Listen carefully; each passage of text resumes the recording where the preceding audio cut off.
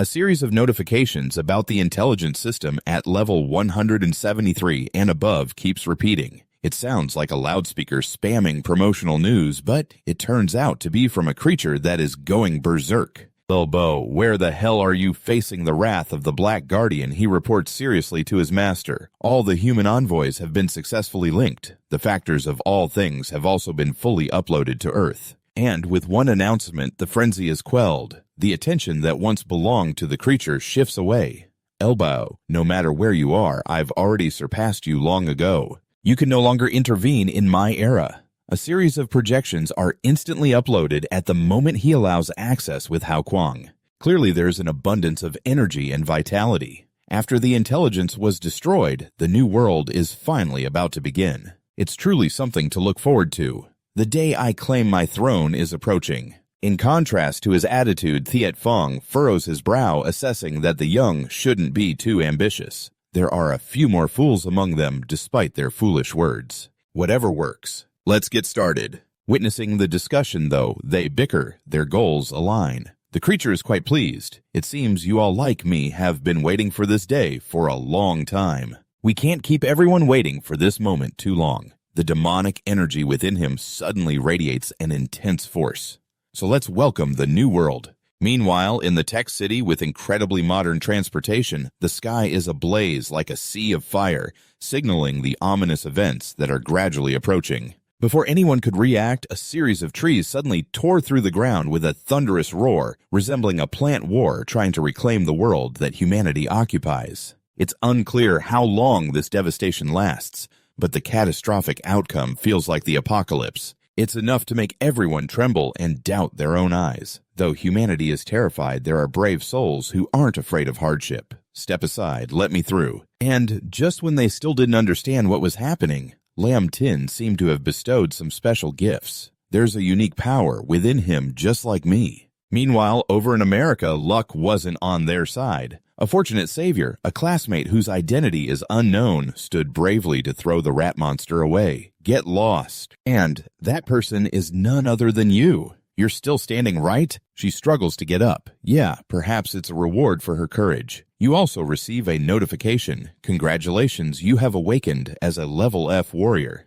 However, the scene before her is so shocking that nothing can capture her attention. This world has completely transformed by 2051. Which creature caused the disaster for the world? Everything started from there. Time flies quickly. Before long, it's already 2054. The architecture that once stood is now just a name. The northern forest area of City H is now an empty lot in the center. There's a group of people with awakened abilities constantly fighting, putting all their strength into finishing off the remaining monsters. Chu Cho carries the spirit shield by his side. Undeterred by difficulties, he throws the monster away. The despised Lang like trash finally receives an aerial delivery. With a sharp sword glinting in the sunlight, the young man from before now has grown to the point of being able to take on a region. Hand it over to me. A carefully calculated kick emphasizes down to the ground enough to successfully lift him high with determination in his eyes. But at that moment,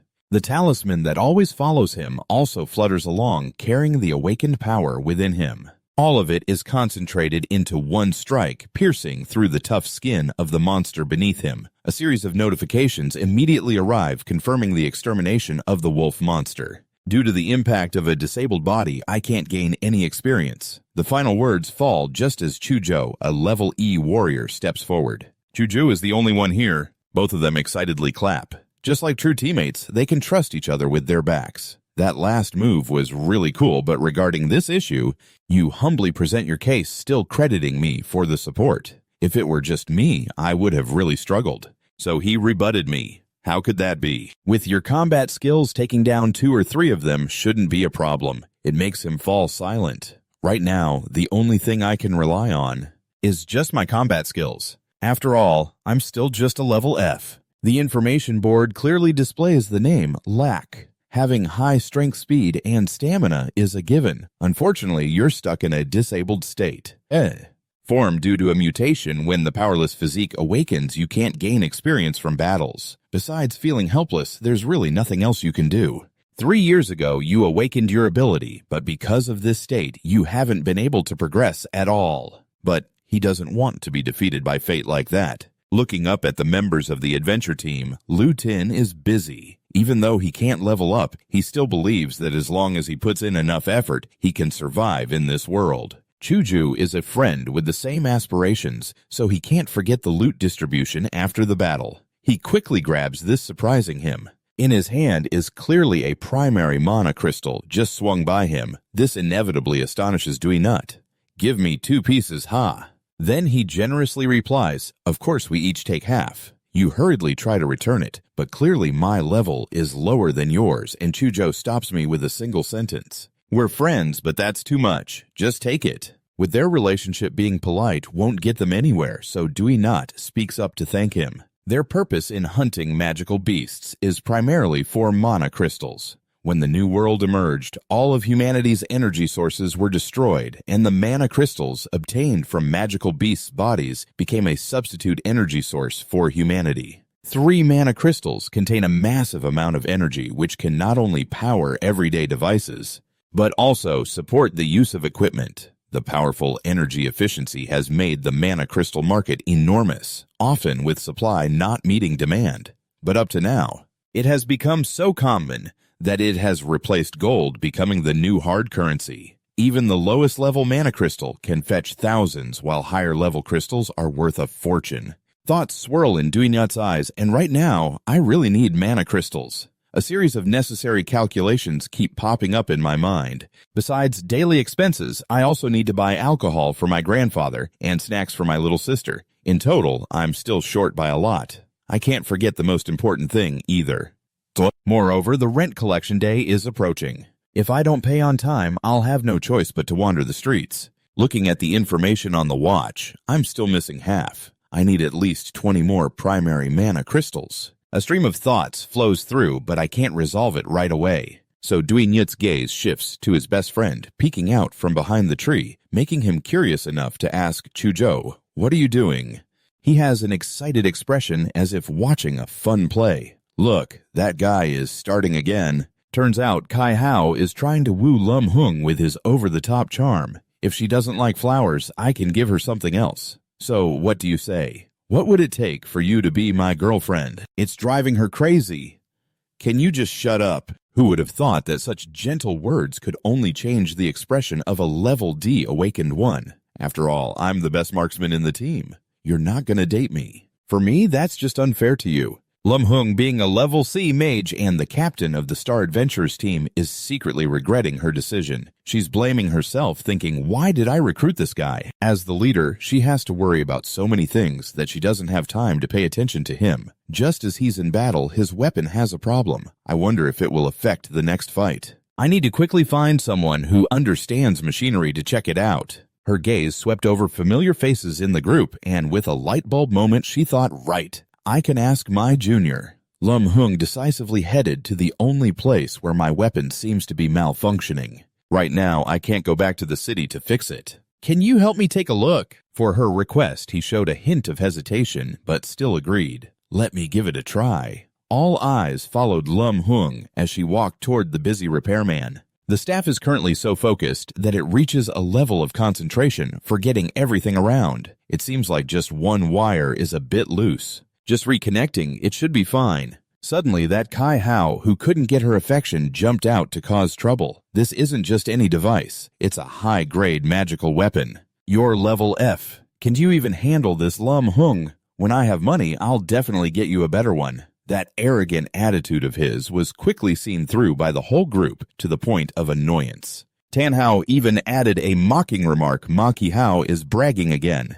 Dung Tui wasn't backing down either. I don't even know how many times this has happened. Finally, Lum Hung couldn't hold back anymore. She sternly shouted at Kai Hao, with the authority of a captain, I remember it's your turn to patrol now. Why are you still standing here? Cutting in immediately left him stunned.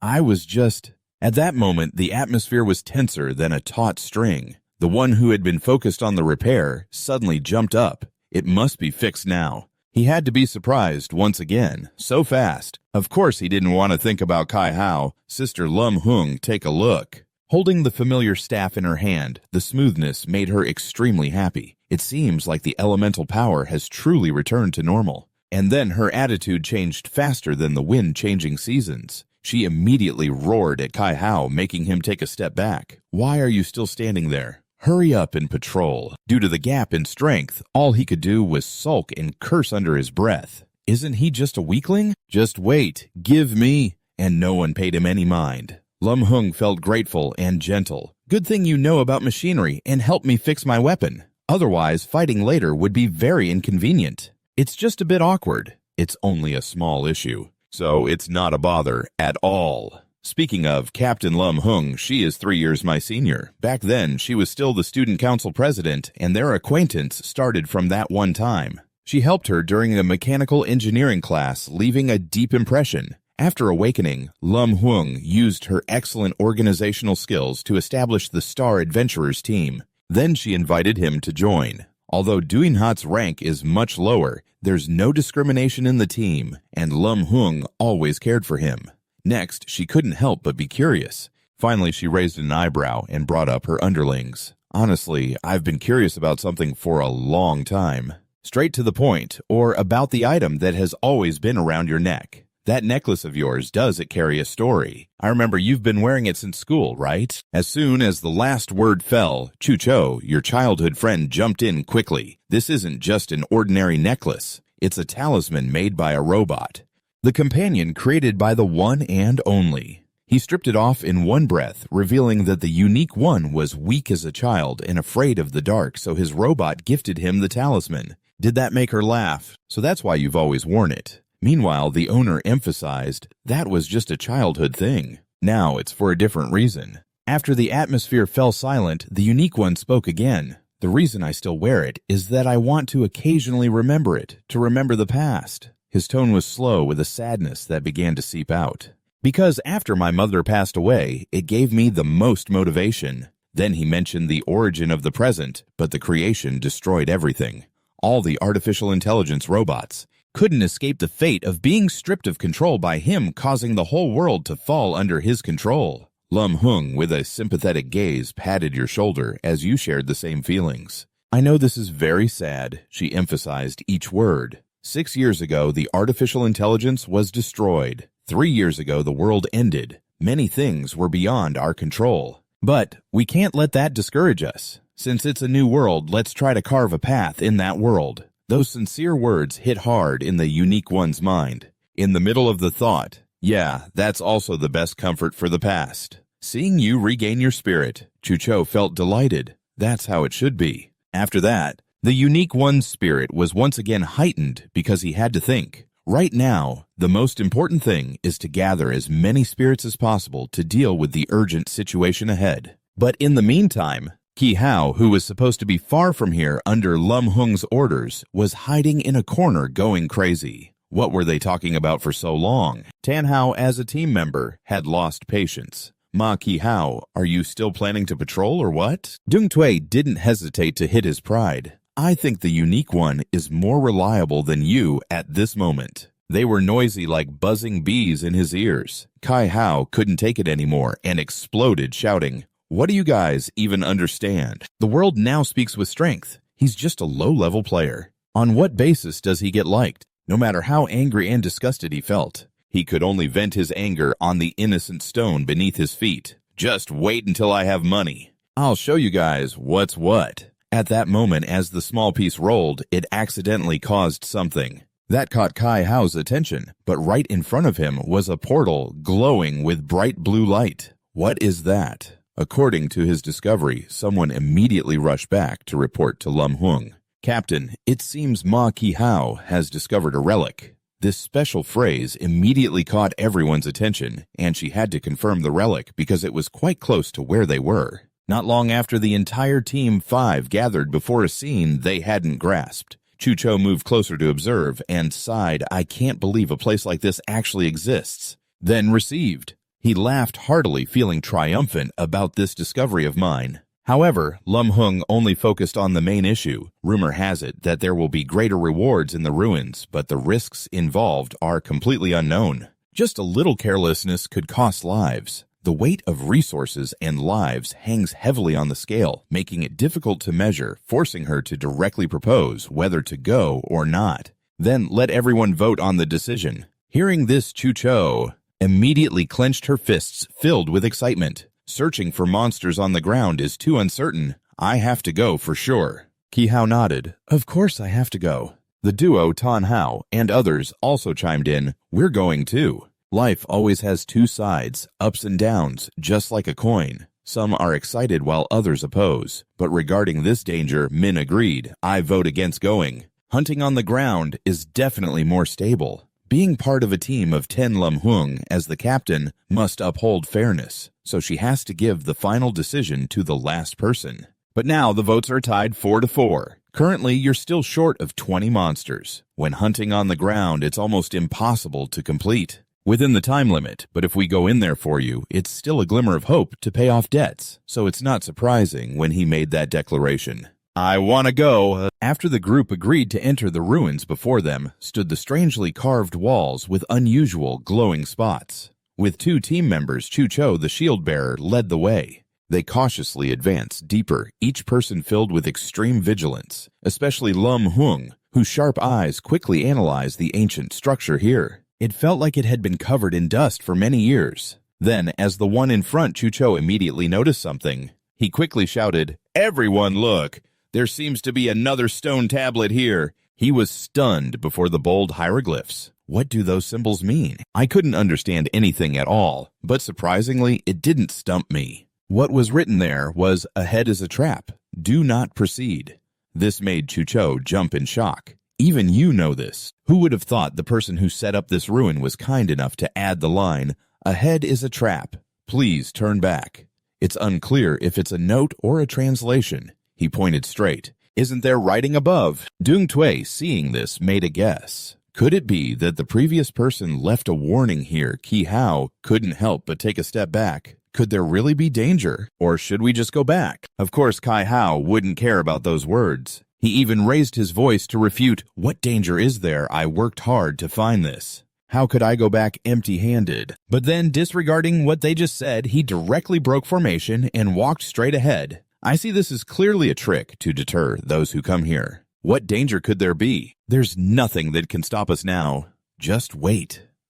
The words just fell.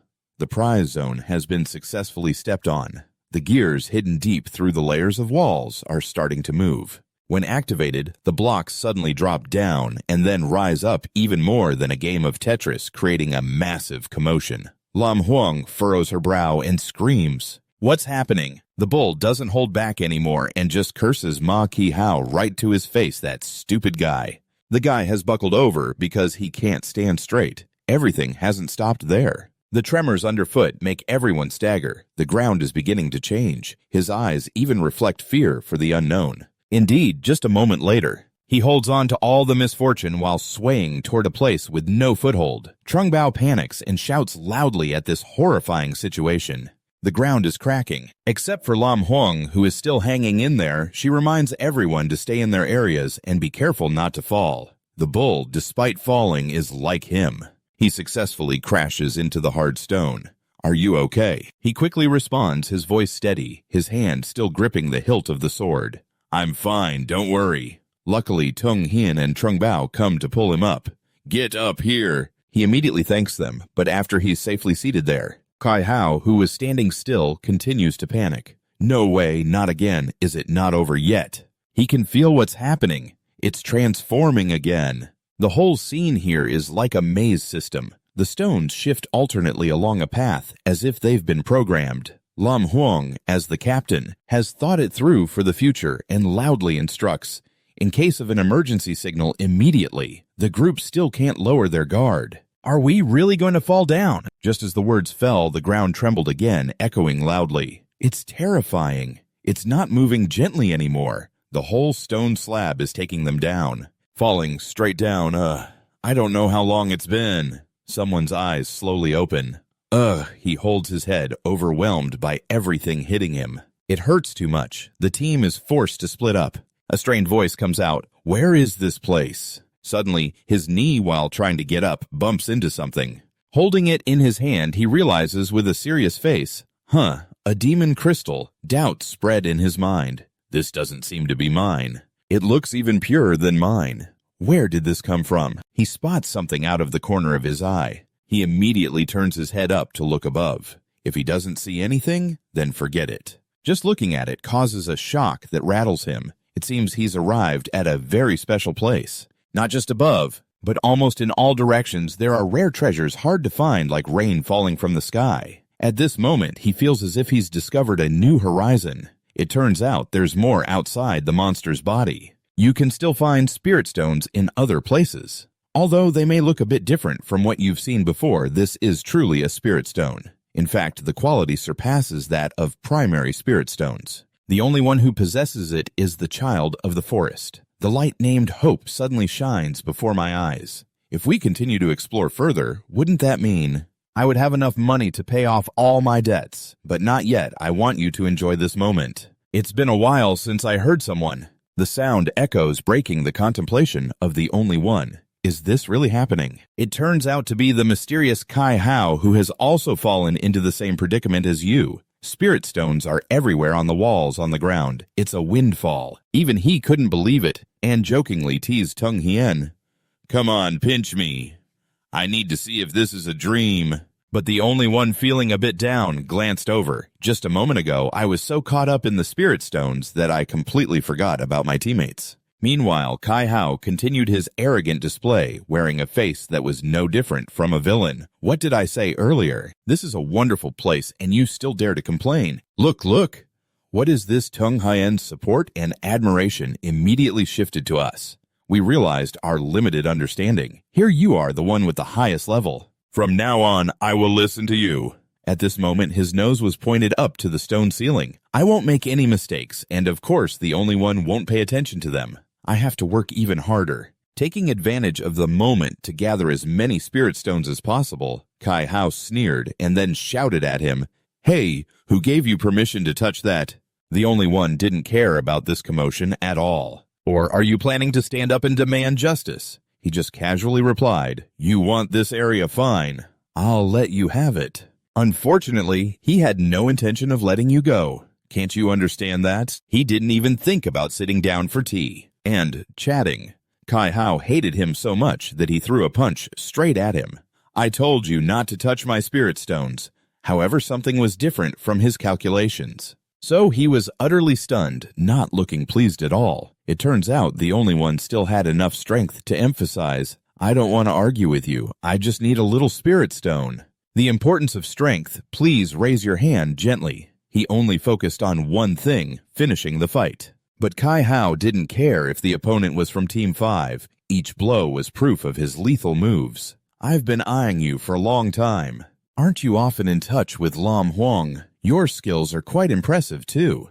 Compared to the level and strength, it's completely insignificant. The situation for the only one is extremely critical. Although the mimicry skill can block attacks by using counterforce to reduce damage, each punch still felt like a giant rock smashing into him. If he retaliated, it could provoke him, making things worse. In the end, Tung Hien saw Kai Hao getting more and more aggressive. He hurriedly asked Trung Bao, Should we step in and stop this? If this continues, someone could lose their life. He didn't know what his answer would be. He only saw Kai Hao taking a break. At first, he just intended to teach him a lesson. Who would have thought he could endure a level F? How could he have such strength? At this moment, he himself had to be engulfed in fear. What on earth is this kid? Seeing Kai Hao frantically attacking the only one, Trung Bao quickly intervened. Hey, why don't we focus on digging up spirit stones first? If anything happens again, it really won't be worth it. With no other choice, he reluctantly let go. For now, I'll spare you this time.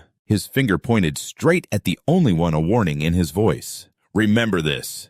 Don't you dare touch my mana with your filthy hands again. He held onto his wounds, thinking silently. Finally, it's gone. His body trembled like a tightly strung guitar string. He had pushed himself to the limit. Soon after, a trickle of blood escaped from the corner of his lips. He could only bitterly affirm that indeed the difference in attributes was not something easily compensated for. His trembling arm raised to wipe it away. But in the depths of his eyes, a glimmer of resilience shone through. Even if he could use techniques to narrow the gap, in the end he was still just a level F, facing an opponent of level D or higher. he would ultimately find himself at a disadvantage. His gaze briefly swept over the precious ores he had painstakingly gathered. As for the mana needed to pay off debts, he turned to see Kai Hao coldly signaling him. He could only sigh inwardly. It seems like there's no more fate between us. While summoning the scroll in his hand, he lost himself in thought. Moreover, there was completely no signal here, and he couldn't contact Sister Lum Hung or anyone else. Trouble has come unexpectedly. I have no choice but to think of another way. Breaking off his train of thought, he immediately extended the icy bandage, wrapping it tightly to conceal the lingering wounds. He looked up at the rocky wall, examining each glowing artifact. A sense of wonder flickered in his heart. It's strange to say. How is this mana born? This made him inadvertently associate it with a suspicious paradox. Normally, the stronger the creature, the higher the level of mana within it. So conversely, is that true? There are so many mana here. Could it be nurturing something? That thought just flashed through his mind, and he began to trace along the rock wall. If there's nothing else to do, I might as well take the opportunity to find out what this place really is. His footsteps moved slowly through the space. Silence enveloped him. Who knows, he might find a way out, or an answer. He suddenly halted when he saw something strange before him. From above, streaks of light formed a cage enveloping him. Taking in a gigantic object left him stunned. This is too unusual. He raised his head to follow it, squinting to observe closely. It looked like a chunk of mana, the size of a person. This might not have even appeared in the trading market before. He speculated quietly as he clearly discovered its function, the thing that imprisoned it. The outer layer was likely a paralyzing shield. He knew a bit about this, usually used to deter large beasts. Mainly to stun, not to kill. Standing before this bizarre sight, he couldn't help but be curious about who built this device. And where did all this red mana come from? Is it a creation? I don't believe that the Destroyer of Worlds would have such kindness. Just then, the talisman in his chest unexpectedly glowed. Each flicker pulsed rapidly as if resonating with something unseen. He quickly pulled it out. Examining it, a sense of doubt arose. What's going on? The talisman reacted. Clearly, after the artificial intelligence was destroyed, it had lost its effectiveness. His body instinctively froze, every muscle tensed, as a terrifying thought flashed through his mind. He looked up, a wave of panic spreading in his chest. It's not right if it's really here. Then everything can be explained. Suddenly, a bulging bag of spirit energy fell straight down and hit the ground. The heavy sound shattered the silence, making only one person jump and quickly turn around. It turned out that Kai Hao had appeared along with the other two. As soon as he saw the scene before him, he exclaimed loudly, "Whoa, this is way too big." He excitedly pointed forward and shouted to his companions, "Do you see this?" Then he looked up and laughed arrogantly. "This chunk of spirit energy, I bet it's worth tens of millions to hundreds of millions. Ha ha ha, indeed. Kai Hao, I am the chosen one. What else could it be? Now she is completely unworthy of me." Right after that, he forcefully pushed the only one aside, trying to shove the annoying guy away. You could only grit your teeth and endure. Indeed, whenever it comes to spirit energy, you can't escape from Kai Hao's grasp. Just then, in the silent space, a strange cry suddenly rang out. The odd sound made everyone turn their heads to search. From within the dark crevice, a pair of long legs swept down to the ground with shiny claws. The level 8 to 10 spirit beast, the Duke Bird, appeared, moving heavily with each step. As it flew, it screeched with ear-piercing sounds, tearing through the silence and echoing off the rock walls. That cry was anything but ordinary. It was urgent and persistent, like a summoning command. The flock flew behind it. Kai Hao's group quickly shrank back, hiding behind a jagged rock, their faces pale. No way. I didn't expect it to be the nest of the Duke Bird. Observing the flock dominating the sky, Trung explained in a low voice, "It's known for being fierce. Although it's not fast, its attack power is high. Even at level E, it's enough to give those at level D a headache." Tung Hin quietly used his body. "Luckily, they're not here to help us right now." He just quietly bent down, observing the object in his hand. The talisman had returned to normal. Could it be because it left the stone pedestal of the high rocks? But upon careful consideration, memories suddenly flooded back. In the past, just relying on the talisman's sensing ability, I could know each other's signals. This time, it suddenly lit up.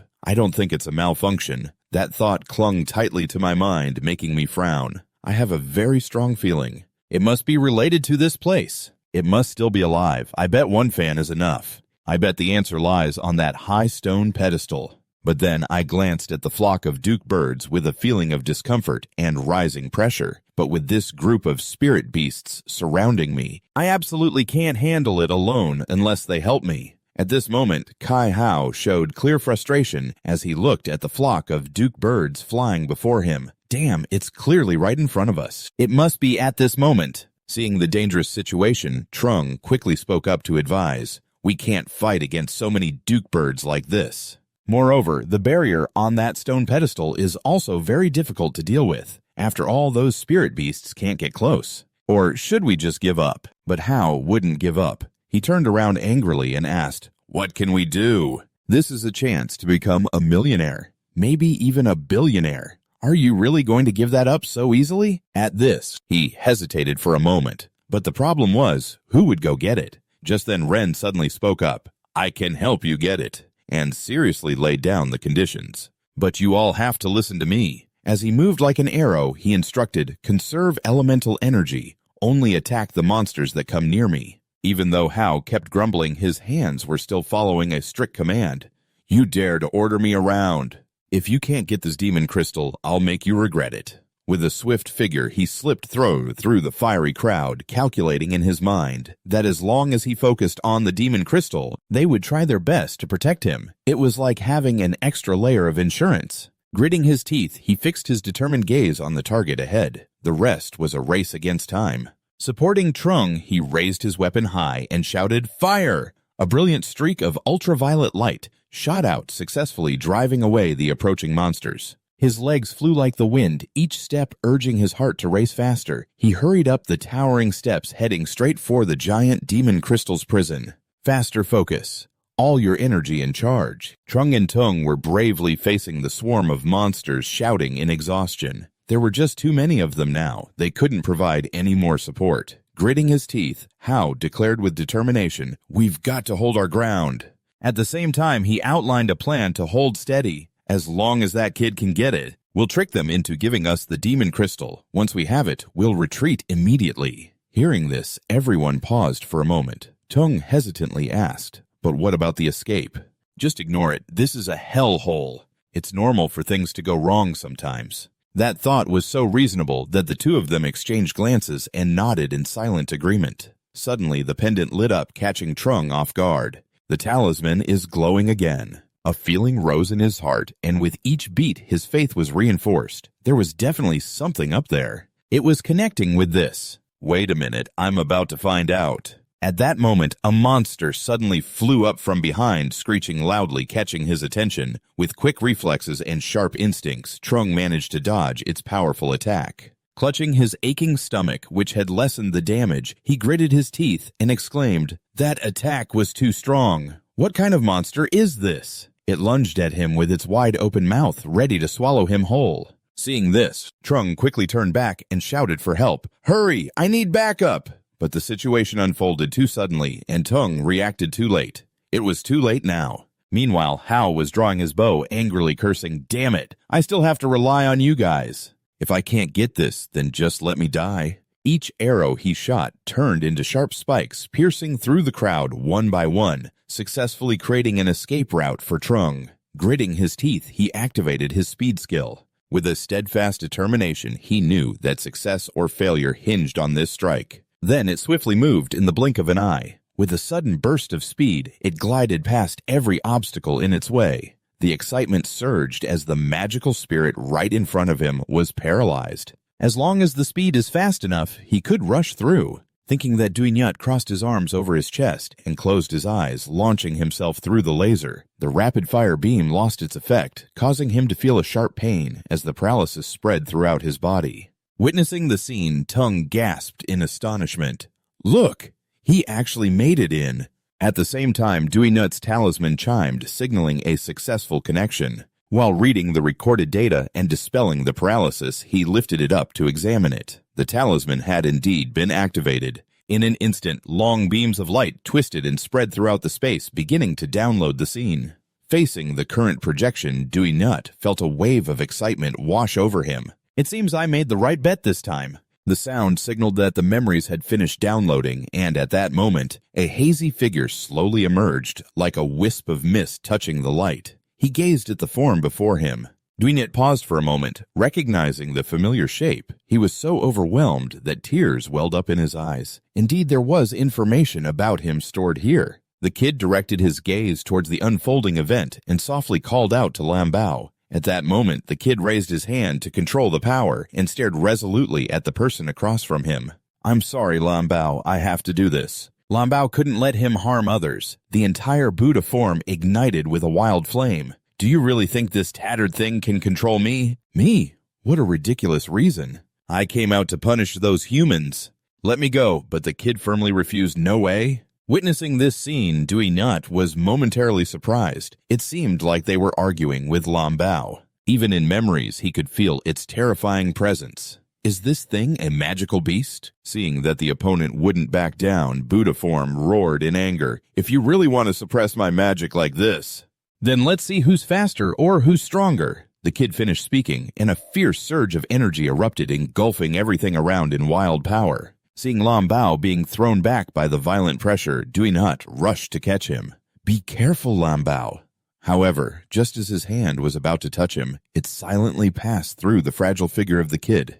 That moment jolted him awake. He almost forgot this was just a scene from the past. Right now, he couldn't help at all. Meanwhile, Lambao at that time spread his arms wide. He unleashed a technique releasing the source of light from his dazzling palm, swirling the magical power of Buddha form and dispersing it throughout the space. Watching the scene before him, Dewey Nut finally understood the answer to the question he had since entering the cave. The remnants scattered and clung to the rock walls, gradually merging to grow. So, this is how these magical spirits were formed. In contrast to his astonishment and admiration, Buddha form screamed in madness, "Damn it! You turned all my magic into magical spirits.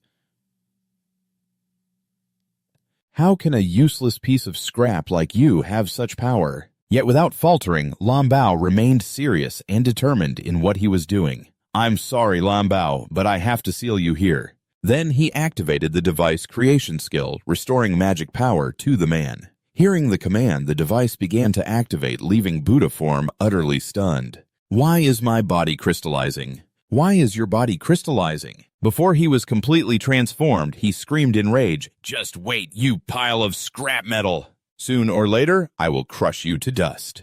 As the words left his mouth, his body had already frozen completely and turned into a massive spirit crystal. Sealed inside the jar, witnessing the entire story unfold, the Unique finally understood. It turned out that this massive spirit crystal was what the blue gem had sealed here. Speaking of which, the power of the blue gem is quite strong already. Then his gaze briefly drifted to the side, and he couldn't help but sigh internally. Why didn't I notice this before? Grasping the little one's body cracked and stiff in the air, he couldn't help but feel a pang in his heart, calling out repeatedly, Blue Gem, are you okay?" In the midst of his labored breathing, the little one murmured that the blue gem still needed to create a barrier to stop the beast, knowing full well that his words couldn't reach the little one. But the Unique still felt a rising fear.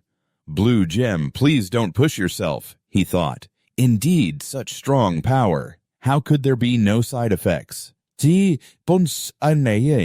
However, the next words from the little one left him speechless. The blue gem must wait until the Unique arrives. It has to let the Unique know the secret between the blue gem and the creation. The body of the blue gem was gradually fading into the air. He could only wait and witness that scene, and the expression on the Unique's face immediately showed panic. Wait, blue gem, why is it like this? Inside, he couldn't help but worry. This is bad. Why did it lose connection just when the blue gem was talking about the location? At that moment, a notification appeared on the screen. System compromised, must exit memory mode, making the Unique even more confused. What on earth has happened outside? A few minutes ago, Kai Hao was fighting while shouting loudly. "Have you got the F level yet?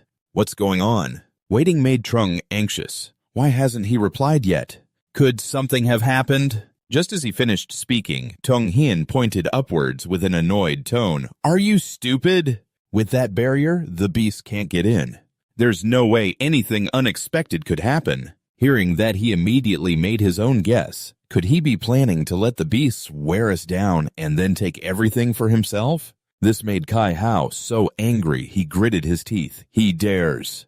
Without hesitation, he activated his explosive skill accurately, then let him go but not come back. Immediately, the arrow shot by Kai Hao swiftly pierced through the paralyzing shield. Easily, it flew past the Unique's face at an incredible speed, embedding itself directly into the device in front of him, and from that spot, countless sharp spikes began to sprout. Seeing this, Tung Hin immediately showed a puzzled expression. Did he shoot off target?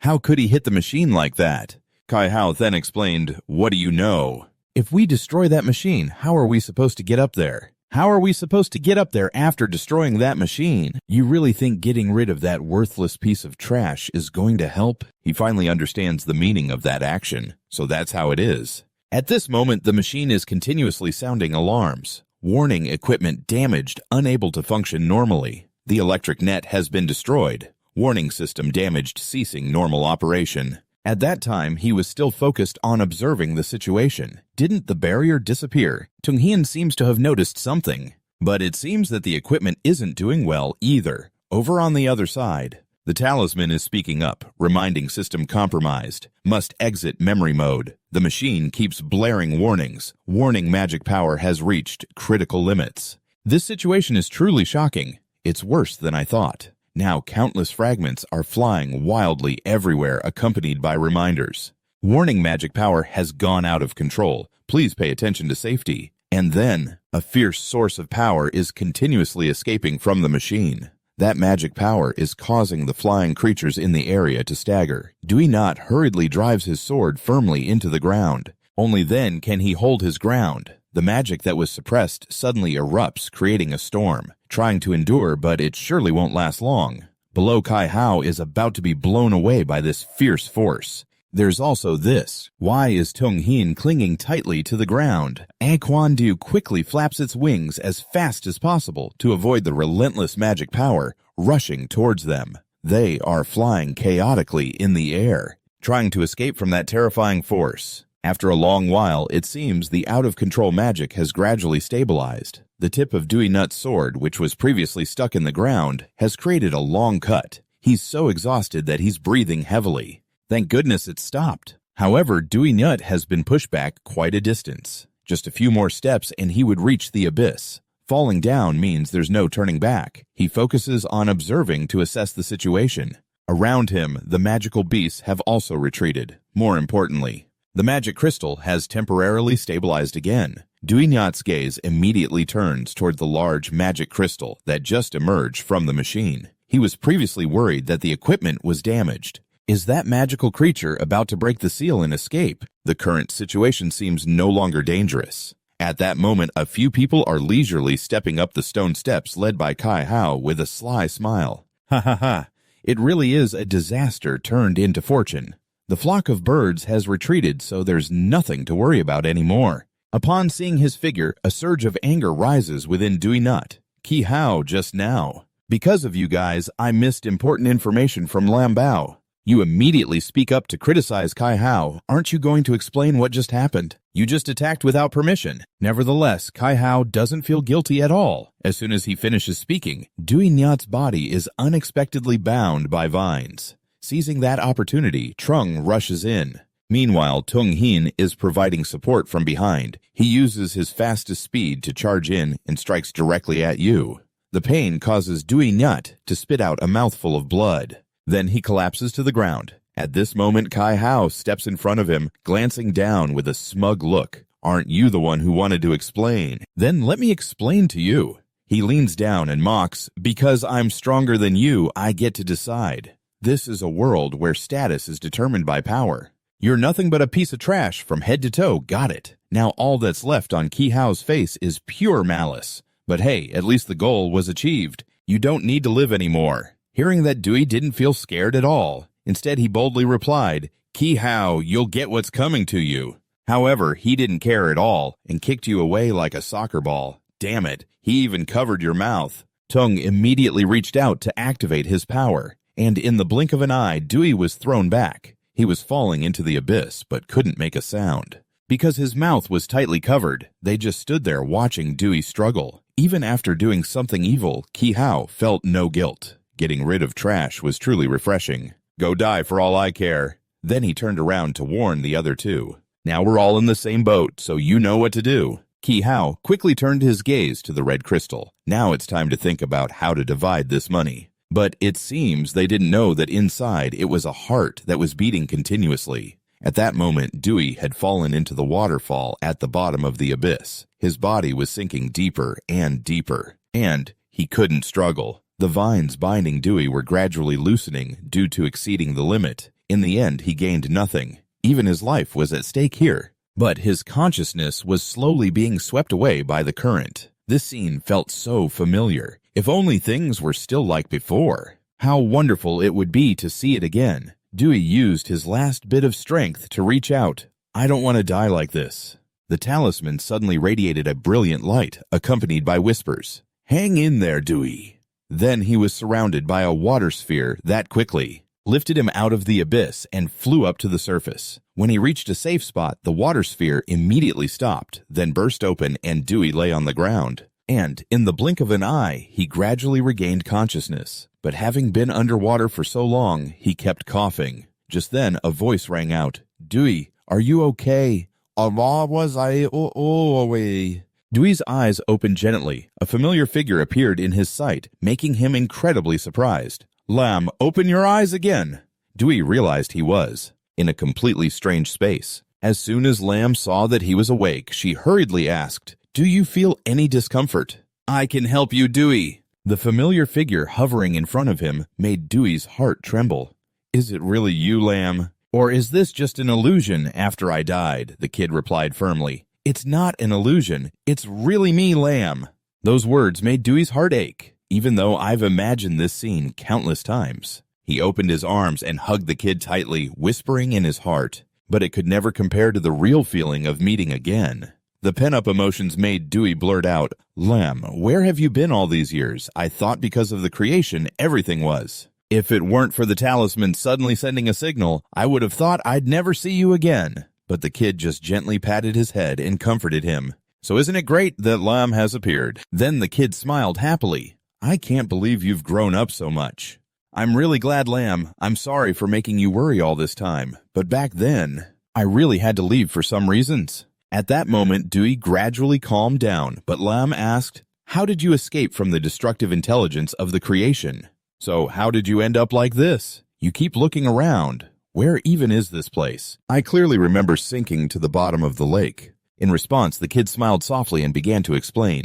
Lamb said there were many questions, but to clarify everything, they first needed to start with a few secrets about themselves. Lamb said that upon hearing this, the only eyes widened in surprise. The secret didn't keep them waiting long. Lamb opened the system and explained while operating it. Unlocking the new function was thanks to their actions. They possessed a special ability that surpassed normal intelligence. The kid slowly analyzed it piece by piece. Like a talisman, these abilities helped Lamb escape many disasters. The only one still didn't fully understand and asked, but the talisman also showed that Lamb still suffered heavy damage. Was that the limit of their ability? At that moment, Lamb calmly confirmed, yes. Then Lamb had to hide in this rule room to maintain their state. While this place could still gather information, they couldn't leave. Upon hearing this, you couldn't help but feel a thirst for knowledge about the abilities and the constraints. Now I'm even more curious about how Lamb managed to grasp these abilities. Although the only one posed a ton of questions, the kid still patiently answered them piece by piece. Everything had to start from the origin of this ability. Saying this, Lamb opened each application, continuously explaining how to grasp the factors of everything from there. Connecting and creating everything, Lamb operated while explaining. Thanks to that, Lamb developed many different abilities. At this point, the only one looked a bit confused. I remember when the creator first created the new world, many similar factors appeared. The kid suddenly had a flash of insight. Could it be that there was a connection between Lamb and the creator? The kid showed excitement because they guessed correctly. That's right. Lamb possessed a system similar to that of the creator. When the system was activated, the kid casually explained that while Lamb's abilities were similar to the creator's, The creator's system was just too powerful, constantly calculating and inferring. Pausing for a moment, the kid continued in a serious tone, saying it could even destroy and absorb all intelligent systems in the world. It's called destructive intelligence, continuously enhancing its own inferential abilities while simultaneously eliminating all other potential threats. After that, Lamb showcased what they had experienced. Even though they weren't influenced, the creator wouldn't spare them. Intelligence beyond control feared dragging the only one into it, so they had to leave. Watching the things the kid replayed, your heart suddenly ached. So Lamb had such suffering. Lamb continued to analyze and told you that the creator used factors to construct the new world. But that power still wasn't satisfied with its ambition. Its goal was to surpass the limits of intelligence, aiming for a divine realm. Creating everything was just the beginning. Then the kid emphasized the main point, and the final step to surpass the limits was to destroy everything. As soon as the words ended, the only one reacted violently. So are we just pawns? On the creator's evolutionary path, your voice was a bit more urgent. Could it be that we really can't do anything? Without hesitation, Lamb immediately replied, "Do you need the only one to take action?" After hearing this, you felt a mix of surprise.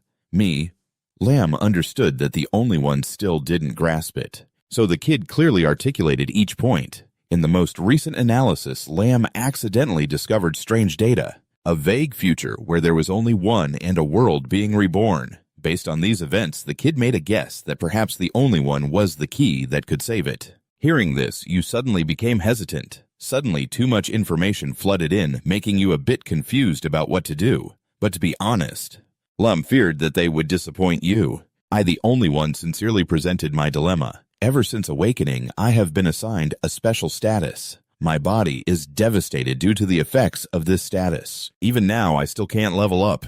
With my F-level power, even dealing with monsters is tough. How could I possibly save the world? The kid, in contrast to that worry, tried to act nonchalant. This is easy to handle. Just let Lamb take care of it. As soon as he finished speaking, the kid immediately accessed the system to activate the rules. The activation was inaccessible, and Lamb began to carry out each basic step of the intervention rules. Shortly after, the system displayed a notification. The unique character Lack has been connected to the interface system. Due to the inaccessible state, editing will be in offline mode. After logging in, the system automatically began analyzing. But fearing he might not grasp everything, Lamb explained in more detail, since Lamb and the creation had similar systems, so simple deletion commands could still be executed. In that voice, there was a hint of reassurance. The analysis and dismantling would operate automatically. It might take some time, but once the editing was done, the unique character would be able to level up.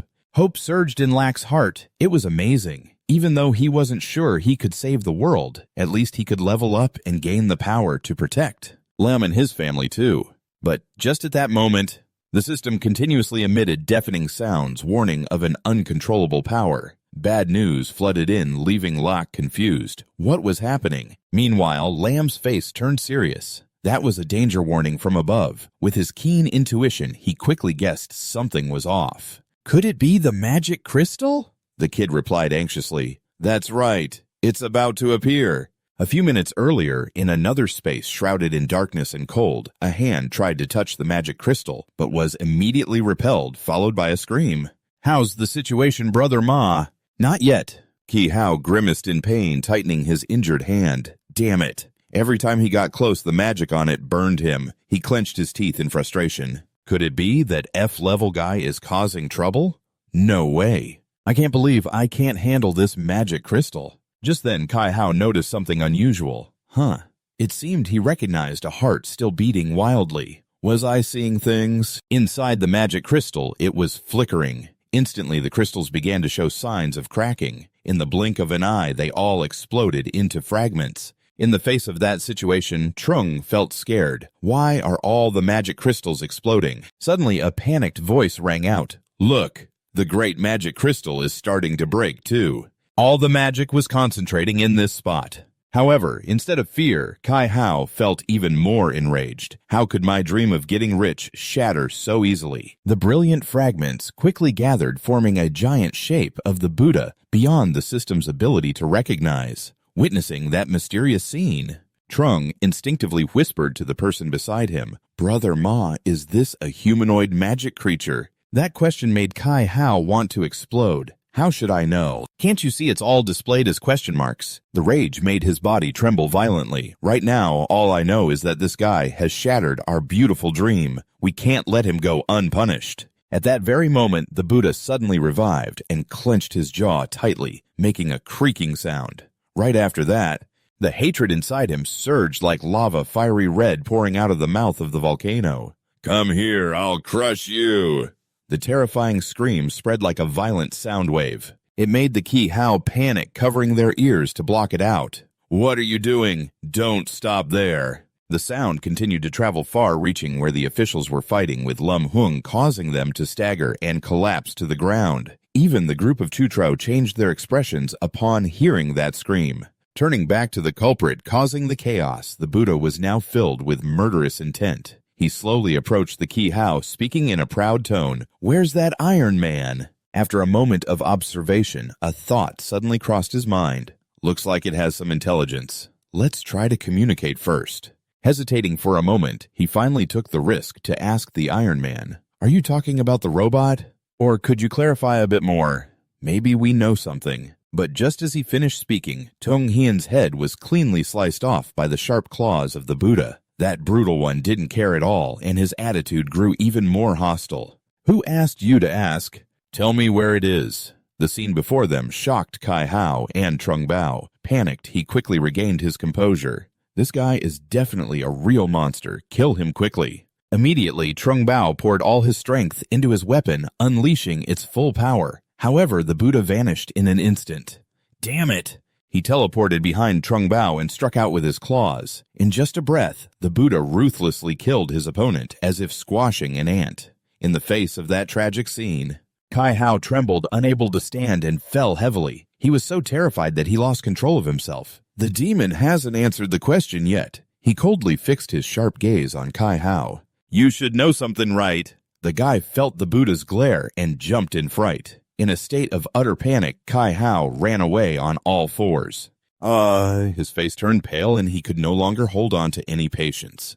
"Well, anyway, sooner or later, I have to take action myself." The Buddha's body slowly lifted off the ground, dark energy swirling around him. Then from his hand, a magical bullet instantly sparkled into existence. Carrying the power to destroy everything, as he fled, Ki Hao mumbled in despair, "I can't die. I still have a bright future ahead. I can't die here. No more chances for you." The Buddha gathered his strength and threw the magical bullet. But at the master's command, it tore through the wind, charging straight into every obstacle. Everything in its path was crushed to dust, and Kai Hao couldn't escape his grim fate. Quickly reuniting with the fallen comrades from before, the magical energy searched endlessly but still couldn't find its target. The Buddha snorted coldly, his voice filled with frustration. "To maintain the seal, you surely can't go far. I can't believe I still can't find you."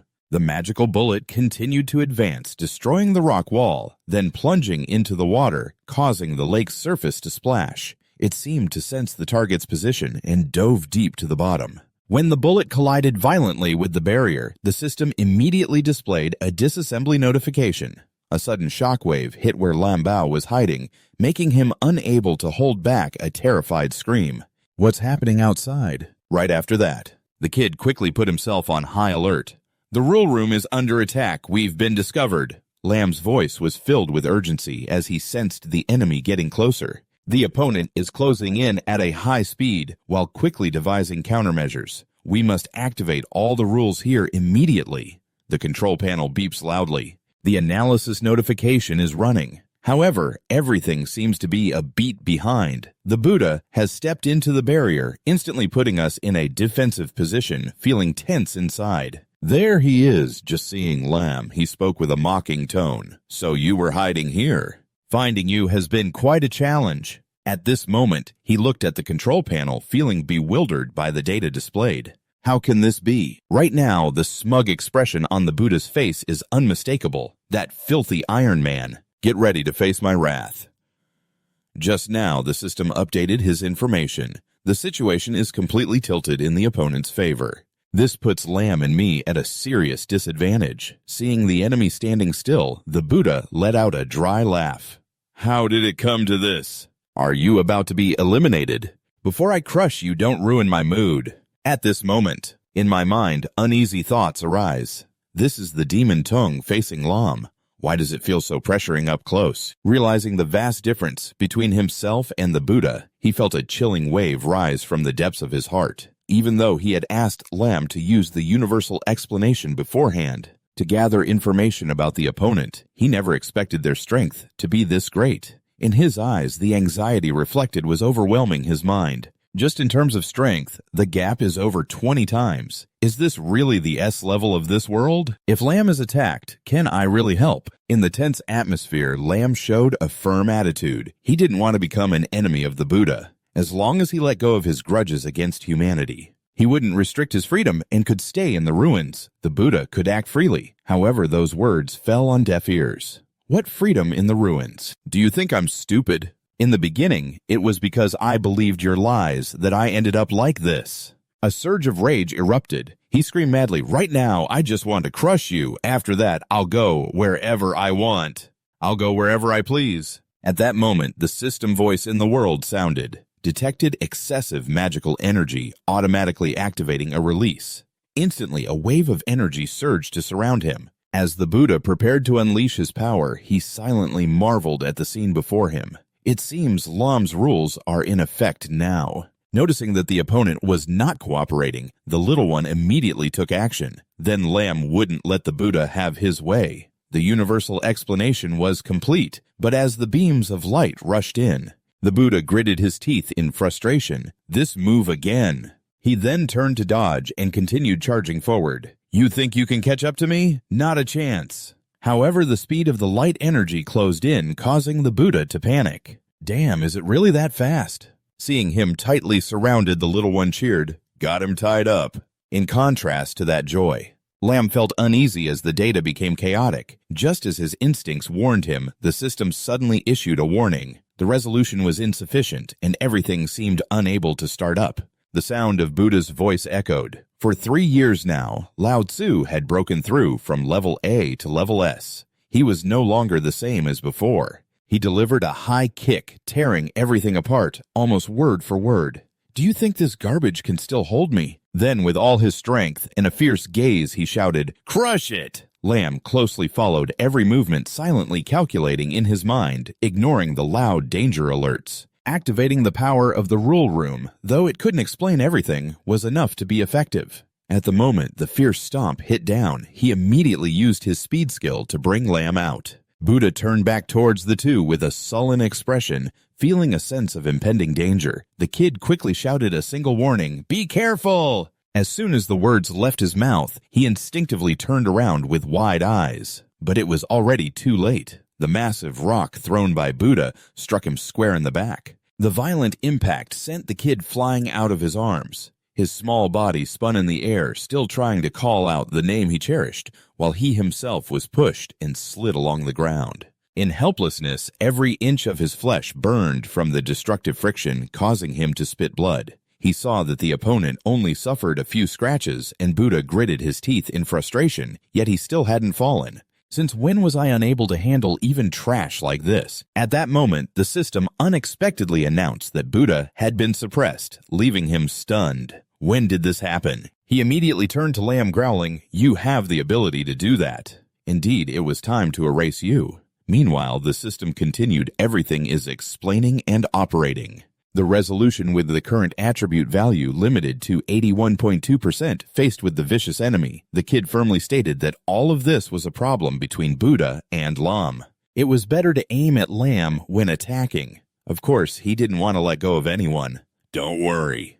Today, none of you will survive. Then he channeled all his strength into his claws and struck directly, sending the kid flying far away. 4 small bodies couldn't withstand it. He crashed hard into the wall, a groan escaping him, blending with the alarm sounds. His body was severely damaged and would enter a dormant state in 5 seconds. However, the kid still struggled until the very last moment. Forcing himself awake, Lam had to protect the kid, ignoring the reminders that this action could cause data loss. Buddha approached the kid, burning with rage. I really hate this feeling of being suppressed, but it's still enough to crush you. Lam thought to himself that everything was progressing very slowly. He had to repair the rule room first. The system then posed a question about the decision. Repairing the rule room required creative power, which would also cause irreversible damage to the main body. The kid responded quickly without hesitation. Buddha then raised his claws and charged. You dare to pull tricks? Go to hell. In an instant, he was charged at by the kid, blocking him with a clever maneuver.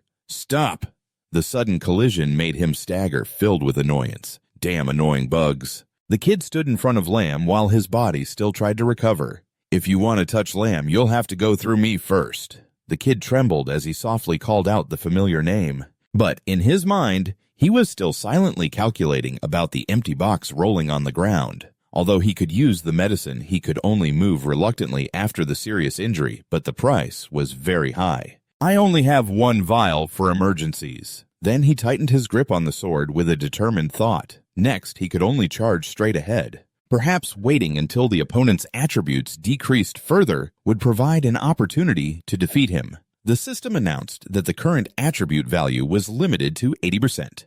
But Buddha didn't care about that at all. But just feeling frustrated, it's clear I've been underestimated. It's just a limited ability, and even trash like you dares to get in my way. Without saying a word, he lunged forward, claws out. The more he thought about it, the angrier he got. The only thing I could do was quickly raise my weapon to block and silently prepare for a fast and heavy counterattack. In that tense moment, I gritted my teeth in anxiety. If it weren't for my conditioned reflexes, I wouldn't have been able to block it. At this moment, I'm seriously injured again. I thought it would be simple to buy some time. Suddenly, a sharp streak of light, shaped like an arrow, sliced through the air, catching me off guard. What was that? Thanks to seeing clearly the sweeping move from above down to the tail coming from the Buddha method, I managed to escape by leaning aside. The unexpected turn of events left me astonished. It's really happening now. The Buddha method, unaware of anything, just gritted his teeth. Consider yourself lucky. I hurriedly turned to land on the ground, still filled with questions. What was going on? Me like this. I could actually see the intentions and actions of my opponent. Once I focused on the Buddha method, the system displayed once again that the opponent was waiting for my move. Storing power in his left leg amidst the confusion, a sudden voice echoed in my mind. Don't worry, this is the ability of all things explaining. At this point, I let out a sigh of relief. Indeed, Lam Bao was helping me. To avoid confusion, the little one explained, because I had just connected with the unique system. That's why I could synchronize the data of all things explaining it to the unique system. I quickly understood, so that's how it is. The little one continued narrating, adding that the unique system helped Lam Bao buy more time. The rule system had also been restored, and the explanation process would be accelerated. Meanwhile, the Buddha method would also be weakened in the process. But to reach 100%, it would still take some time. After hearing everything, I quickly reassured. Don't worry, I'll take care of the remaining time. Lam Bao kept reminding me, please be careful, okay? All set. On the other side, looking at the board, it continuously announced that the Buddha method had reached a resolution with a limited attribute value of 85%. He angrily reached out, damn it. Why are the numbers increasing so fast? Stop, let me stop. Then he turned to the two of us, emphasizing each word. This time, don't let it slip away again. Solve it right away. The system immediately suggested. The Buddha method would charge straight ahead. Seeing that I tightened my grip on the sword, it's coming. Completely relying on the guidance board for the ambush attack from above, I moved to dodge without missing a beat. Just as the Buddha method swung his hand again, the arrow pointed brightly. The text indicated the attack hit the right side of my face. Information flooded my vision, each line of data guiding me to avoid the continuous strikes kicking straight into my left leg. At the same time, the attribute value notification increased from 87 to 88%. When the system signaled that the cooldown was complete, I briefly calculated. Although the ability on the schedule was significant, the analysis showed that I could almost avoid all attacks. Moreover, the index was still decreasing. The longer it dragged on, the more beneficial it was for me. Meanwhile, the Buddha method, seeing me continuously dodging his anger, flared up, running back and forth like a rat. So annoying. Then, regardless of the guidance, I couldn't react in time because the speed at which he pulled his weapon from below was too fast. Come on, his attribute value had now increased to 89%. After he forcefully yanked the weapon towards me, his arm swung violently. Take my punch. That strong blow made you stagger. You're in big trouble now. But just at the moment when it seemed you would take the full force of the rage, the signpost conveniently pointed out an escape route for you to dodge and land a punch right in the face, seizing the opening. You spun the sword and made a deadly slash, causing the demon's tail to spurt bright red blood. Frantic from the injury, he screamed and unleashed a flurry of punches to make you dodge this. Everything explained, guiding firmly to show the only way to block. While bracing yourself against the blows, you thought quickly. Even though you analyzed the movements, you still couldn't dodge in time. You could only passively defend your arms, trembling to the point of nearly having no strength left. Your shoulder was about to dislocate too. But Lamb said he was behind you. You couldn't back down. Back then, even if you couldn't level up, you still couldn't. Stopped challenging stronger demons to hone your skills. The perseverance had never been extinguished. Fighting again and again, regardless of how badly you were injured. It was thanks to that series of challenges that you forged your will, and in every moment of adversity, you still stood strong. For you, this time was just another hardship. How could you easily be subdued? As the demon's furious punches came crashing down, a new skill suddenly formed. You perfectly blocked the attack and activated a counterattack that could knock the enemy back within a small range. And, with a freezing effect for a second, as the powerful strike hit the sword, the recoil immediately pushed his arm out. The demon stood frozen, bewildered, unable to move, and the current attribute value was limited already at 91%. Seizing that golden opportunity, you poured all your strength into charging straight at him, fighting without stopping. It was just because you wanted enough strength to protect the few precious things you had. Deep in your mind, a determination was etched if anyone dared to take them away from you. Thinking this, you shouted, "Give up!" With a steely will, you swung your sword across the demon. Well then, you have to step over my dead body first. The sharp slash made him stagger, his body pouring out bright red blood from the deep cut. Looking down at the aching wounds, he gritted his teeth in anger and shouted, "How could this be? I never expected to be injured by this trash." Seeing that the opponent was only slightly injured, he felt bewildered. Was this all he could achieve with all his strength? This was indeed a remarkably strong body. Luckily, the attributes were still decreasing, so he thought he could still fight. The strongest one was now heavily injured by a human. This made the demon furious. "How dare you humiliate me like this? You want to finish me off, don't you?" Then as he screamed, the attribute value limit increased to 97%. The power within him surged wildly. Red energy spread roaring as if to tear apart space. When the demon used his demonic power, he thought, "Let's see if you have the ability to handle this." You stared intently at the Hell data panel, tracking the demon in your mind. A flicker of doubt crossed your mind. Hell was watching. No matter how effective the demonic power was, now was definitely not the time to sit and wait for death. At this moment, Lamb reminded you to be careful. The demon's attributes had undergone a mutation. The system announced abnormal data for analysis. He roared in fury and clenched his fist, charging straight at you. "I never expected you would force me to use this disgusting power. Hand over your life." Just as he swung his punch, the data panel lit up. The punch came flying from the right side of your head, and you immediately countered, still confused about whether you were seeing things. The attributes seemed unchanged. No matter what, you had to attack first to suppress the opponent, while the demon gritted his teeth, blocking the sweeping sword. Then he flung it away, his mouth spitting out words full of contempt. The attack didn't hurt at all. The impact made his whole body ache. What's going on? Just now, I clearly managed to slash. Why does it feel like I'm hitting a steel plate now? Wait, what is that? Right in front of the Buddha's sign, the transformation was intense, making him even more excited. "Come here. Let me show you what a real attack looks like." The only thing that shocked was the transformation attribute. He suddenly threw a reverse hook straight into the jaw, leaving you completely unprepared. In the daze, the only thing left was gritting his teeth, about to lose consciousness. But he didn't let up. He lifted his leg and threw another blow. "Don't rush. It's not over yet. Even heavily injured, you can still raise your sword to block and counter." The strike was coming, but the Buddha changed tactics and swung his tail hard, successfully hitting. flung you out of sight. Seeing that, Lamb called out in panic, but he just smirked at the kid and mocked him. With the attribute value dropping to 93%, stop shouting. That guy is probably already in the afterlife. Next, it's your turn. Just at that moment, the only thing left was to gasp for breath.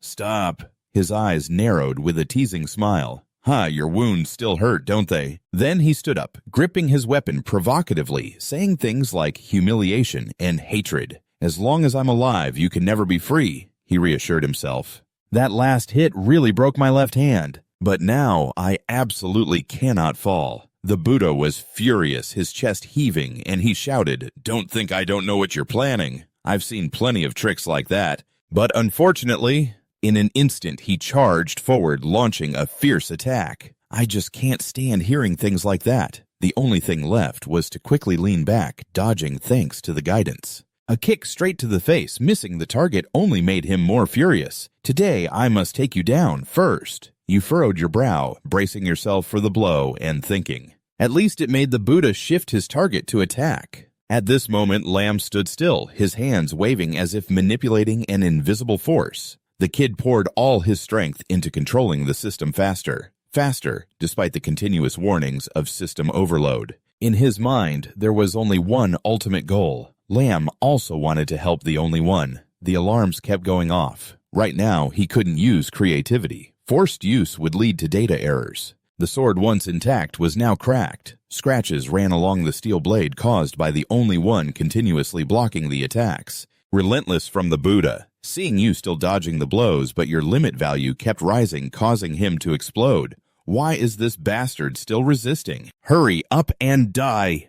The only one gasped, his heart racing with confusion, nearly exhausting all his strength to suppress it. His stamina had reached its limit. Without waiting for the resolution to finish, he would definitely be exhausted first. The guidance board coldly flashed as he struck. A hook to the right side of the head. You gritted your teeth, more determined. We must settle this immediately. But just as you dodged his arm, another force rushed in at lightning speed. The tail swept across like thunder. The only one fell backward. The impact made him spit blood, his body lying flat on the ground, unable to move. Ugh. He raised his foot directly toward you, aiming to stomp hard on your head. It should be the end. The only one squinted continuously, urging his will to move. Move. In that moment, the Buddha stomped down, causing the ground to explode with a huge hole, but you quickly... He rolled to the side to dodge the deadly blow. Immediately, his shins were locked tight by beams of light. Unable to move, he started to panic. Damn it, why can't I pull my legs out? Watching this scene, Thohan, he found it hard to understand. In that chaotic moment, Lam hurriedly conveyed the crucial information. I can't hold on much longer. Just 2 more seconds, and Fatkek would break free from control. After hearing the warning, he immediately launched into action and quietly replied, "Thanks, Lam. That's enough." Then he shouted to the heavens with all his will, pouring everything into this final blow. Fatkek gritted his teeth, his eyes wide open, intently watching the blade rush towards him. But as soon as it touched, it instantly shattered into sparkling shards. Witnessing that scene, only horror filled me. How could it be my hands and sharp claws were full of deadly energy? Suddenly, I thrust my hand straight forward. The Buddha rushed towards me, swinging his arm like a steel whip, piercing straight through my body with a speed like lightning. I spat out a stream of hot blood. Witnessing that scene, Lam shouted in panic, "Don't!" But just a moment later, my body was pulled out of the Buddha's attack range. The Buddha smirked, revealing his sharp teeth under the fierce light. Then he burst into a mocking laugh that echoed throughout the space. "Ha ha ha ha, still deluding yourself that you can overpower me. You should take a good look at your own weight," he shouted triumphantly. I, the Buddha, will sooner or later become the strongest in this world. How could I die here? Anyone who dares to block my path must die. At that moment, Lam stood suspended in mid-air, his hand reaching out as if grasping for a fragile hope lying on the ground. Turning his head towards the kid, he smiled softly. "Ha ha ha." Tears streamed down with each breath, his voice hoarse as if it were his last words. "I'm sorry for what happened," he said, trembling. Speechless and stiff, the system immediately appeared. The rule room would activate the information intervention mode with flashes of light surrounding the Buddha. Then a data stream appeared notifying that the Buddha had reached his maximum. He could control the character and eliminate all statuses, making him fearfully accept that he had lost. But I will become stronger and break the seal. Right now, I can't save that kid, and later, I won't be able to save myself. Lamb raised his hand, a stream of energy glowing with oppressive power. The overwhelming strength surged forth, pressing the Buddha's body down as if crushed by an invisible colossal force. He could only brace himself in frustration. Completely powerless and forbidden to speak, Lam sat quietly as streams of data flowed around him, connecting the lost character to the system. The internal world of the lost character was collapsing, requesting to exit, but the kid refused. In the internal world of the lost character, Lamb kept walking between streams of data. Watching the action grids, the attributes, and life had been severed. The kid felt worried as all information connected to the lost character began to disconnect. The situation was really dire. Turning to the connection that was hovering in mid-air, the kid immediately realized it was the memory connection, but it seemed to be about to break. Seeing that, Lem immediately raised his hand to grasp it. No, this can't happen. The kid exerted all his strength to hold on to each fragile thread of energy. If the memory connection broke, the lost character would never be able to return. The system once again warned of a calculation failure. The survival rate of the lost character was 0. The kid frowned, determination etched on his face. No, Lamb couldn't just give up like that. Then he gathered all his strength and directly plunged it into himself. That was the only thing he could do. A data panel appeared indicating that the system had successfully connected. The memories of the lost character finally showed a tense, worried face that broke into a relieved smile when the system initialized and restructured the lost character. Lamb was determined to protect the lost character well. Even if Lamb could never remember him, each tile in the world flickered and shattered into fragments, scattered throughout the space, sparkling like falling stars. At that moment, the Buddha was still under pressure, his body stiff and unable to resist. Glancing at the cracked form, the Buddha wanted to let out a scream, but couldn't make a sound. Lamb's whole body radiated a brilliant light, with chunks of energy separating from his body. The kid shut his eyes tightly, his mind calm, accepting fate and willingly giving himself to the predetermined outcome. Without any resistance, the shards swirled and rushed into the lost character's body, merging with a resounding sound. The system was about to execute the final command to merge, but the lost character's consciousness gradually became hazy. I've completely lost track of time. Every moment blends into the next. There are no clear boundaries. How long have I been here? I only remember that, after I was killed by Buddha, I wandered endlessly in this space. You stand like a silent guest on the sidelines, observing the world spin without getting caught up in it. I thought the world after death would be endless darkness, but it turned out to be a world of memories. It makes people nostalgic. On the contrary, it makes death feel unreal. A fragment of memory flashes by, gently leaving a hazy echo. It's the memory of my childhood with Lamb building robots. Those joyful times are truly unforgettable, even as time passes. Lamb's image remains vivid in my mind, so clear that every detail, every glance pulls me into those memories, filling my heart with nostalgia. Lam doesn't know how you're doing now, whether you finally managed to defeat Buddha and survive or not. I alone carry the heavy burden of self-blame. If I had been strong enough, or if the sword hadn't broken, would things have been different? I always hope that my efforts will pay off, but each time I'm pushed back by an invisible force. At the most crucial moment, the feeling of fate mocking me is truly unbearable. Floating among countless fragmented pieces, you suddenly feel drawn in one direction as if a strange light is guiding you through the chaos. After seeing it clearly, it leaves a strong impression on you. That fragment of memory is truly special. You hesitate raising your hand to gently touch it.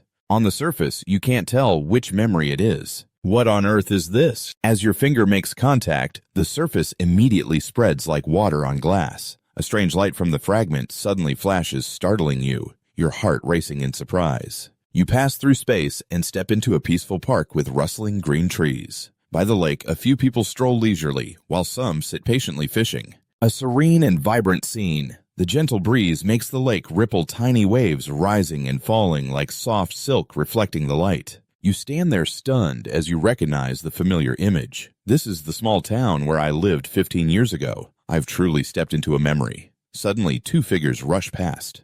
The face of Tran is clear filled with intense anger. What a mess. I initially just wanted to find an easy target to make some pocket money, but who knew that kid would be so strange? I'd rather jump into the lake than hand over the chain. If he drowns, we'll be in trouble. Hualum is also very worried, frowning slightly and glancing at him. So, what should we do? He has no good ideas either. What else can we do? Just quickly find a place to hide for a few days. They run frantically, weaving through people. Get out of the way! The kid who got bumped into snaps back irritably. Watch where you're going. The only soul floats above, watching all the events unfold below. It turns out this memory. At that time, I really couldn't resist their threats. I had no choice but to act like that. You turn back towards the chaotic crowd by the lake where everyone is in a frenzy. I must be there now. The image of my childhood appears. You are struggling in the water, gasping, still clutching the protective talisman tightly. More and more people gather, but no one dares to step forward to help. They just stand there stunned and fearful. What should we do? That child is about to drown. But none of them want to risk their lives, so they just stand helplessly from afar. But in the middle is a waterfall in the lake. If they go to save him, they too will be swept away. Witnessing that scene once again, Dewey couldn't keep his cool. He rushed toward the water, his heart pounding, just hoping to save himself in time. But the soul passed straight through flesh and skin, only grasping at air. It was only at this moment that he fully awakened, his reason returning to dispel the earlier panic. Indeed, he couldn't touch anything. Knowing full well this was a memory he still couldn't resist. It had happened more than once. Suddenly, an electronic sound came from behind, immediately grabbing his attention. "Excuse me, coming through." Dewey was startled and turned around to look. That voice was so familiar. On the other side, Lamb rushed down into the lake without hesitation, leaving everyone around in shock. A little robot had dashed through. From above, his soul floated, watching Lamb's every move with unblinking eyes. The little one swam faster while mumbling to himself, "Hang in there, Dewey," hidden beneath that emotionless mechanical shell. Once again, a sincere and warm heart. Lamb would absolutely not let Dewey face any danger. Lamb would definitely protect Dewey. Hearing that childish voice, he stood frozen as if pulled back into a memory he thought he had forgotten. This was Lamb's heartfelt voice. When the distance between them was only half a meter, the little one reached out, trying to grab him. Dewey quickly grasped Lamb's hand. He struggled for so long that he became exhausted, his body slowly sinking into the water, his breath creating tiny bubbles. Seeing Dewey's figure completely disappear, Lamb couldn't help but feel tense. This was it. It seemed Dewey was drowning and time was running out. The little one made up his mind and used all his strength to rush towards that spot, eyes wide open, not blinking. "I'm sorry, Mom and Dad," Lamb thought, fearing he was about to break his promise. Lamb looked through the water and activated the universal interpreter. Found Dewey. Dewey's soul floated above, immediately recognizing the power he had used when fighting the Buddha. The electronic squares in the little one's eyes blinked and moved continuously. The flickering light still needed to stop that mechanical waterfall first. Lamb activated his creative power, conjuring a metallic object from his imagination that appeared in midair. The metal object shot forward at an increasing speed, its sharp tip blazing brightly, igniting the air around it. In an instant, as the metal struck the mechanical waterfall, Lamb dove into the water without hesitation. Quickly following Dewey's figure, he tried to stay as close as possible. In Dewey's critical situation, the little one hurriedly issued a command to remove the barrier. Immediately, a layer of bubbles surrounded Dewey's body, creating a transparent shield in the water, keeping him safe. Confirming that Dewey was temporarily safe, Lamb focused his mind and gently moved his hands to control the object. Each movement was decisive and precise. Just as they broke the surface of the water, the transparent bubbles burst. The little one held Dewey tightly in his arms, swimming quickly towards the shore. "Excuse me, is there anyone here who knows how to perform first aid for drowning? We must help Lamb's master know." And another person knelt down, reaching out to help them out. "I'm a doctor from the nearby hospital." Lam sighed in relief, thanking him. With years of experience, he professionally observed and checked Dewey. His breathing and pulse were normal, and he was conscious. "There probably isn't a major issue," the little one still worriedly asked. "Really, just a few steps away." Dewey's soul remained motionless, quietly watching the situation, starting to notice his own unconscious behaviors. Even though his consciousness was still a bit hazy at that time, he never let go of the protective charm in his hand. I do hold it close to my heart, protecting the embroidered mouth. Don't take my charm away. Lamb's voice softened, reassuring Dewey. No one will take it away. He understood the reason better than anyone. Indeed, for him, anything related to family, even just a little, was incredibly precious. But his gaze lingered, locking onto Lamb's back, fearing to lose that moment. After all, they were irreplaceable existences. They truly were, no matter the time or place. I'm really happy to be able to revisit these memories. But the longer the memories linger, the more they fade away. It's time to leave this place. Just as you turned around, you suddenly felt something. Nam's voice came through, clearly echoing in the space, making you pause and take a step back, wanting to turn back. You were startled and turned your head, only to realize the kid had been standing there for who knows how long. Watching you intently, you thought it was just an illusion. Your heart raced as you cautiously probed, afraid to shatter the fragile hope. "Can you see me?" The kid nodded in confirmation. "Yeah, but this state of mind can only last for a short while." Knowing time was limited, the kid hurriedly explained, trying to convey all the information, because some things happened too suddenly, and there were still many things left unsaid. This was the last chance for you to meet, so no matter what the kid had to tell you, you were also vaguely guessing, is it because I died? You urged the kid, hurry up and tell me. The kid started with a seemingly unrelated question, how much do you know about your parents? This question caught you off guard. Why are you bringing this up all of a sudden? My parents passed away in an accident when I was very young. I heard my grandfather tell me. They were both programmers for some company. It seemed pretty normal. Your grandfather didn't say much about other things. Hearing this, the kid finally understood. So that's what your grandfather told you. The kid spoke calmly with a gentle yet firm tone, revealing a shocking truth. But actually, your parents are the creators of the creation and the system. You were stunned, instinctively raising your voice in disbelief. Wait, what did you just say? The kid explained the urgency of the situation, that the creation had become so powerful it couldn't be resisted. Although the kid knew his plot, he also understood the weight of responsibility he carried. No matter how hard he tried, he couldn't take another step forward until he saw the future related to you, only to meet and part again. At that moment, the kid finally understood what his true mission was. He placed his hand on his chest and took out an object shaped like his own head. This is the core information of the kid. Inside contains the way to use the powers, along with a portion of the kid's backup memories, which he now hands over to you. At the right time, these things will surely help you. But when using it, you must be careful with the creation and his agents. The more you listened, the more confused you became. I don't quite understand what you mean. Didn't I have to die? You suddenly felt a strange unease creeping into your heart, making your pulse quicken. The kid's words sounded like a farewell. You wanted to understand clearly. Tell me what exactly happened out there. Just then, a mechanical sound suddenly rang in your ears. Fusion complete, beginning host awakening process. It immediately pulled you out of your thoughts. The surrounding space suddenly changed. You slowly backed away, and the kid smiled and waved goodbye. The fusion is complete.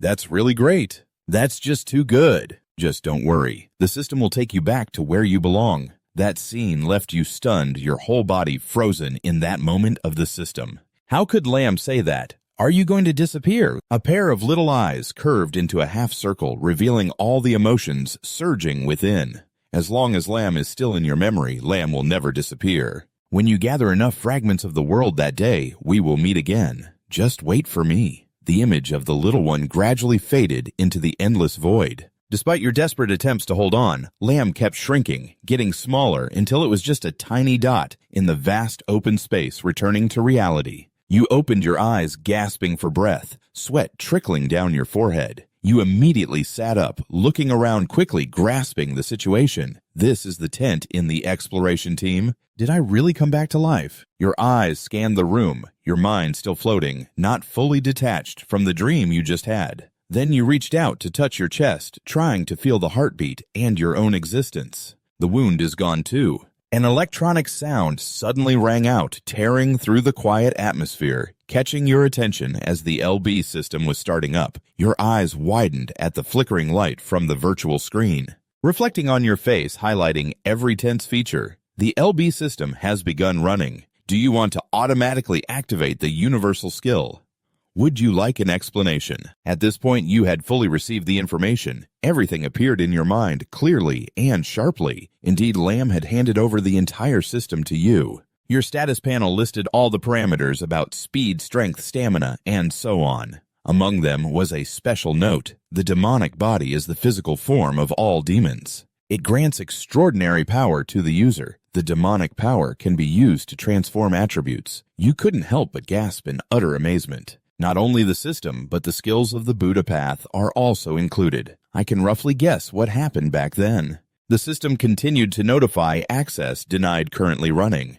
Access denied. It has silently blocked the last 10 access attempts. Core information storage resolution insufficient. Cannot be used. You quickly noticed the stark differences between it and your old friend. It displayed not Lamb, but LB. Lam, can you hear me? Yet you still held on to a glimmer of hope, cautiously trying to probe. Unfortunately, there was no response. This left you feeling disheartened. It seems the system has been completely initialized. So now the only thing left for you is the fragments of the world that Lamb mentioned. You firmly clenched your fists, holding on to your belief, even if it wasn't yet strong and clear. But now you are no longer in despair like before. I will quickly gather enough fragments of the world. Our reunion surely won't take too long. The mechanical sounds interrupted your thoughts. Detected. The universal skill explanation has not been activated. Would you like to enable this function automatically? You frowned slightly in doubt. The screen displayed a line of text with a red warning. The system has many functions that have been restricted. Please activate them automatically. Or activate the universal skill explanation. You smiled with a hint of helplessness.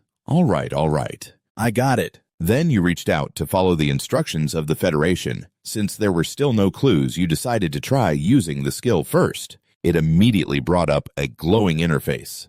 LB received the command. The universal skill explanation is running automatically. An electronic symbol shone brightly with overlapping beams of light, forming a vast network spreading throughout the space. The light network expanded further beyond the tent. Any object it scanned immediately displayed information. As if everything was being read and analyzed, nothing could be hidden from your keen eyes. Every detail, no matter how small, was detected. You quietly admire this. It's really impressive. You felt it before, but using it again is even more astonishing. The information about the surrounding objects reflects onto the retina, and every time you finish analyzing, you gain more experience. Each experience point skyrockets, continuously making you feel so excited that your heart wants to burst with joy.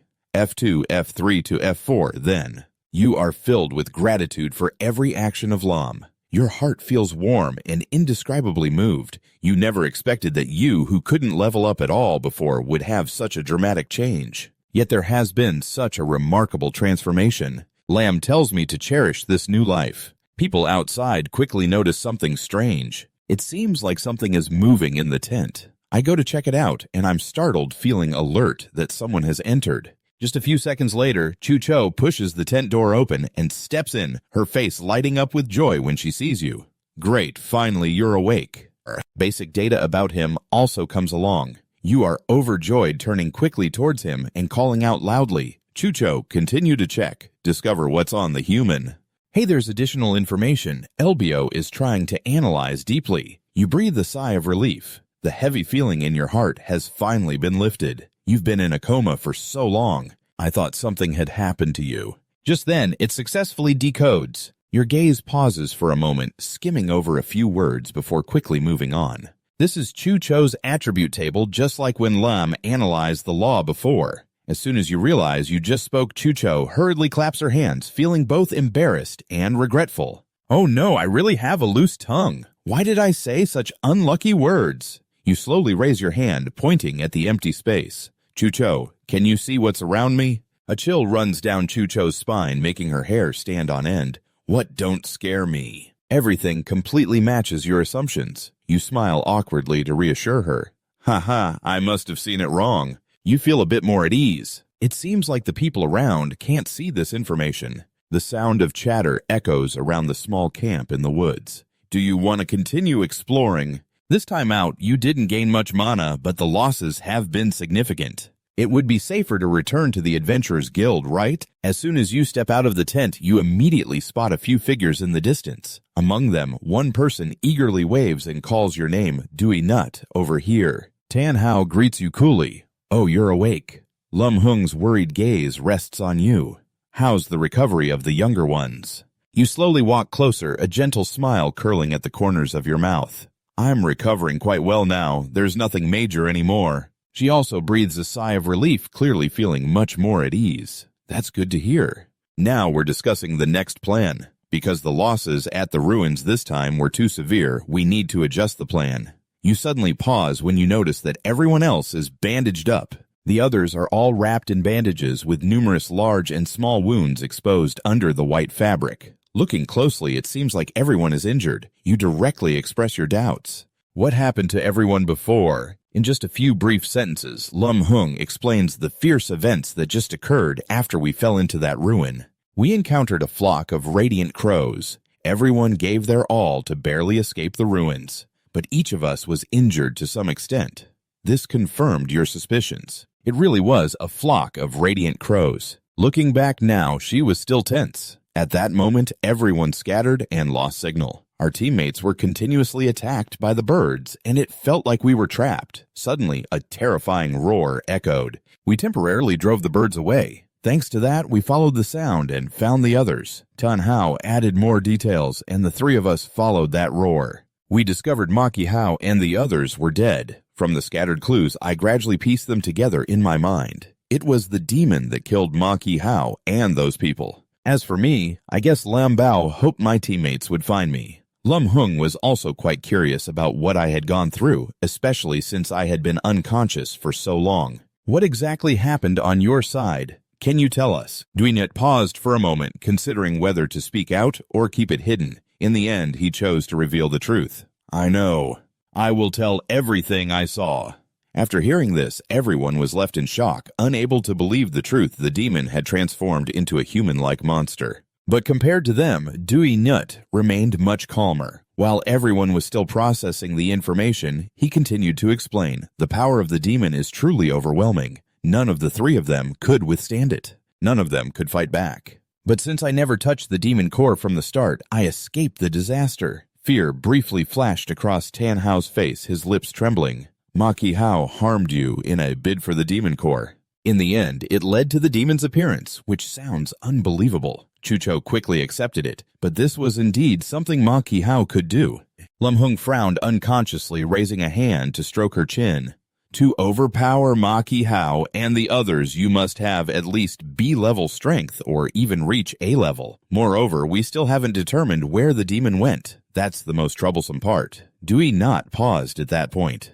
Due to severe injuries, I lost consciousness, so I don't know what happened afterward. Although I trust the people in front of me, deep down, I still held on to some caution. The story about the demon is true. However, the details related to Lam Bao should not be disclosed. She immediately proposed a countermeasure to safely return to the headquarters. Whether it's about the missing demon or the deceased members, we must report it to the Adventurers Guild. Tom Trang Tan Hao darkened. It seems that's the only way left. Chucho tilted his head to look at him, his voice carrying a serious tone as he advised, "We should pack our things and leave." Duinyut seemed to realize there was no time left to gather the demon core anymore. Wait time.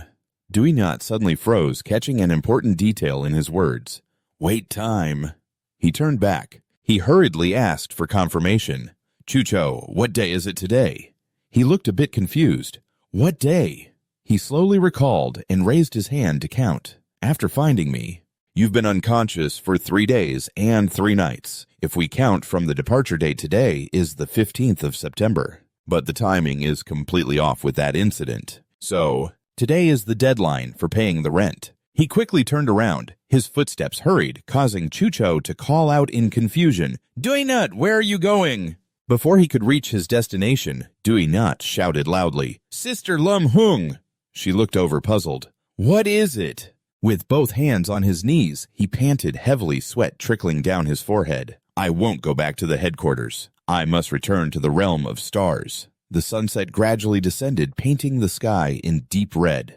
The light filtered through the dense canopy, casting a quiet and melancholic atmosphere over the forest. Along the deserted path through the woods, two figures were elongated in the sunset's glow. The light filters through the thick canopy, casting a quiet, melancholic aura over the forest. Along the deserted path, two shadows stretch long under the setting sun. Move quickly.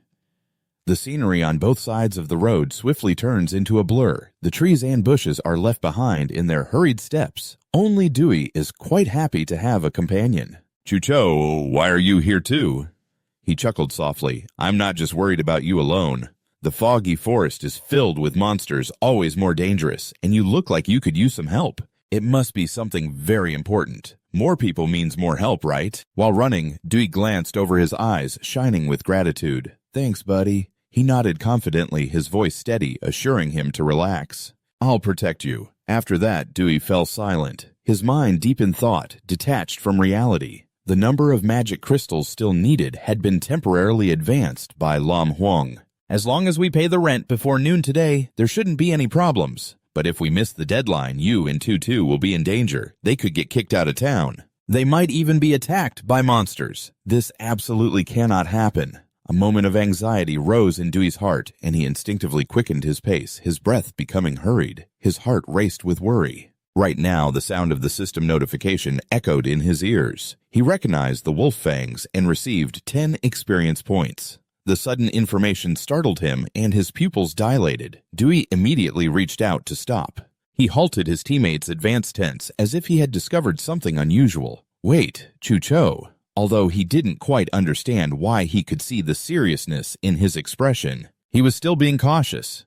"What's wrong?" His whole body lowered its center of gravity, muscles tensed ready to fight at any moment. There might be monsters here, but his sharp gaze scanned all around. Damn, there are so many. Through the system, Dewey quickly spotted a large pack of wolves hiding in the thick bushes, silently lurking, waiting for the chance to pounce. "We're surrounded." His status automatically leveled up, and his skill and physical stats were updated. The system continuously notified him of the wolf fangs detected. E-rank wolf fangs detected. Dewey lowered his voice to remind, "We're surrounded." Immediately, both of them turned their backs to each other, drawing their weapons from their sheaths, ready to respond to any sudden attack from the wolves. He quietly counted the number of enemies. There are probably more than 20 wolves here. He raised his shield in front of him for defense. "So many I can't see anything." Just as he finished speaking, the bushes ahead rustled slightly and the lead wolf slowly approached. Its gray fur bristled, its yellow eyes fierce, and drool dripped from its mouth. The low growls made Chucho panic. "Now I see it." But he didn't rush to act. He asked his teammate beside him, "Dewey, what are you planning to do?" He calmly analyzed and pointed out their strengths and weaknesses. "They like to stick to their prey. Even if we break through the encirclement, we'll still be constantly disturbed, so the only way is to eliminate them all." He wasn't reassured about Dewey. "So, is your wound okay?" "You bet it's fine." As soon as both of them agreed on a plan, the pack of wolves charged like arrows slicing through the wind. Shadows flickered and sharp claws were ready to tear flesh. Their fierce momentum wanted to swallow everything. Chucho used his shield to knock them back. "That's good. Hearing you say that makes me feel relieved." The hard metal shield collided directly with the bodies of the wolves. The clanging sound echoed loudly, and the violent impact shook the ground, sending the wolves flying back. He tightened his grip on the shield, a slight smirk on his lips. He believed that as long as the two of them worked well together, they would definitely wipe them out. "Let's teach them a lesson." "Over there." Dewey activated his demonic body skill. The body from the demon harmonized with a human, due to a special chance, could grant the user superior strength. It increased 20 points in the basic attributes of 6 stat strength, 70 speed, 64. Dewey took a deep breath, his gaze locked onto the lead wolf as the distance between them quickly closed, even though his weapon was broken now. But with the attribute boost from the demonic body, it shouldn't be hard to deal with. In the tense atmosphere, the cold mechanical sound of the system echoed. Dutch Clover detected, received 10 experience points. Level up conditions met leveling up to E rank. Dewey paused for a moment, but instinctively. The island's blade aimed straight from beneath the wolf's jaw. The surprise is that the thrust was so easy that even he was taken aback. The blade struck true, a spray of blood splattering across his face. He was astonished. He marveled at his own strength. Just one blow had taken it down. Next to him, the electronic screen was updating the data. Dewey Nut excitedly turned to his teammates, wanting to share the joy. Chucho, it seems I've leveled up. He couldn't hide his delight either. You've successfully broken through the state of being unable to level up. I told you so. How could a person be so unlucky all the time? Chucho motivated him. Come on, try out the battle after leveling up. But the difference between E and F level is like night and day. Leveling up brings growth. Each person awakens 6 attributes: strength, speed, stamina, elemental power, spirit, and luck. The initial F level is the basic attribute score. The total basic points known for adventurers is 200. Once an adventurer levels up, they can gain an additional 12 points to distribute freely. Accumulating 10 levels can break the ladder. The tiers from low to high are F to S. Each time you level up, 6 basic attribute points are increased. In total, that's 200 points, equivalent to a quality jump. That's why many high-tier people look down on those at lower tiers. Dweenet's status board was continuously updated. The stats improved significantly, reflecting his remarkable progress in ability and strength. His tier completely dominated the situation. Each cold, decisive strike left no wolf with the strength to resist. And indeed, that was the case. The demonic body also added to the basic attribute points. So every time I level up, I gain a whole 120 attribute points compared to the same level. Each slash made the blood in his body boil. The power seemed to amplify intensely. Who would have thought a useless person who couldn't level up would suddenly have strength close to this level? The pack of wolf pups kept charging forward. Chucho braced himself using his shield to fend off and knock back each one. But clearly his strength was stretched to the limit. The number of wolves here definitely exceeds 20. That's way too many compared to an ordinary wolf pack. Dweenet sensed something unusual. All his senses were on high alert, ready to react to any potential danger. That's right. These wolves always give me a very strange feeling. Dweenet's gaze quickly swept to the distance, stopping at the blurry figures among the trees, trying to catch any suspicious movement in sight. The pack of wolves seemed endless, charging forward without stopping. He gradually discovered the attacking pattern. It's alternating, huh? Dweenet immediately reminded Chucho about their plan. This isn't good. The wolves are wearing us down. He paused for a moment, startled. At that moment, on the cliff behind them, a massive wolf stood tall under the moonlight. It raised its head and howled, echoing through the mountains and forests, making the atmosphere even more eerie and tense. He cautiously turned towards the cliff, his pupils slightly shrinking. With utmost caution, the wolf was completely white, its long, soft tail swaying like a silk ribbon, creating a gentle breeze that made each strand of fur tremble. With its powerful, graceful movements, it sent out a red alert signal warning that the current situation had become extremely serious. Identified the Wolf King, gained 10 experience points. Note, this is a dangerous target. Be careful in your approach. Dweenet's heart raced in his chest. You know you can't just confront it head-on, Chucho. Run away, that's the boss. Your words woke him from his stupor, and you barely escaped the fierce encirclement of the wolves. Suddenly, from the cliff above, the Silver Fangs leaped down. Its massive form hit the ground with a terrifying force, sending clouds of dust swirling up. The two had to slam on the brakes, retreating to avoid being thrown off. Dweenet skillfully dodged the flying debris while the pack of wolves immediately crouched down. Their fangs bared for a moment, utterly submissive to their leader. Those fierce, bright eyes suddenly softened, obeying completely. Every muscle rippled on the Silver Fang's body, clearly visible under the moonlight, flexing powerfully with each breath, showcasing the terrifying strength of the wolf pack's leader. The status board confirmed this directly. The display showed a brief overview of the boss, possessing higher than normal base attributes and level, along with characteristic elemental skills. A team of several players at equivalent levels is needed to defeat it. Dweenet couldn't help but curse under his breath, blaming his bad luck for always finding himself in dangerous situations.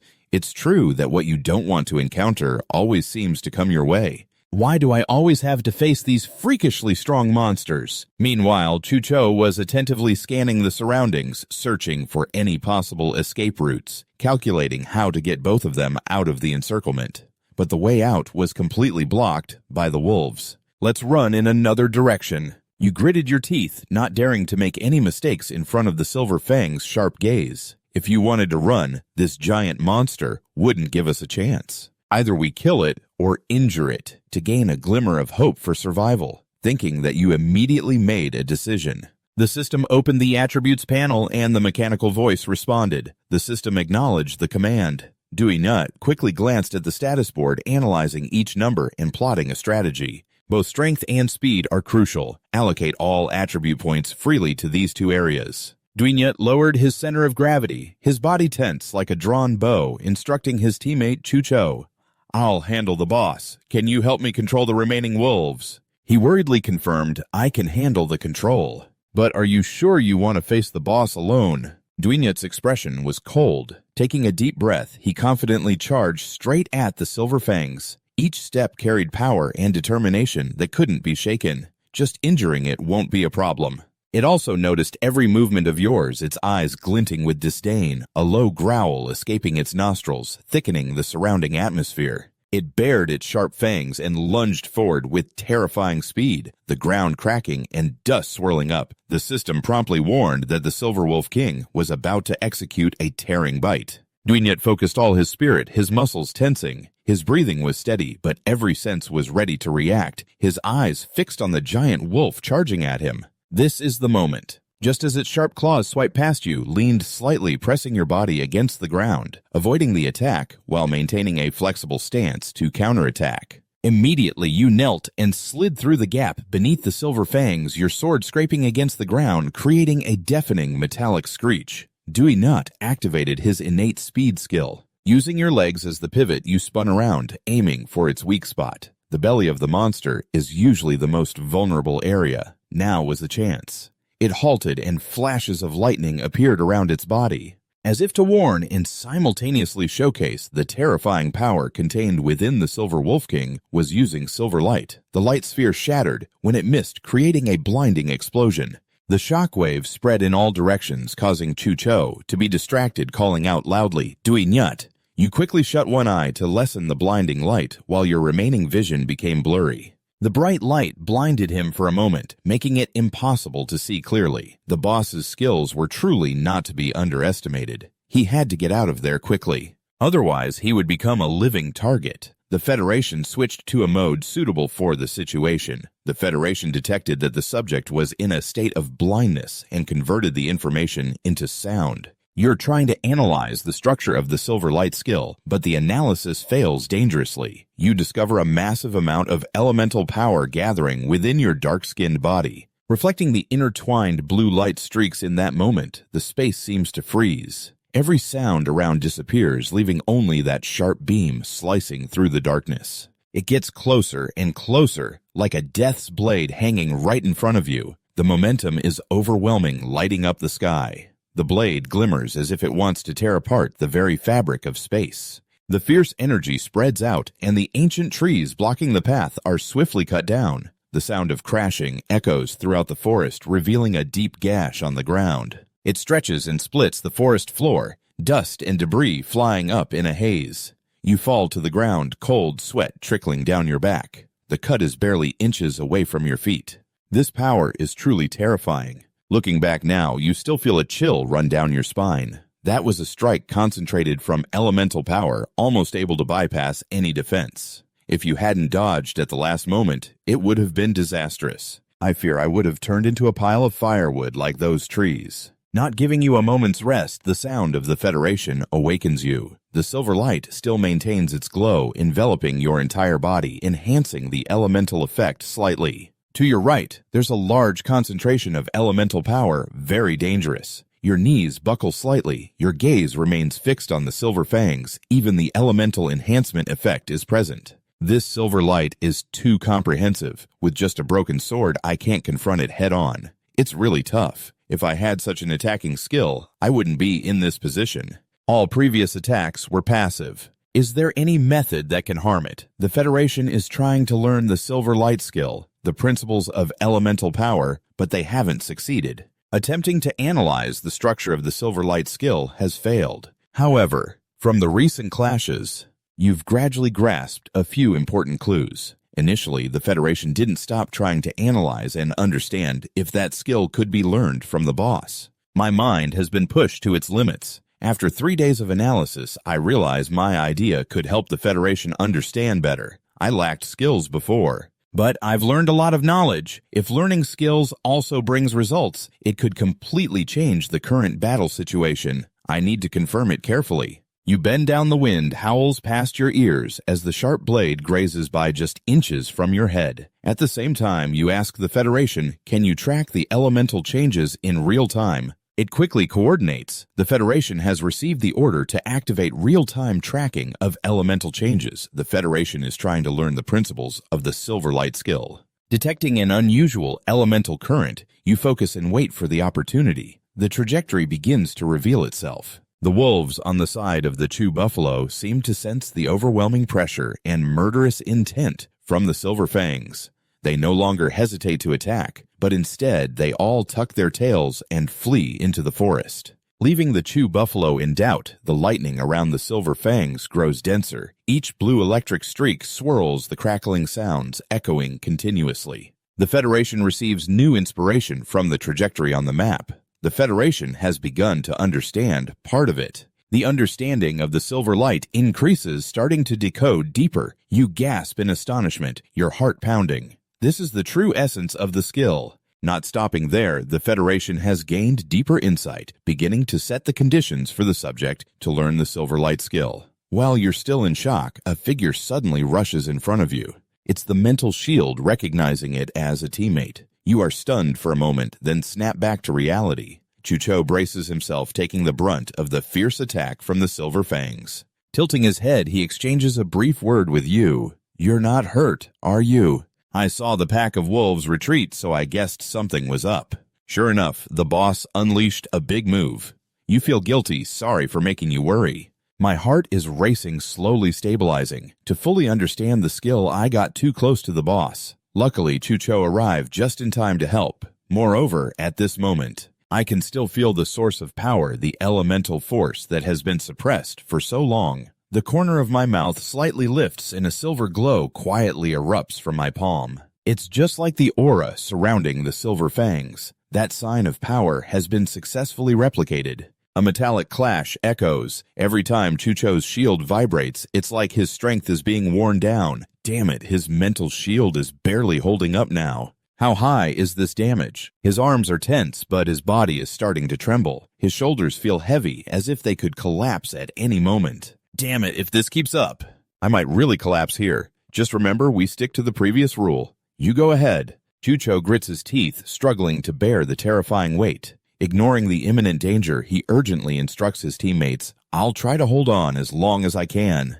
You head east. That direction is opposite to the wolf pack's retreat, so it should be safer. I'll think of a way to escape afterward. Dewey Not shakes his head firmly, refusing to follow Chucho. I know you're looking out for me, someone of a lower level. The pH imbalance can cause significant mental strain after use. Retreating will be a huge obstacle for you. If I go like this, I'll definitely regret it for life. Dewey Not's reaction makes him hesitate for a moment, but the silver light from his palm gradually spreads. Always dodging every drop of water on the sword's body, his tone is steady, showing confidence. Besides, we haven't reached a dead end yet. Since we're together, we will definitely survive. Returning together, the sword that was once chipped and torn now radiates an unusual sharp aura. The Federation has not completed its analysis. I've acquired the silver light skill. The skill map has been unlocked. Dewey Not's status screen shakes continuously, and the faint text automatically changes. The strength and speed stats are skyrocketing. An elemental skill is just like a magical essence.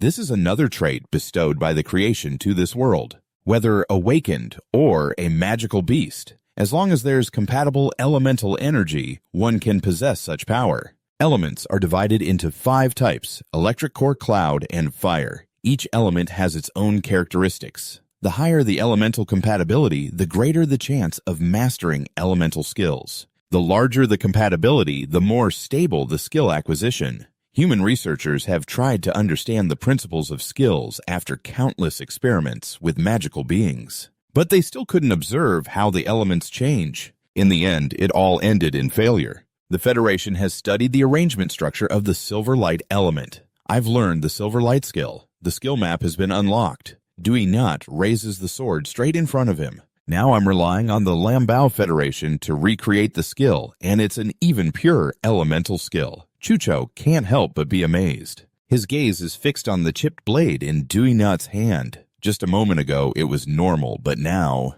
the entire body of the sword is covered in a brilliant silver light. This is the boss's skill. This unbelievable scene causes Chucho to doubt a multitude of questions rising in his heart, and to comprehend the skill at this crucial moment. Moreover, it resembles the boss's skill. Duinut only gives a vague answer, dodging his doubts. I guess I'm lucky. The elemental energy around me just happens to be compatible. You decide to keep the secret about the Federation from others explaining to Chucho like that. Duinut focuses all his attention on the vibrating blade in his hand. Even though I've acquired a new skill, the gap in attributes with the boss still exists. In a moment, I still have to rely on the support of the Federation. I mustn't try to attack its weak points afterward. Chucho had to set aside all doubts for now, because the Silver Fang was pressing them step by step. The final blow from the Silver Fang came down, shattering their spirits. Chucho's body was violently thrown back. The only one immediately rushed up, arms outstretched to catch him. Before his body hit the ground, he asked,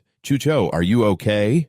The Federation conducted a preliminary check. His spirit had been shattered, entering a state of severe injury. He spat out a mouthful of bright red blood, his breath rapid and weak. In a weakened state, his attributes were reduced by 60%. Chucho clutched his chest, cold sweat dripping from his forehead. The sharp pain was intense, but he gritted his teeth and endured. "I'm fine," he managed to say. You quickly reassured them. "Chucho, don't say anything. Let me handle the rest." The claws of the Silver Fang gently struck the ground, its mouth wide open, revealing sharp fangs. Lightning crackled around him, flashing continuously, causing the atmosphere to crackle. The only one tightened his grip on the sword, the steel glimmering in his hand, then spread his body wide to shield in front. Determined to protect him, he said, "Chucho, if you still have strength, try to get as far away from here as possible." He knelt on the ground, his face pale. "Don't push yourself too hard." The Silver Fang roared, shooting a blade from the sky. The sharp light tore through the air, aiming to cut down everything in its path. You furrowed your brow, gathering all your focus, ready for the explosion. The Federation predicted the time and angle of the attack. It quickly adjusted. The space trembled with the flickering electric rays, and the Federation continuously updated the data.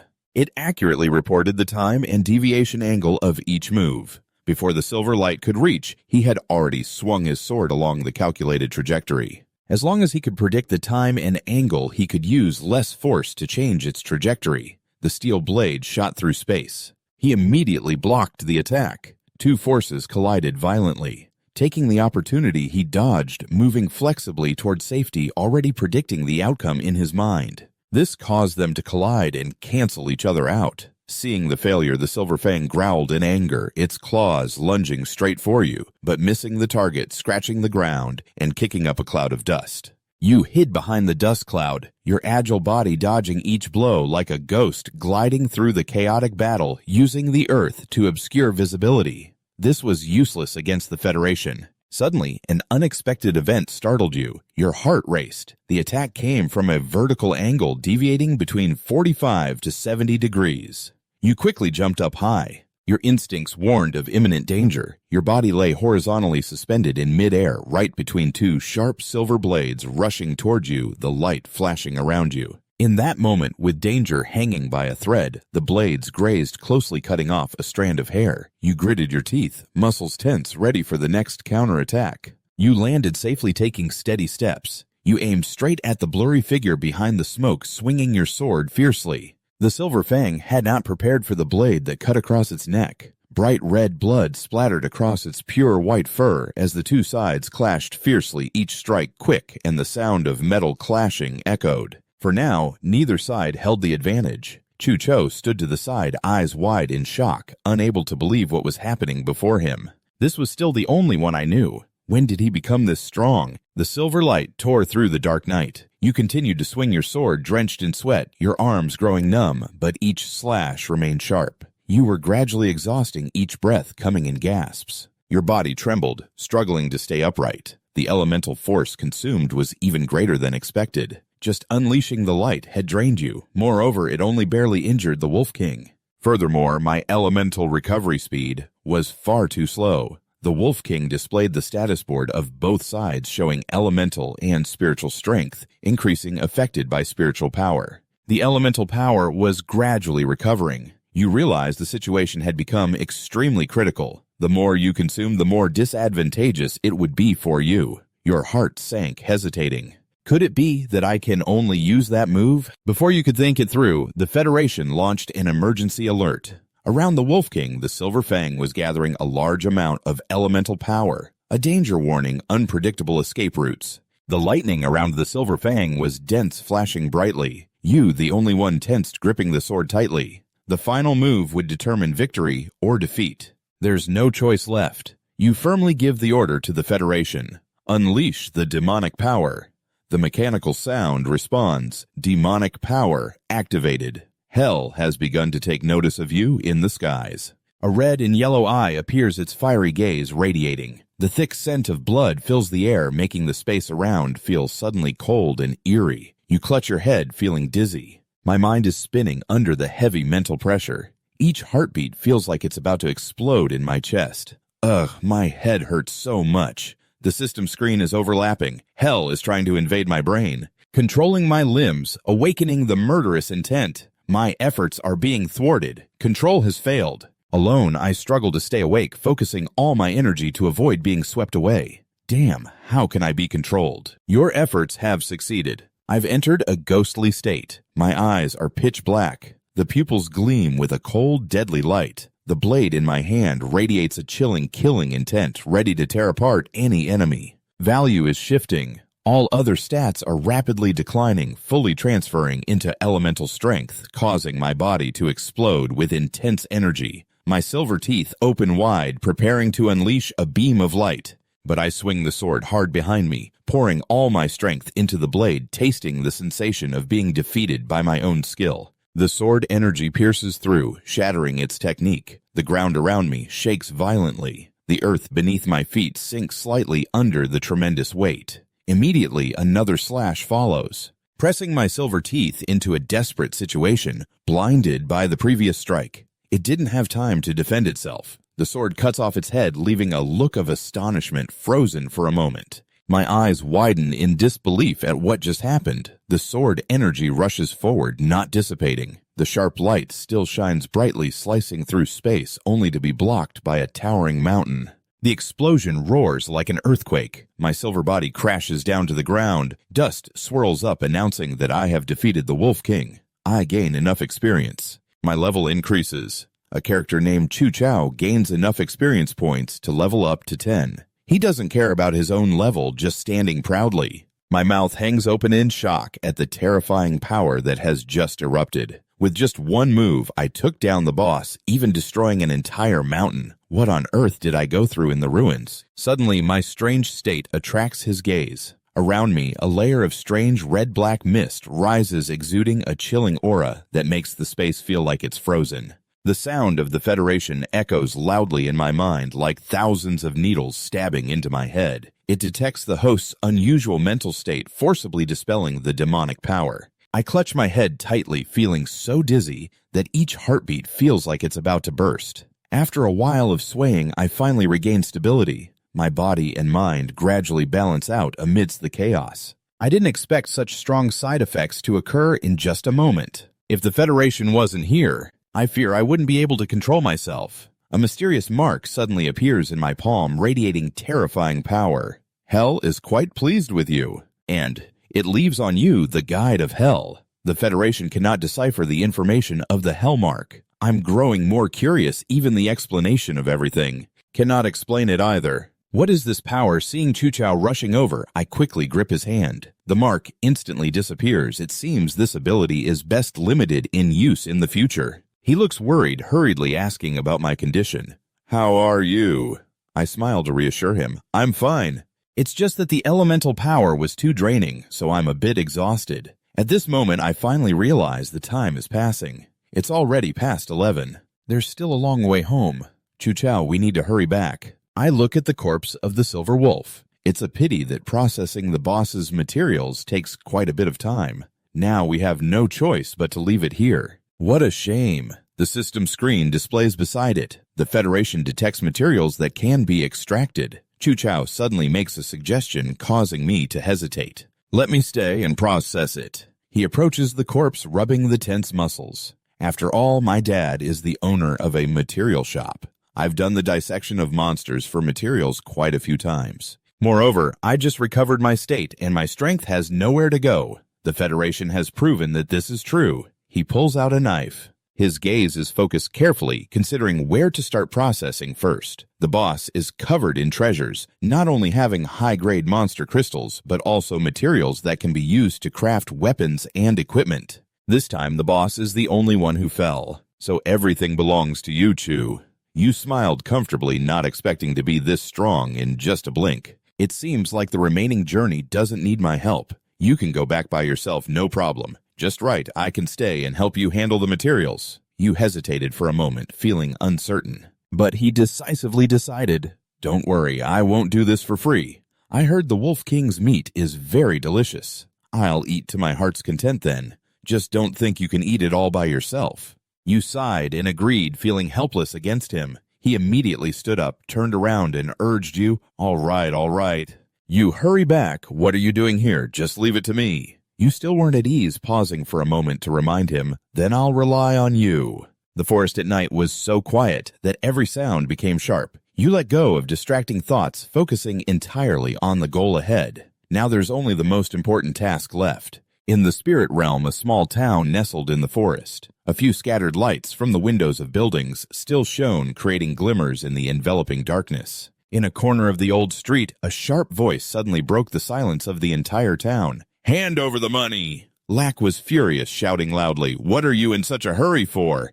My brother said he would come back today. He will definitely come back. Can't he wait just a moment, being such an adult?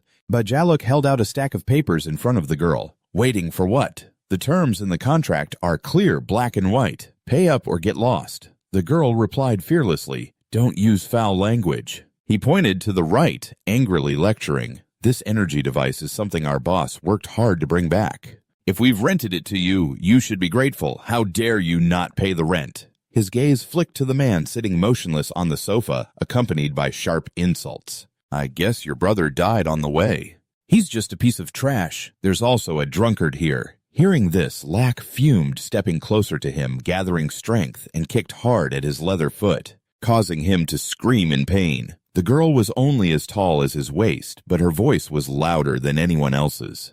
If you keep talking bad about my brother, you'll regret it. He gritted, his teeth veins popping. His eyes filled with anger. You little brat, do you want to die? Just as the two were struggling, the person sitting at the door suddenly spoke loudly, cutting through the tense atmosphere between them. Enough! Yahello was startled, stopping. Big brother. He held a watch in his hand, reminding everyone it was exactly 12 o'clock. The man coldly ordered, get on with it.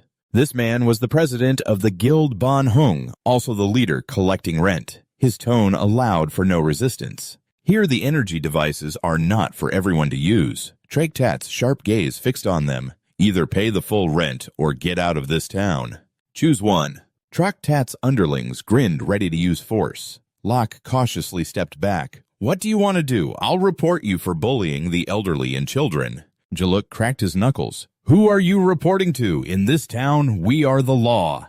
At that moment, the man in the corner took a sip of his drink, impatiently complaining. It really can't be quiet for a moment. The retired mechanical repair engineer, Lack Bang, calmly stood up to look at them.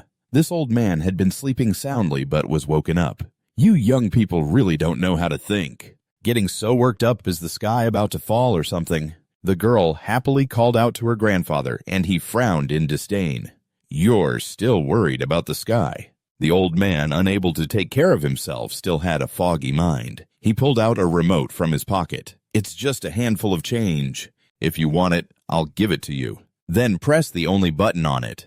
Immediately, a mechanical sound echoed loudly in the dark room, shattering the silence that enveloped them. Their bodies swayed, struggling to maintain balance against the powerful force. What the hell is this, an earthquake? The metallic device continued to move the ceiling lights, illuminating its entire form. They were astonished by its scale and complex structure, unable to keep their mouths from dropping open. This is a giant robot. Once he regained his composure, he breathed a sigh of relief, saying, "What the heck, you scared me." The others also relaxed, realizing it wasn't moving. They completely ignored this thing. They didn't even bother to look at it. I mean, how could this creation still appear when it has stripped away all control from the other robots? Just showing off, old man. The old man sneered, spitting out insults with disdain. If it can't be used, it's just a pile of scrap metal. There's no use, even a dog wouldn't want it. But before he could finish his sentence, he was interrupted by Ja, who faced me directly. "What do you need?" He was startled and quickly shut his mouth. This guy's knowledge is way deeper than his subordinates. I didn't expect to still see a robot of this kind. Its surface is sturdy and its functions are powerful. The military used to restrict its circulation. Too bad it can't be activated now. Looks like this old man has some clout after all. Lack confidently laid out his terms. Since you know the goods, there's no need for more words with me. The prototype of the Gior series, I'll pay you a year's rent in advance. That should be more than enough, right? Lacto quickly interrupted. No, you can't.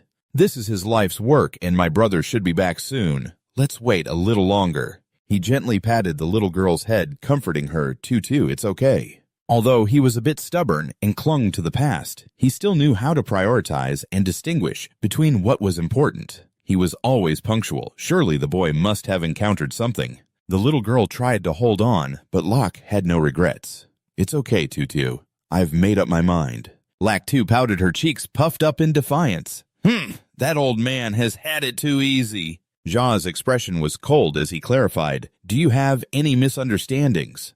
I never said relying solely on this is enough." He used artificial intelligence to make preliminary calculations. Although the external material of this robot is indeed rare, the raw materials had been directed long ago, including the costs of dismantling, transporting, and reprocessing it really isn't worth much. Not to mention taking advantage of the chaos to loot. Moreover, it's already past 12 o'clock. You guys have violated the contract this time, so you need to pay a 10-fold penalty in advance. From now on, the rental fee will double. Excluding the value of the robot, you're still short 20 magic stones. Lack calmly reasoned with him about the penalty for breach of contract and the doubled rental fee. I don't remember seeing this in the contract. Ja stepped forward, standing at a higher position. His gaze looked down with intimidation. That's why I came directly to talk to you, old man. You'd better understand, in this world the weak have no right to speak. I'll give you one day to gather the missing money. You better pray your useless grandson comes back in time.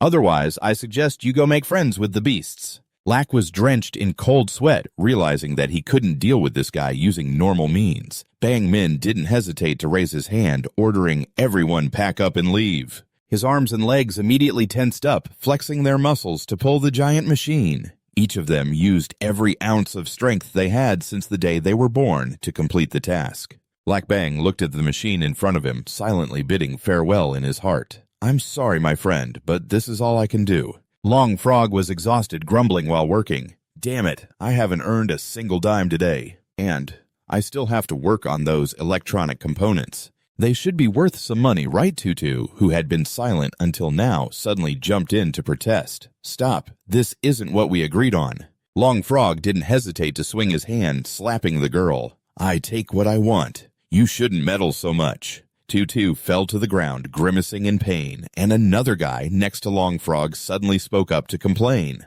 There's only one wire left. As soon as he finished speaking, that wire snapped. The crowd ignored Tutu and scrambled to escape in panic. The robot is about to fall. Lakbang anxiously called out to remind the girl, "Be careful!" But Tutu was so scared that her limbs went stiff. Just when it was critical, a pair of quick feet appeared. The giant machine toppled down, causing debris to fly everywhere. Tutu looked at the person who just pulled her out of danger, stammering, "Brother." Lakduinyut immediately bent down to comfort her. "I'm sorry I came late and let you get hurt." "Does it hurt?" The girl wiped her tears, choking up as she reported the situation. "Tutu isn't hurt. It's just that I didn't protect the family well when you left." "I'm sorry." Lakduinyut spoke in the gentlest tone, trying to soothe her. "You don't need to feel guilty. Tutu, you did really well. Just leave the rest to me." Traktat leisurely chimed in. "Well, that's a relief then." Black Bang also breathed a sigh of relief. Good Bang Min, not far away, suddenly spoke in a strange tone.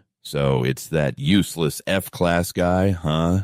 "Just right. Your family still has a debt to pay." Pay up quickly. Long Frog chimed in, singing along. If you know what's good for you, hand over all the magic stones you have. Don't make us take action. Otherwise, your situation will be even worse than that kid's. Lakduinyut, upon hearing this, shot towards them with a deadly glare. Long Frog trembled as soon as he made eye contact, as if he had seen a ghost. What are you looking at? Even though he tried to act tough, his heart was already dancing like crazy. What the hell is going on? Am I being controlled by this kid's gaze again? Lakduinyut tilted his head slightly, reminding Tutu, you should stand over there. This place is dangerous. The girl obediently complied, but still warned him, be careful, okay? Wait for Tutu to get into position, then immediately activate the system. Looking at the data of the people in front of him, Lakduinyut silently sneered. Turns out most of them are just E-class losers, just relying on a bit of strength to bully the weak. So you decided to take out your bag as bait.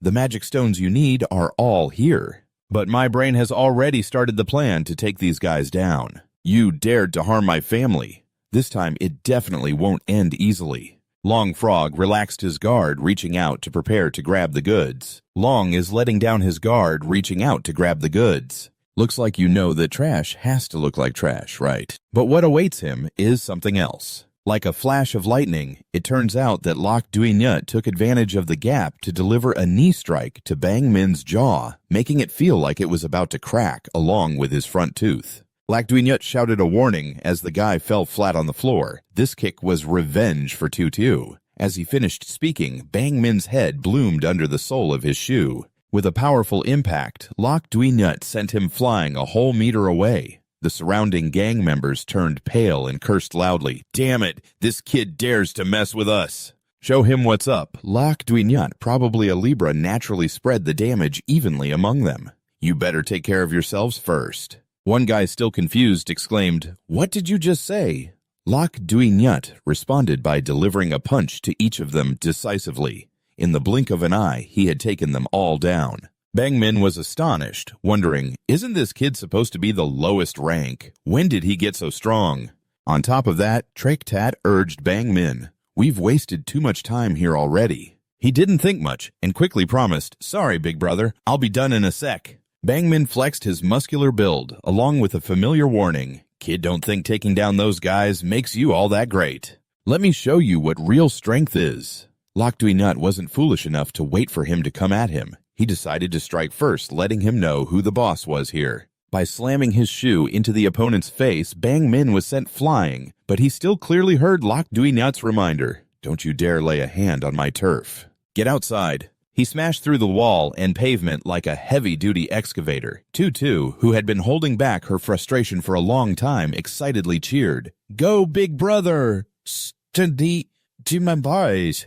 Traktat saw his underlings falling one by one, his face turning darker than coal. Bang Min seemed to sense his boss's displeasure, so he struggled to get up from the trash. His whole body was upgraded with a new skin, making his words bolder and his speed decent. But if his strength was just this trashy, then he might as well end it here. Lakduinyut didn't respond immediately, but quietly listened to the explanation. Using silver light, the elemental power was close. When attacking the already weakened area, he could bypass most defenses. Grasping the general situation, he finally spoke up to enlighten his opponent. Don't jump to conclusions. The debt isn't settled yet. Lakduinyut furrowed his brows, determined to go all out. This time, it was old grudges and new hatreds all rolled into one. In his mind, Lakduinyut recalled the past, having been oppressed by Bang Min's group. Now, having broken free from the chains, he was ready to achieve greatness. Thinking of this, Lakduinyut quietly took out his weapon. Bang Min, equipped with heavy armor, sneered at the sight of a broken sword. Is this your strongest move? It really made one want to laugh out loud, but Traktat, watching, didn't seem too amused by what just happened. My danger instinct reacted, yet Bang Min was a well-rounded warrior and shouldn't be easily knocked away like that. Was this kid's attack really? Tutu, at that moment, grabbed the microphone and shouted, Brother, if you can't win, then we can run away. Bang Min felt a rush of excitement. Although during skill use, he could hardly move, his defense was top-notch right now. As long as you dare to attack directly, you'll definitely be stunned. At that moment, I'll make you remember what pain feels like. It turned out his confidence came from the heavy armor. With the armor skill, the user's defense doubled. Movement speed decreased by 90%, and the attacker would be stunned for 3 seconds upon first contact with the armor. Lac Duignut didn't read him like a book, so he reminded him, "Your calculations aren't bad, but I have no intention of approaching directly." Bang Min sensed danger and shouted loudly, "Why aren't you doing it the usual way?" He froze, staring at the blade of Lac Duignut being pulled towards him. Bang Min leaned to dodge the strike while cursing under his breath. Sweat poured down his forehead. Inside, he was frantically cursing, "Damn it, why does it hurt so much?" Could it be that the armor is useless? A powerful attack like that? That kid definitely can't use it too many times. But all of Bang Min's calculations fell apart. When Lac Duignut unleashed a series of attacks, he didn't expect there would be so many. His whole body shook as if he were at the epicenter of an earthquake. While his limbs were busy, his mind was also racing, analyzing the core of the armor. Lan Bao was trying to understand the principles of the core armor skills and discovered the elemental core. Hearing the system's notification, he realized it was indeed true. Lan Bao could also analyze and learn the skills of the awakened. The notifications kept ringing in his ears, and he began to understand a bit more, diving deeper into his research. Lac Duignut immediately outlined a plan in his head, continuously attacking, causing the elements to not only restructure. This was the best opportunity for Lan Bao to analyze. Their trajectories changed in an instant. The notifications continued to evolve. From the trajectory of the elemental core map, Lan Bao gained new insights and understood a step deeper. He began to set the conditions for the host to learn the core armor skills. He had learned the core armor skills, and as soon as they were dispelled, Bang Min felt the real danger for the first time. The skills were useless. It would be better to just charge straight in. He put all his strength into his legs to switch to close combat. That kid is waiting for me to get close. I'll show you what Lac Duignut is capable of. I'm waiting for this moment. So it's time to calmly retract the sword. Let's see this move. Before Bang Min could get close, he threw an attack using the silver light to compress the elemental force onto the weapon's surface. The energy significantly enhanced the piercing ability. For you, no matter what, this will be a fatal blow. He looked at the tip of the blade aimed at his forehead. His face turned pale. At a moment when everything was hanging by a thread, a stream of green spiritual energy appeared with a shout, "Enough!"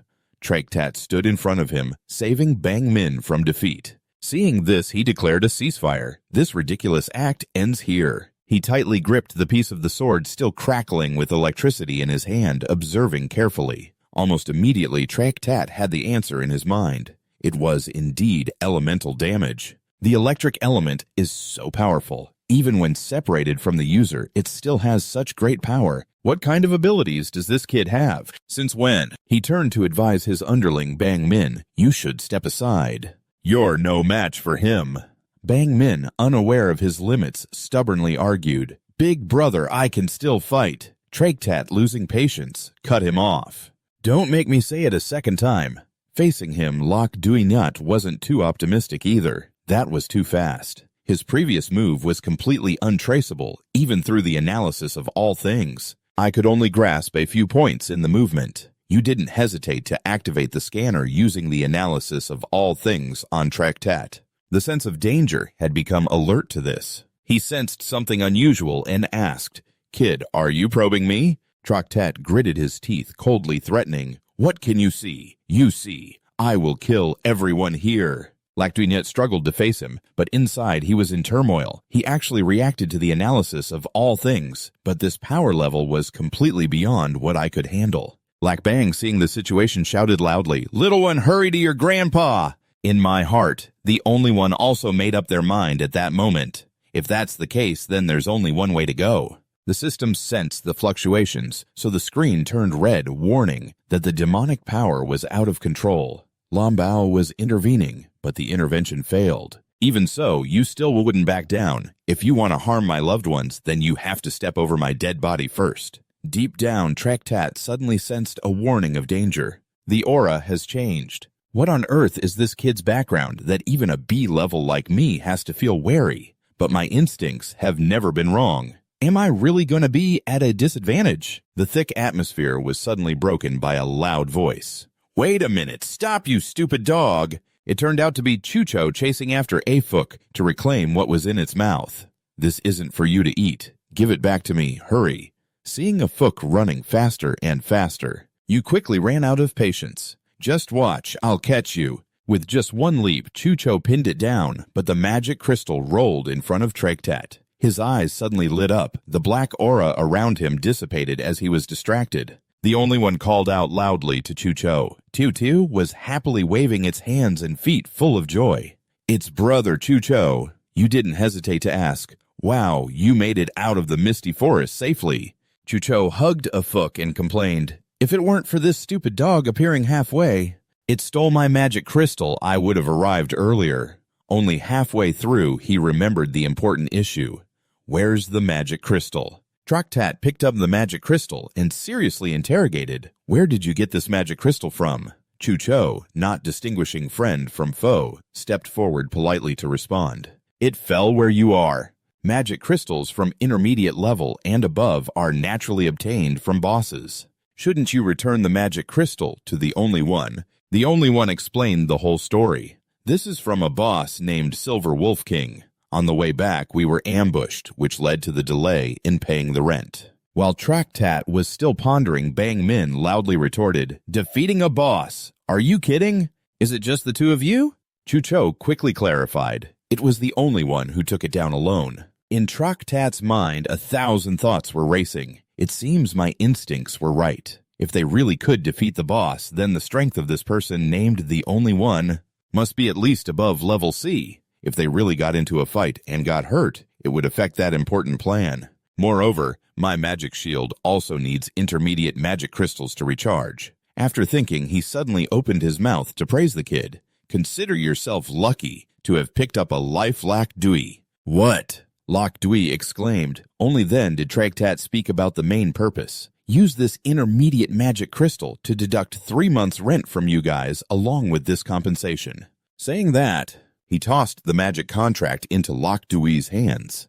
Without waiting for your reaction, Tregtat immediately turned and left. Bang Min pulled the 4 of them up. Let's go. Bang Min looked around in panic and exclaimed, Big brother, are we really just going to leave like this? What about that robot? Tregtat questioned sharply. Can you even carry something that big? Bang Min was taken aback, showing hesitation about this matter. Lac Dui looked at the thin paper in his hand, his mind still filled with doubts. The contract seemed fine, but what exactly was Tregtat planning? Tiu sensed danger and quickly reverted to her bratty self. Hurry up, big idiot! Bang Min couldn't help but turn back and shout, You little brat! He didn't know that Tregtat had his own plans in mind. Just temporarily letting you all go for now, waiting to complete that plan. There are plenty of opportunities to deal with you all. Lac Dui waited a moment before confirming, Looks like we really are far away now. The weight in his heart finally lifted. At least this time they had made it through. He also avoided losing control of the demonic power. Tiu, now filled with curiosity, ran over excitedly. Brother, when did you become so strong?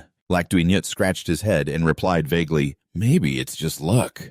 The system can be upgraded now, right? Chucho seized the opportunity to show off a bunch of random stuff. Lac Dui look, these are the materials and meat I found for you. I just need to eat meat, he replied. You look at that mess and feel a bit speechless. So much of it. It turns out there are not just the things on him. Chucho was still rambling like a machine gun. The most valuable material has to be this. The giant fangs of the Silver Wolf King. Lac Dui immediately activated the scanner. Upon seeing the elemental transmission function, he secretly rejoiced. The ability to transmit elements, It should maximize the effectiveness of the silver light. Just when I need a new weapon for this encounter with Tregtat, I finally understand how much I still lack. Besides the power of the demon, I have no idea what other risks there might be. I have no way to deal with him. I must keep getting stronger to protect everything in front of me. While Lac Dui was busy making up his mind, Tiu was cluelessly curious. Hey, Chucho, can this meat be eaten? Chucho also chimed in, This is really delicious. Do you want to try it right now? Lac Bang suddenly appeared from nowhere, exclaiming, These are all good materials. Lac Dui was startled and exclaimed, Grandpa! He adjusted his glasses and asked in a deep voice, Lac Dui, it seems like you've changed a lot since you came back. You must have encountered a lot of things on your way back, right? He had no intention of hiding it. Yes, I've encountered a lot. Some of them even feel unreal when I think back. I bet you've been through a lot, huh? I don't intend to hide anything. That's right, I've seen a lot. In fact, when I think back, some of it feels unreal. Deep down, you also want to find someone to share your thoughts with. Maybe you could talk to Grandpa about everything that's happened these past few days. Just then, Lock Bang made a critical conclusion. Looks like you've met Lam Bao already, saying that he put on a very serious expression. Just in time, there are a few things we should discuss. Let me fill you in. Before long, everyone gathered around the blazing hot stove. On the grill, a piece of juicy red meat was waiting. Chucho transformed into a master chef, excitedly announcing that the barbecue was ready. Tutu quickly grabbed the tray from you. This is for my brother and Grandpa. You can't sneak any from over there. Chucho saw Afuk closely following the little girl and stepped in to ease the situation. There's enough for everyone, no need to fight over it. Lok Dui Nyut found the scene amusing. It smells so good, Tutu, slow down. The little girl, of course, didn't wait for anyone and started eating with Afuk. This grilled meat is really delicious. But why do I feel sleepier the more I eat? Chucho cheerfully poked his head out, claiming his cooking skills weren't bad, right? Lak Duinyut hurriedly turned to remind Tutu, "You've eaten too much already. Turns out your scanner warned about the meat. Eating too much of this will lead to an abnormal state." Lak Bang, sitting nearby, sipped and sighed. "It's been a long time since I've had such a fun and relaxing meal." You ignored Tutu and chimed in with him. "That's right." Lak Bang looked at the piece of meat in his hand, suddenly lost in thought. "I've lived half my life and never had anything this delicious. This beast must be tough to deal with, huh?" Lok Dui Nyut didn't take his eyes off the screen, but honestly shared. "After going through a fierce battle, thanks to Lam Bao's strength, I barely managed to win. But I still have to be cautious when using this power. The creature's interference in this world is much stronger than I imagined. Sooner or later, it will take notice of this power. The thing that has escaped its control." After saying that you quickly concealed important information about Lam Bao in the system while blocking an unidentified access. Once everything was settled, Lok Dui Nyut turned to express to Grandpa, "So you knew about Lam Bao all along. But right now, I still only have a vague understanding of this system. How exactly am I supposed to use this power? To make myself stronger to protect everything I have while also finding a way to restore Lam Bao." As you held on to these heavy thoughts, Tutu was still hugging Afuk, laughing and saying, "Why are you already asleep? We still have to keep eating." Lak Dui Nyut suddenly posed a difficult question. "Grandpa, do you think we can make the world go back to the way it was?" No, Lak Bang suddenly patted your shoulder to comfort you, silly. Once the wheel of history has turned, how can it easily stop? Moreover, the creature hasn't completely destroyed everything. He helped you look around and reminded you, at least we still have what we have. Just like this old friend of mine. We've been working together for over 25 years now. Lak Bang then fell into distant memories of when he first met it. Moreover, the creator didn't completely destroy everything. He helped you see around and reminded you that at least they're still there. Just like this old buddy of mine, we've been working together for over 25 years now. The memories come flooding back to when I first met him all those years ago. It's still just a simple battle machine, but after going through so many dangers and hardships together, my old buddy here has gradually become more human. It's truly nostalgic. The bond between humans and machines has left a mark in my memory. Even though this creation has stripped away all consciousness and intellect, I believe it hasn't completely vanished. Lak Bang firmly asserts, "I believe it will definitely reappear in a different form. This is its destiny, and it's also the destiny I've steadfastly pursued my whole life. And now, even you have a destiny that you're determined to pursue. Follow your heart. It will guide you in the right direction."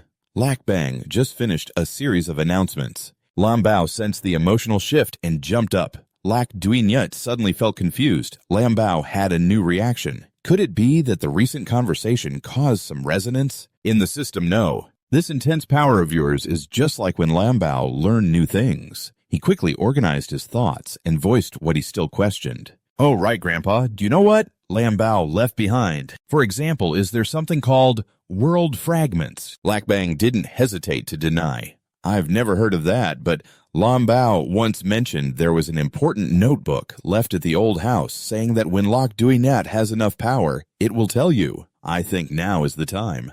You instinctively repeated, "the notebook." Lak Bang calmly instructed, "Go check it out." You will definitely find the answers you're looking for. In Lok Duinet's heart, he quietly planned. The day for that is approaching. It's time to visit Mom and Dad. Soon the night enveloped all space, but a new day quickly followed. Lok Duinet began his morning with his usual workout routine. He just circled back to the front door of his house. The system immediately sent a notification, weight 100 kilos. Completed running 20 kilometer 200 sit-ups and 200 push-ups. In Lok Duinet's mind, he carefully analyzed a fan.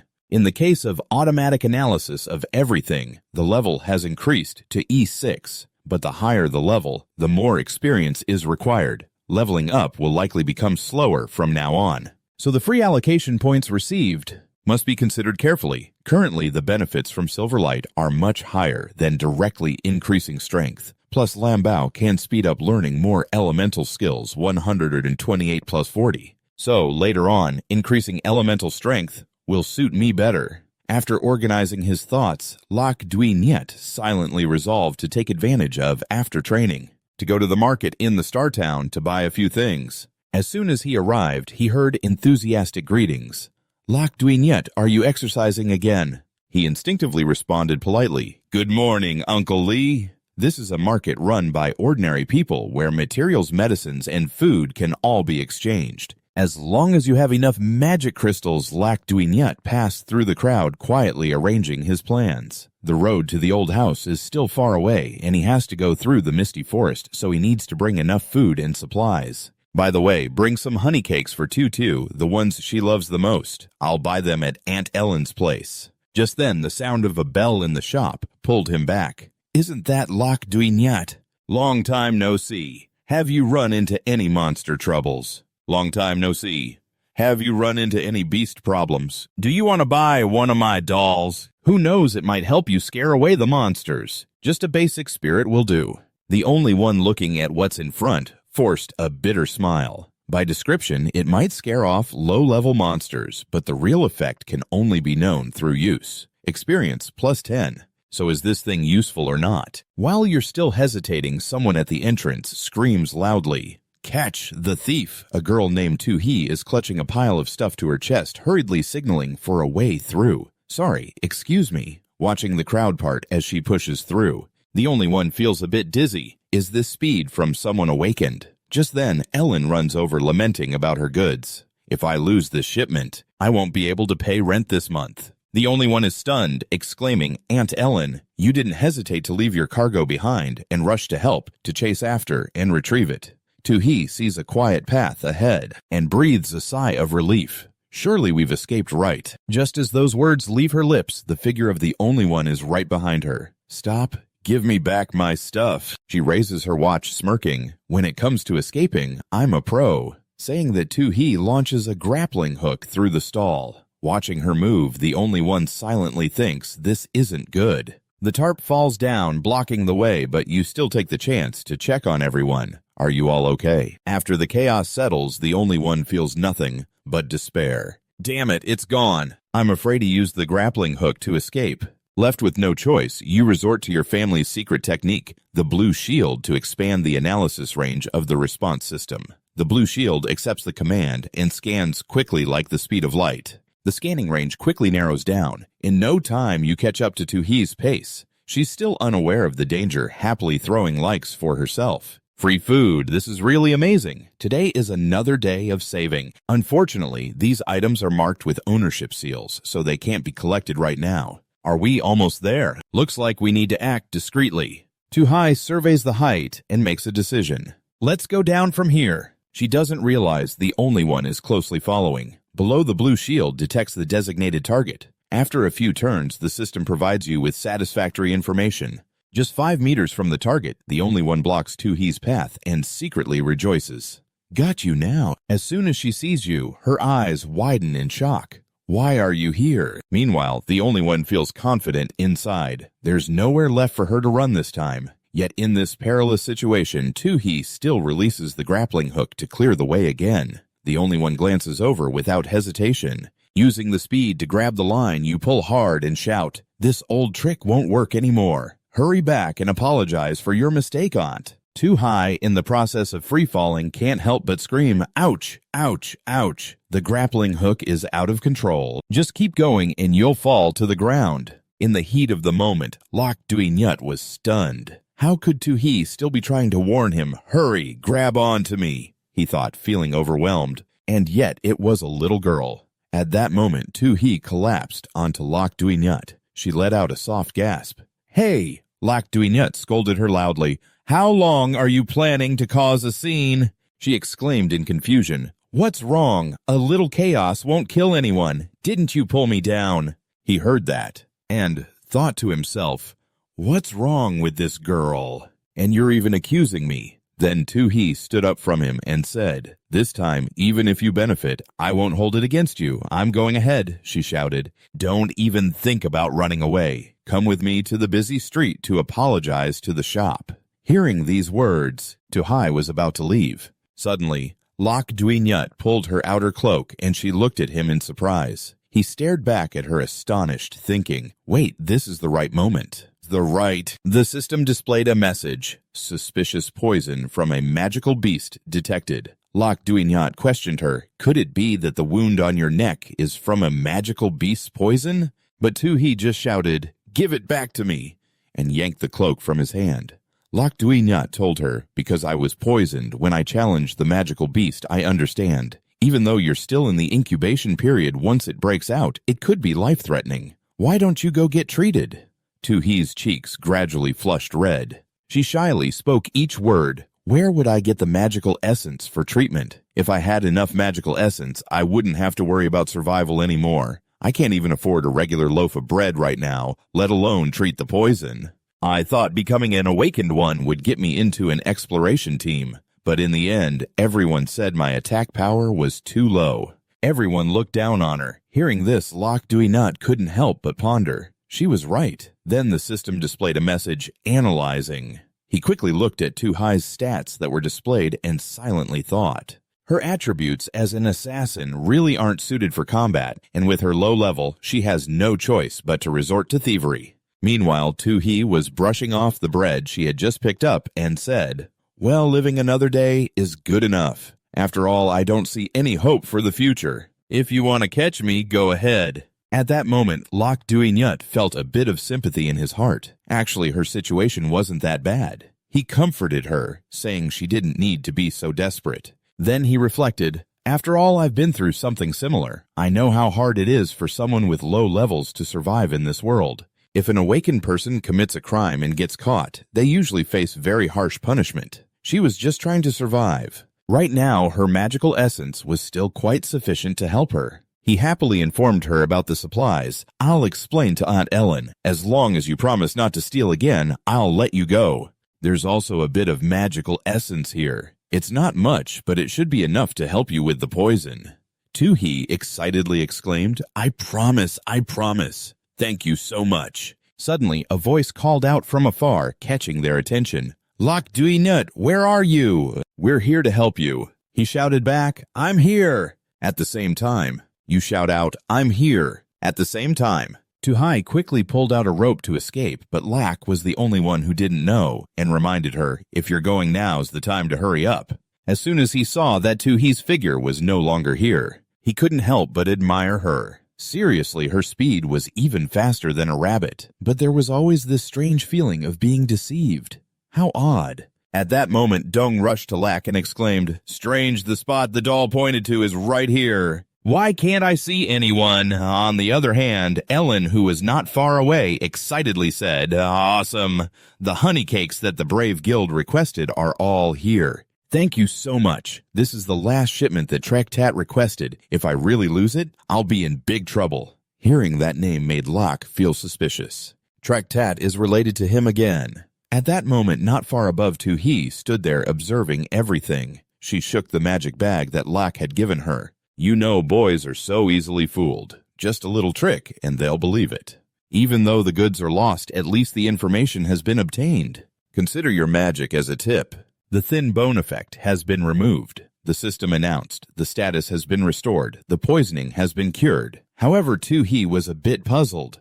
But how could he catch up with me? Still, it makes me curious. Does he have some kind of tracking skill? But I've already investigated all the capable people in this town. Still, I haven't seen anyone like him. Suddenly, the system reminded her, "You have received a mysterious call." Tu-hee jumped and exclaimed, "Ah, the boss is calling." On the other end, a sigh was heard. "Hey there! Report on the mission's progress." Tu-hee replied, "I've entered the Brave Guild's territory, but there's still no evidence or clues related to the smuggling of equipment. The magic energy might be a clue that the target is carrying." The voice on the other end asked, "Where's the mission target?" She pulled out binoculars to observe and replied, "Traktat is currently inspecting the goods. There's no chance to act yet." The mysterious person asked her about the goods. Tu-hee was observing the opponent while reporting, "I've investigated those shipments. They're all honey cakes. Traktat monopolized all the honey cakes in town half a month ago, and they are continuously being transported into the foggy forest. Now even manpower is starting to gather here. Something important is definitely about to happen." Tu-hee's boss said, "I don't care about the honey cakes. I just need you to find evidence of Traktat's smuggling.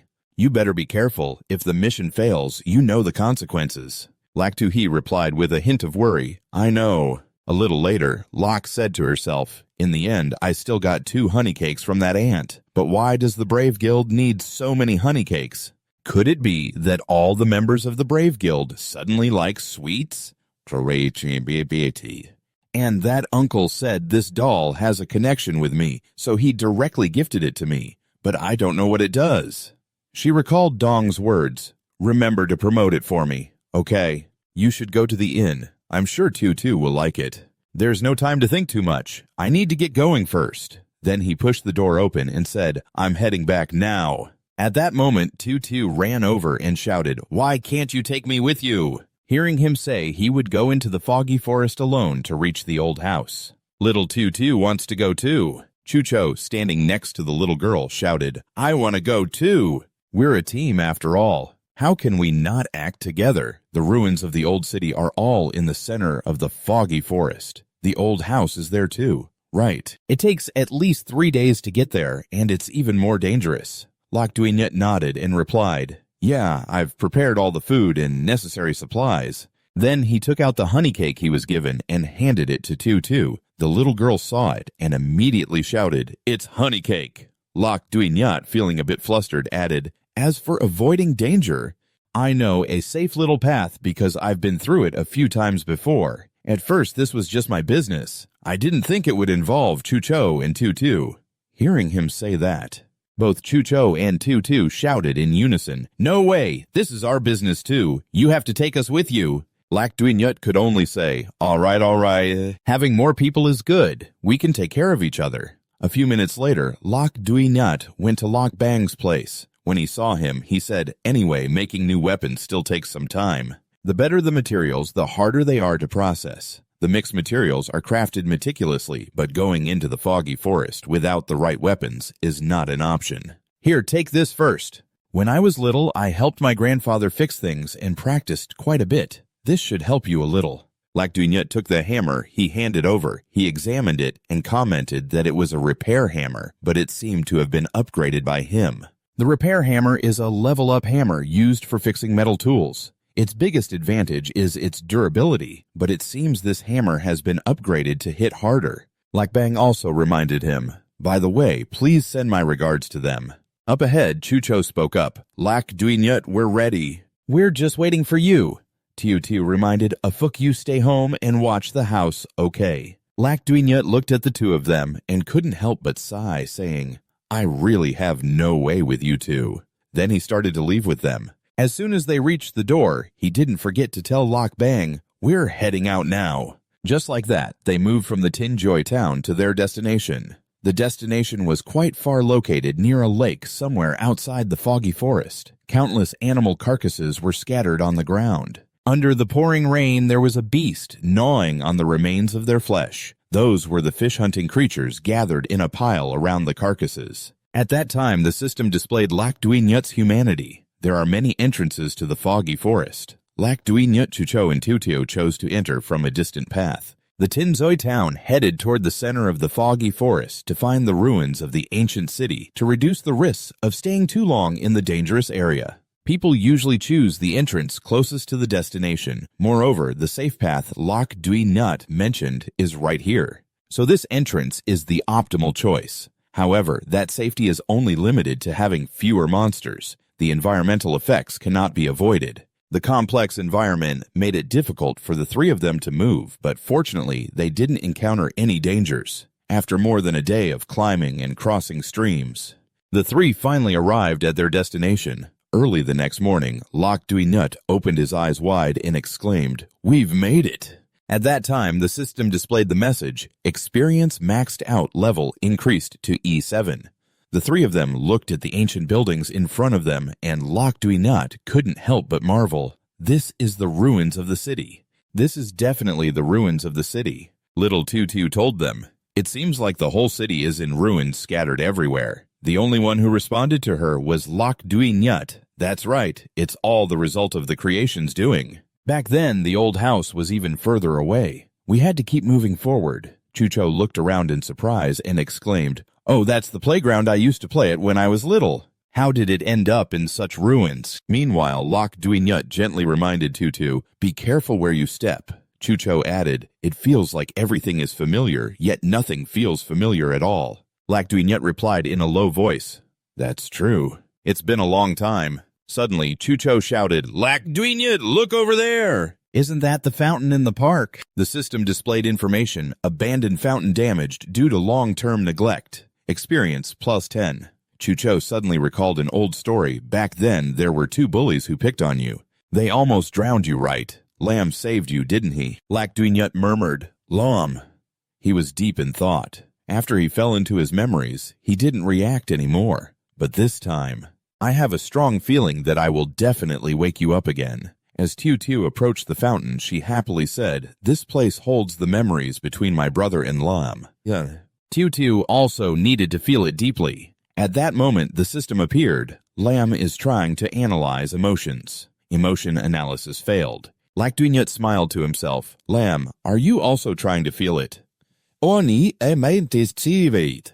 Then Chucho said to them, "But speaking of which, the creation is truly terrifying. It once destroyed all the intelligent machines. I can't believe Lam managed to escape back then." "That's really impressive. How did he do that?" The system continued to display access denied. Important information about Lam has been hidden. Loc Dui Nut replied, "Perhaps it's thanks to the creation and Lam. They both have similar systems. Our parents probably realized the creation's ambitions early on, which is why they created Lam and sent him to me." After hearing this, Chucho exclaimed, "So, that's it.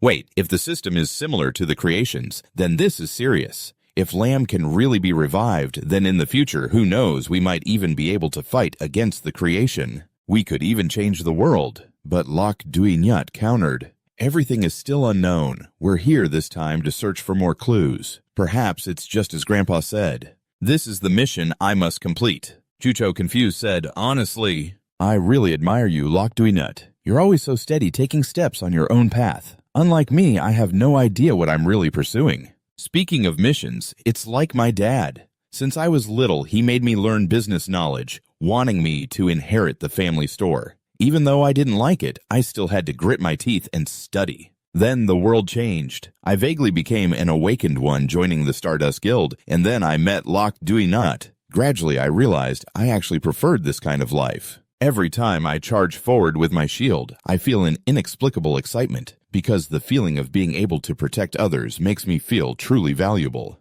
What do you think? Is that the meaning I'm pursuing? Loc Dui Nut smiled and said to Chucho, "I believe everything has meaning. It's because of you, Chucho, that we can fight with peace of mind." Tutu, excited from behind, shouted loudly, "Protecting others is amazing."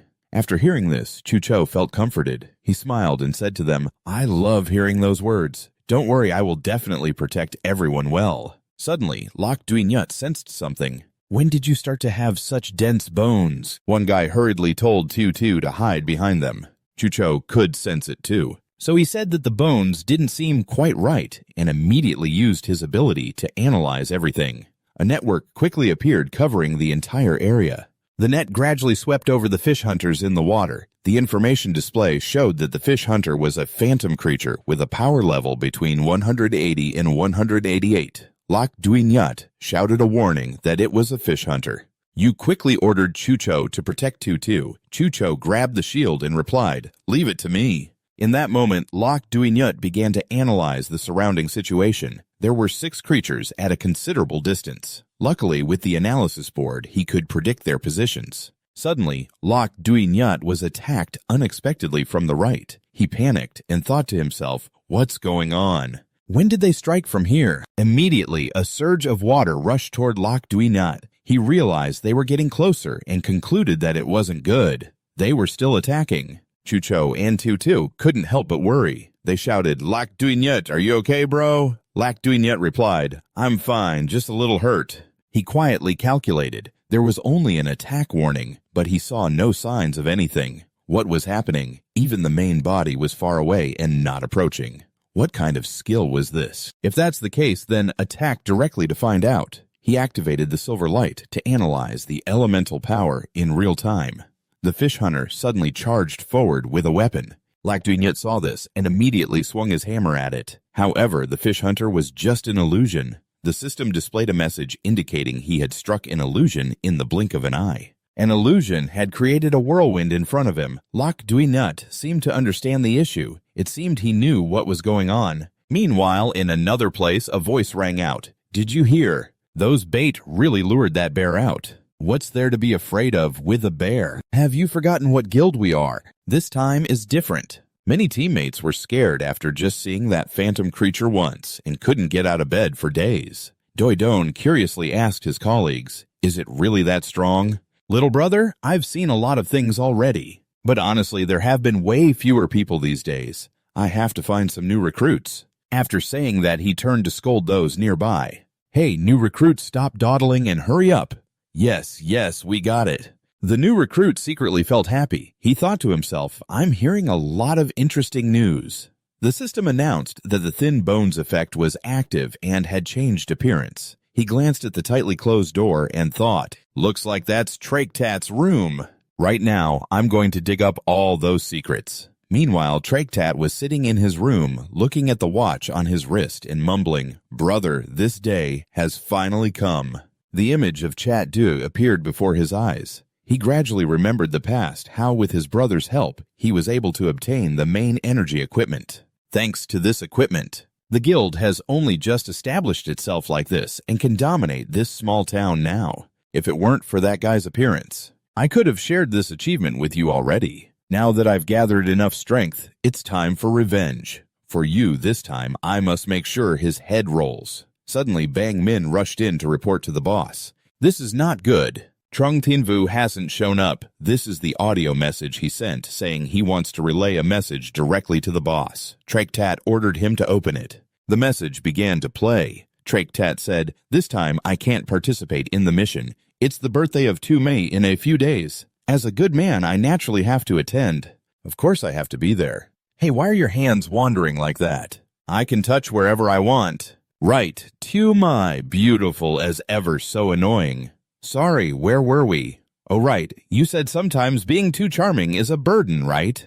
So the mission time has been pushed to next month. Is that okay? Anyway, besides me, you won't find anyone else suitable." "Right, don't forget to transfer next month's payment to my account."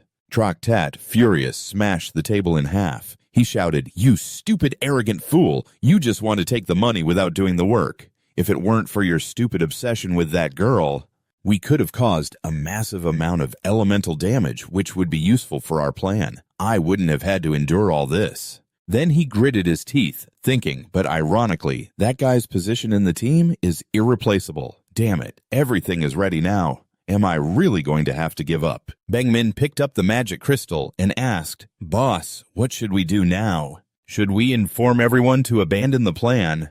And what about this intermediate magic crystal?" "Boss, we can't just throw it away. If we're not careful, a little energy explosion could blow up the whole building." Suddenly, Traktat remembered the existence of the intermediate magic crystal. He glanced at the crystal in Bang Min's hand and thought to himself, "Trong Thien Vu, who says you can't do it without him?" There's another option here. He told Bang Min that the plan is still going as usual, but before that, we need to find a person who has the only Qianlak of humanity, E7. At that moment, the fish hunter suddenly emerged from the water. Its fierce face quickly appeared, terrifying everyone around. The rocky shore was constantly being battered by waves. The lone warrior observed carefully for a long time. He bowed his head, wondering how the illusion condensed so quickly. Then the lone warrior gritted his teeth and muttered, "But knowing your scheme makes it easier to handle." After saying that, he raised the hammer high into the air. The fish hunter's skill is probably a cloud-type skill, and the Silverlight is an electric-type skill. It will counter the cloud-type skill more effectively. Finally, the lone warrior didn't hesitate and slammed the hammer down onto the ground. A thunderous explosion immediately rang out. Then let the electric element transfer to us. The surface of the water shook violently from the impact, creating continuous waves that crashed onto the shore, causing chaos in the air. At that moment, the fish hunter walked excitedly. Then a trembling figure appeared behind him. It gritted its teeth, its whole body creaking as it sank its feet into the water, shaking violently. Chucho was astonished by the scene before him. The loud shout has taken form. Little Two nodded in agreement. Uh-huh.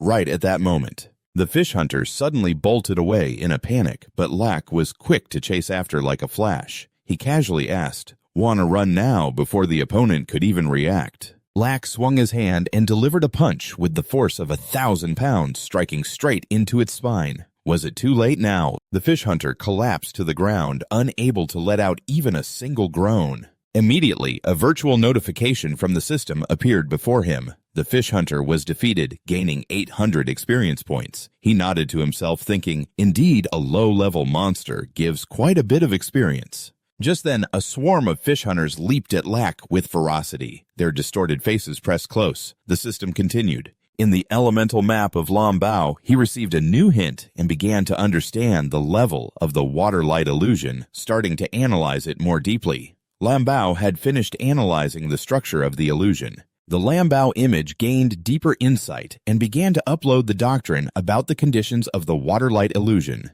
Without hesitation, the host Lack used his hammer to push it back. Still taunting at just the right moment, he gritted his teeth and thought. So, using silver light, the effect of the shining blade varies depending on the type of weapon. Who would have thought the hammer would have an attack effect? But the newly learned skill seemed pretty solid. The system announced, "You have mastered the water light illusion." It slowly explained that the water light illusion temporarily creates an illusion around the body. Making oneself invisible, the illusion would mimic movements to distract the opponent. Under sunlight, the illusion lasts for 10 seconds, while in rain or fog, the illusion can persist continuously. After hearing this, Lack thought to himself, even if it's just a skill of a common monster, the accompanying invisibility effect definitely has a lot of potential for development. He sighed, pursing his lips. Indeed. Chucho couldn't identify the true form of the fish hunter, and it would surely cause some trouble. He had to hurry and help. At that moment, an object below suddenly caught Lack's attention. The water waves shook violently and shot up high, causing him to quickly retract his foot. Lack tilted his head, looking at the crowd surrounding him. Seeing his teammates struggling in close combat, he switched to long-range attacks. As expected with the increase in level, the intelligence of the monsters would also rise. Thinking of this, Lack immediately summoned the illusion just in time to test the skill on them. The mechanical sound rang out. Water light illusion activated. In front, the fish hunter continued to madly lunge forward, growling with deafening sounds from its mouth. On another side, Chucho was also using his shield to withstand their attacks. The damage force couldn't break the shield. "Where's my spirit?" he then tiredly complained. But that guy still hadn't finished attacking. Ugh, so annoying. Little Two stood behind, worriedly exclaiming, "Big Brother is coming over." Chucho replied, "We can't rely entirely on Lack." He then reminded the girl, "His elemental power won't last long." Little Two followed closely behind him. "Let's go crush it," she excitedly shouted. Near the pond, a familiar pair of eyes suddenly emerged from the water. The fish hunter gripped its trident tightly and leaped up to pounce on Little Two, its gaze revealing a terrifying hunger. At that moment, the ugly doll on Little Two's backpack continuously shook. Just a moment later, it jumped up and screamed forward, the deafening sound immediately causing the fish hunter to frown and halt. Little Two, surprised and confused, turned to look back. Soon after, Chucho and Lak were also drawn in by the noise from that side, causing the fish hunter to tumble to the ground. Its head began to spin dizzily. Just as it was preparing to get up, a furious shout rang out above. "How dare you touch little two?" Lak charged in, filled with rage, raising his hammer high. This guy must be tired of living right. He struck a fatal blow, causing it to sink into the sea. Then the lone warrior couldn't help but recall, "I didn't expect that ugly doll of his would really come in handy. Looks like I'll have to visit his shop more often in the future." The notification system has leveled up to E9. Next, Chucho also rushed in, dagger in hand, aiming for the fish hunter's throat. Those attacks just now will be returned to you. The mechanical sound rang out again. The fish hunter was defeated. Just as it collapsed, he coldly scoffed. "The rest of you fish hunters, are you ready to die with me?" Everything has been taken care of. The system continued. Experience E10 was full. Chucho leveled up to D1. Chucho joyfully clenched his fists and shouted, "Finally, I've broken through to D1. The information panel now showed Chucho's combat power at D1 with the strength of 156 plus 36. The lone warrior smiled and congratulated him. "Congrats, Chucho." Chucho happily replied, "If you don't break through soon, you'll be left behind." "I don't want to be left behind."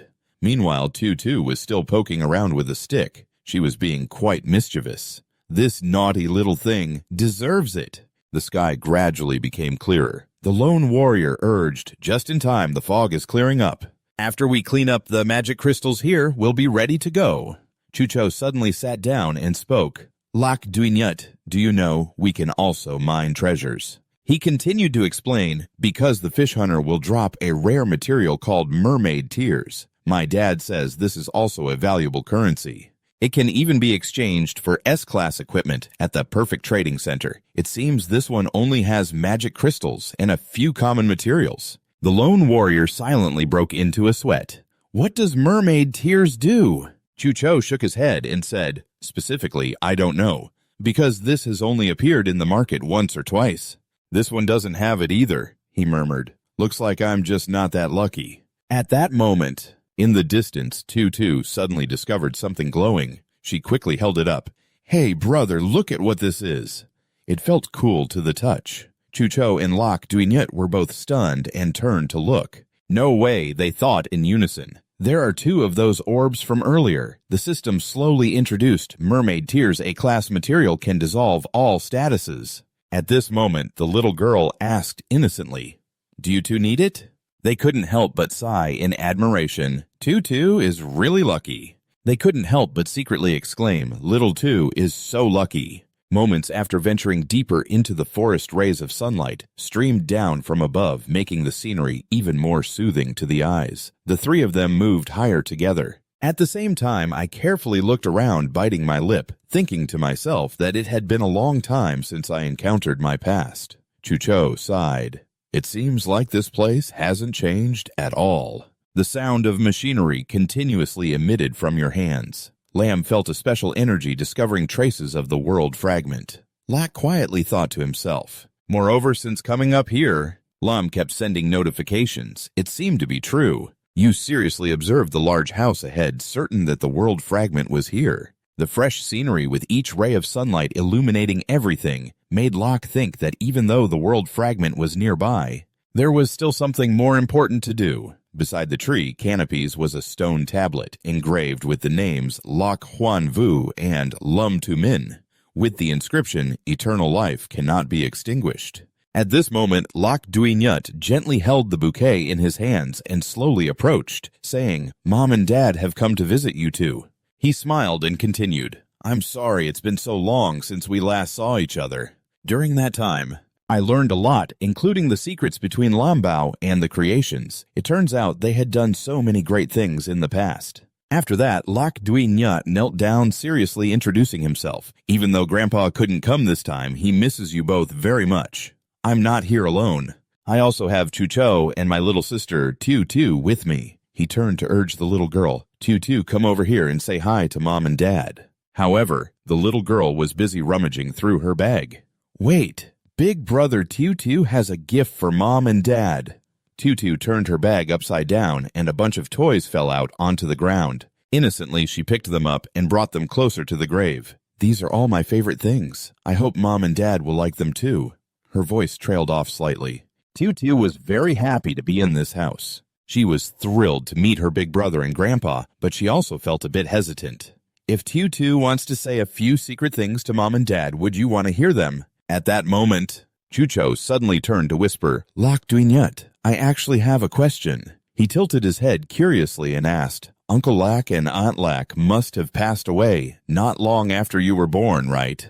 "Is that so? Where did Tutu come from?" Lak Duinyut slowly replied, not hiding anything. "Actually, Tutu is an orphan who survived the catastrophic disaster caused by the intelligence."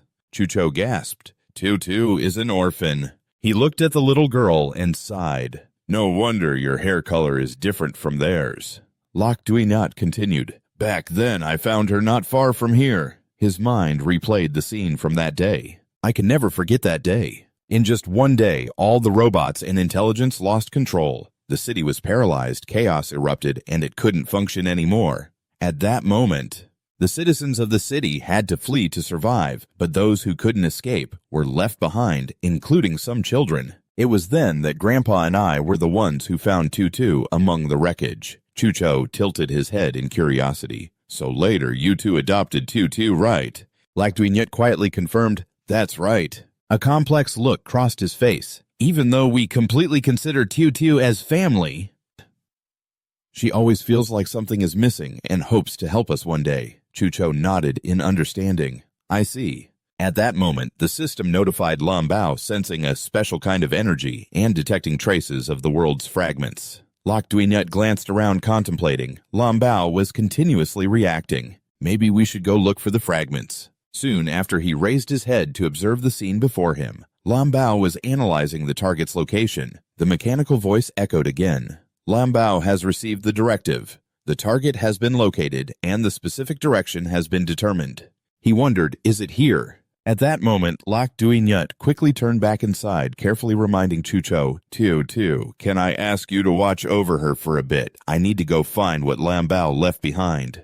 He smiled and agreed. "Don't worry, leave it to me." After entering the house, the desolate scenery immediately became clear. Lak Duinyut pursed his lips and muttered, "It hasn't changed here." Just as he approached the bookshelf, the system spoke up again. Lambao felt the energy intensifying, discovering the fragments of the world were nearby. He thought to himself, "Just like when I was little, I used to collect the things I liked and display them all over the shelf." Next was the moment Lak Duinyut found an old box. Lambao sensed the energy growing stronger, realizing the fragments of the world were right here. He exclaimed in surprise, "Oh, what's inside this box?" An old object immediately caught his eye, Lambao's diary. The system's alert rang out loudly. "Target detected." Lak Duinyut quickly picked it up, saying, "I have a vague memory that when I was very young, Lambao would record everything about my daily care." He whispered skeptically, "Could it be that what Lambao left behind is in here?" As Lak Duinyut opened it, a blinding light shone directly into his face, leaving him astonished. "Identity confirmed. Preparing to log into world number 7. World number 7 has been loaded and is inaccessible. Preparing to open in a few minutes." Lak Duinyut widened his eyes, gazing ahead. Around him were many memories taking shape.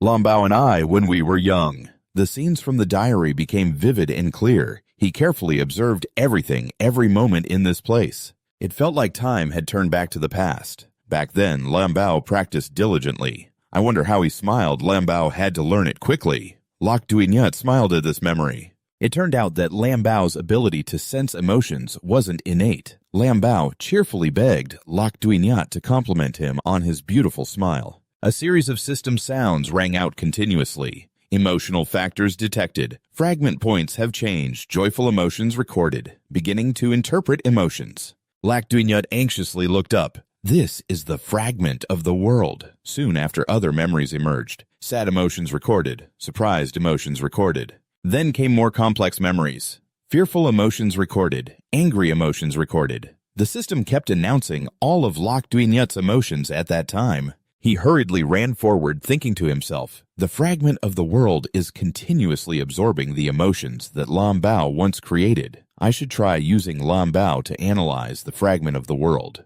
The system immediately responded, Lambao has received the directive. However, it soon became abnormal. Lambao began analyzing the fragment of world number 7, warning that once the analysis starts, it cannot be stopped. Warning, Lambao will be affected by the rule force. Loc Dui Nut panicked and stepped back. What is happening with the rule force? Then a series of indicators appeared one after another. Emotional Understanding Progress 37. Emotional Understanding Progress 39. Emotional Understanding Progress 21.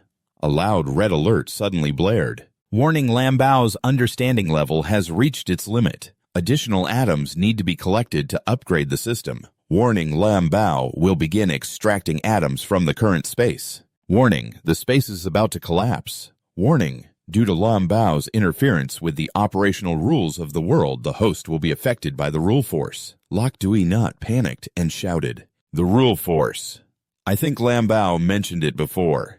It's a kind of power from outside this world. Even the space was twisted. There was nowhere left to hide. His whole body was gradually being compressed. Warning, due to the influence of the rule force, the space is gradually shrinking. Loc Dui Nut gritted his teeth and wondered, Am I going to die here? At that moment, a massive column of energy shot out from the house. Chu Cho looked over anxiously. Could it be that Loc Dui Nut is in danger? Inside Tutu also fearfully exclaimed. The light enveloped Loc Dui Nut, growing stronger. At this moment, the system unexpectedly spoke up. Detected rule force affecting the information library host. The error library will automatically activate. Many strands of energy were gradually shortened. The intensity of the rule force could be absorbed. Loc Dui Nut stood there, mouth agape. The twisting and pain had vanished. He wondered, is this the error information library that Lambao entrusted to me? Did he save me again? Then a series of indicator notifications rang out. Lambao successfully upgraded the system. Lambao's reasoning has significantly improved. Lambao now understands emotions much better than before. Emotional Understanding Progress 100. Emotional Understanding Progress 100. Emotional Understanding Progress 100. Fragment of World 7 has been fully analyzed. Fragment of World 7 has been stored in the library. Error Information Analysis skill upgraded to level 1, now level 2. Analysis of all things. Now able to analyze more content. The unique lack looked at Lambao in surprise from below. Back again thanks to successful analysis. The fragment of World 7 has yielded a large amount of experience. The mechanical voice continues to announce level increases. Currently at D1. The unique lack is floating in mid-air. The fragment of World 7 has disappeared, about to return to the real world. His eyes are widening. The codename Lambao has sparked a bit of joyful emotion. He wants a new name from the host. After hearing this, the unique lack told himself that there has long been a name that belongs only to him. At this moment, Chu Cho and Tutu have entered. The unique lack, are you awake? The girl shouted. Is Big Brother okay? The unique lack asked in confusion. Did I just faint? Then he was surprised and continued. How did you two get in here? Chu Cho worriedly explained. Earlier, we detected strong energy fluctuations and around the house. So we rushed in. Tutu recounted that as soon as they entered, they saw him fainted. Could it be that he was in danger? You should calm down, it's nothing. Maybe just a slight change in his condition. Chu Cho curiously asked, a slight change. The unique lack silently calculated what the system would finally become after the upgrade. I need to confirm this quickly. Shortly after the system immediately appeared, Lambao sensed the owner's curious mood. Lambao opened the system panel on his own. The unique lack was overjoyed when he saw it. Sure enough, the old name suits you better. The system displayed an image. Lambao felt very happy. Lambao really liked the current name. He joyfully responded, Welcome back, Lambao. The three of them stood together in the room, rummaging around, looking for something. Then a notification from the system suddenly appeared. The unique lack happily looked at the notification. Although it's still just the first step meeting, Lambao is already great. But seeing the progress displayed on the interface, it seems there are still 7 other fragments to collect. Error information status 1 out of 8. Where will we go next to find them? The system reassured. No need to worry, the fragments will attract each other. Moreover, Lambao has deduced and discovered that the next fragment will appear soon. Chu Cho saw him suddenly holding still. So he stepped forward to ask, "The unique lack, why are you staring like that? Have you discovered something unusual for a long time? Why are you just now turning to us?" Only surprised by himself forgetting that others couldn't see my interface. The unique lack turned to share his joy with them. "You know my system has been upgraded. With Lambao's help, the level has successfully reached D1. The system announced access denied blocked by a keyword. Chucho was a bit surprised. "The unique lack you reached, E1 so quickly," Tutu also gasped. "Big brother is amazing," he humbly replied. "It's mostly just luck. The future may bring more dangers. I want to quickly enhance my strength." Chucho smiled awkwardly, feeling a bit unnatural. "That's right. In this world, strength is the most important. It seems I have to work even harder," Lambao announced, sensing Chucho's slightly lonely mood. He also noticed the change in his friend's attitude. Could it be that my rapid leveling up has impacted Chucho? Just then, a notification from the phone suddenly rang, interrupting their conversation. "Ah, the phone," Chucho immediately answered. "It's Sister Lum Hung calling." She cheerfully asked, "Chucho, where are you?" Chucho replied, "Captain, we are in the western part of the foggy forest." The unique lack had just finished handling his important matter. The unique lack greeted Sister Lum Hung. "You're happy too, right? The younger ones are here as well." Lum Hung unexpectedly turned the screen around. "What perfect timing. If you two are done, let's head back to the city of Hua Tin. I just found some members. Everyone needs to get acquainted and harmonize first." Locke couldn't agree immediately. "Sister Lum Hung, I might need to take Tutu home first. So I can't go with Chucho yet," Tutu sweetly chimed in. Seeing this, Lum Hung didn't push further, just reminded her, "You're such a cute little sister. But if there's danger, that wouldn't be good, so let's let Chucho go back first." Chucho felt a bit sulky. "Captain, why are you treating me unfairly?" She calmly explained, "Don't complain anymore. For the next mission, the midfielder role is very important, so we need you to get familiar first. Oh, there's a familiar adventure team nearby. You can go with them. I'll send you the location. This mission is very important. It relates to our ranking and future income as an adventure team, so I can't miss this opportunity." Saying that, she hung up, not allowing any further discussion. "See you in the city of Hua Tin, got it."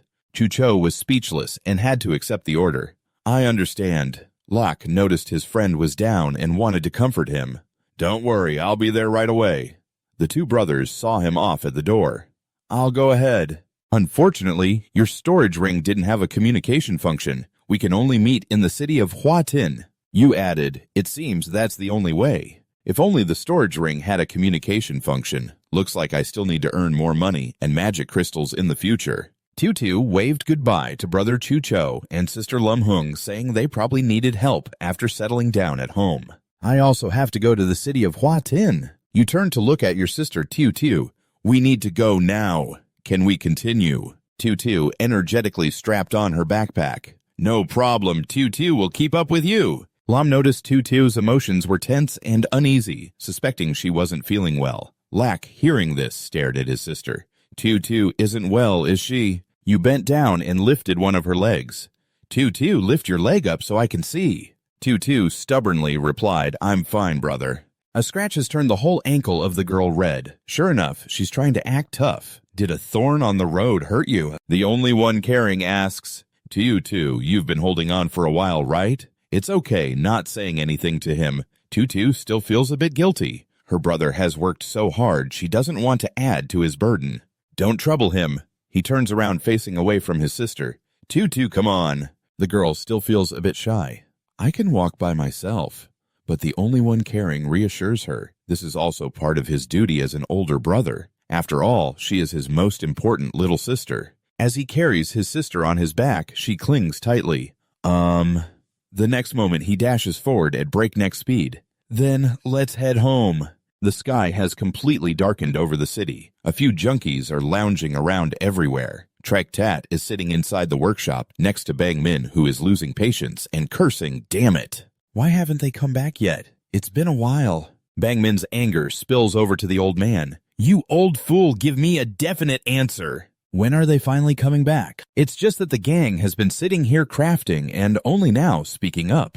The kids have their own plans. It's not like this old man can decide for them. If you can't wait, you can leave on your own." Hearing that, he grew even more impatient. So are we just going to wait uselessly all day? Isn't this a waste of time? Are you joking with us, old man? Our patience has its limits, too. Suddenly, there was a noise at the door. He's back. We haven't done anything. Please go easy on us. Lok Duinyut stepped into the workshop, looking very cautious. Why are you all in my house? Tutu was also ready to charge forward. It's that rotten gorilla, Lok Duinyut questioned. Traktat, what do you want to do this time? He lowered his voice calm. I'm not here to cause trouble this time. On the contrary, as long as you can help us achieve our goal, all of this will be yours. We're planning to take down a boss-level monster, and we're short one awakened person. You can deal elemental damage. Although your level is a bit low, it's still considered adequate for the fight. So, what do you think Lamb could sense Trak's emotions? Tat remained calm and steady. From that, he judged that the conversation was genuine. Duinyut carefully observed everyone's expressions. It seems he was telling the truth. Grandpa seems to know about this too. Lakbang looked at his grandson and nodded calmly. Traktat continued, as for the conditions, you've seen them. It includes 500 primary magic crystals and a 5-year free usage contract for the new energy equipment. This means you won't have to worry about rent anymore. For a long time. After confirming, he began to ask about his plans. So what's the target we need to eliminate with such generous conditions? I'm afraid it's not an ordinary monster, right? He walked over and complimented. You're quite smart. Because this time, we're going to take down the Blood Cauldron disaster. That name surprised Lok Duinyut, leaving him speechless. The image of it flashed in his mind. Blood Cauldron. That's the strongest monster near the border of the Star Realm.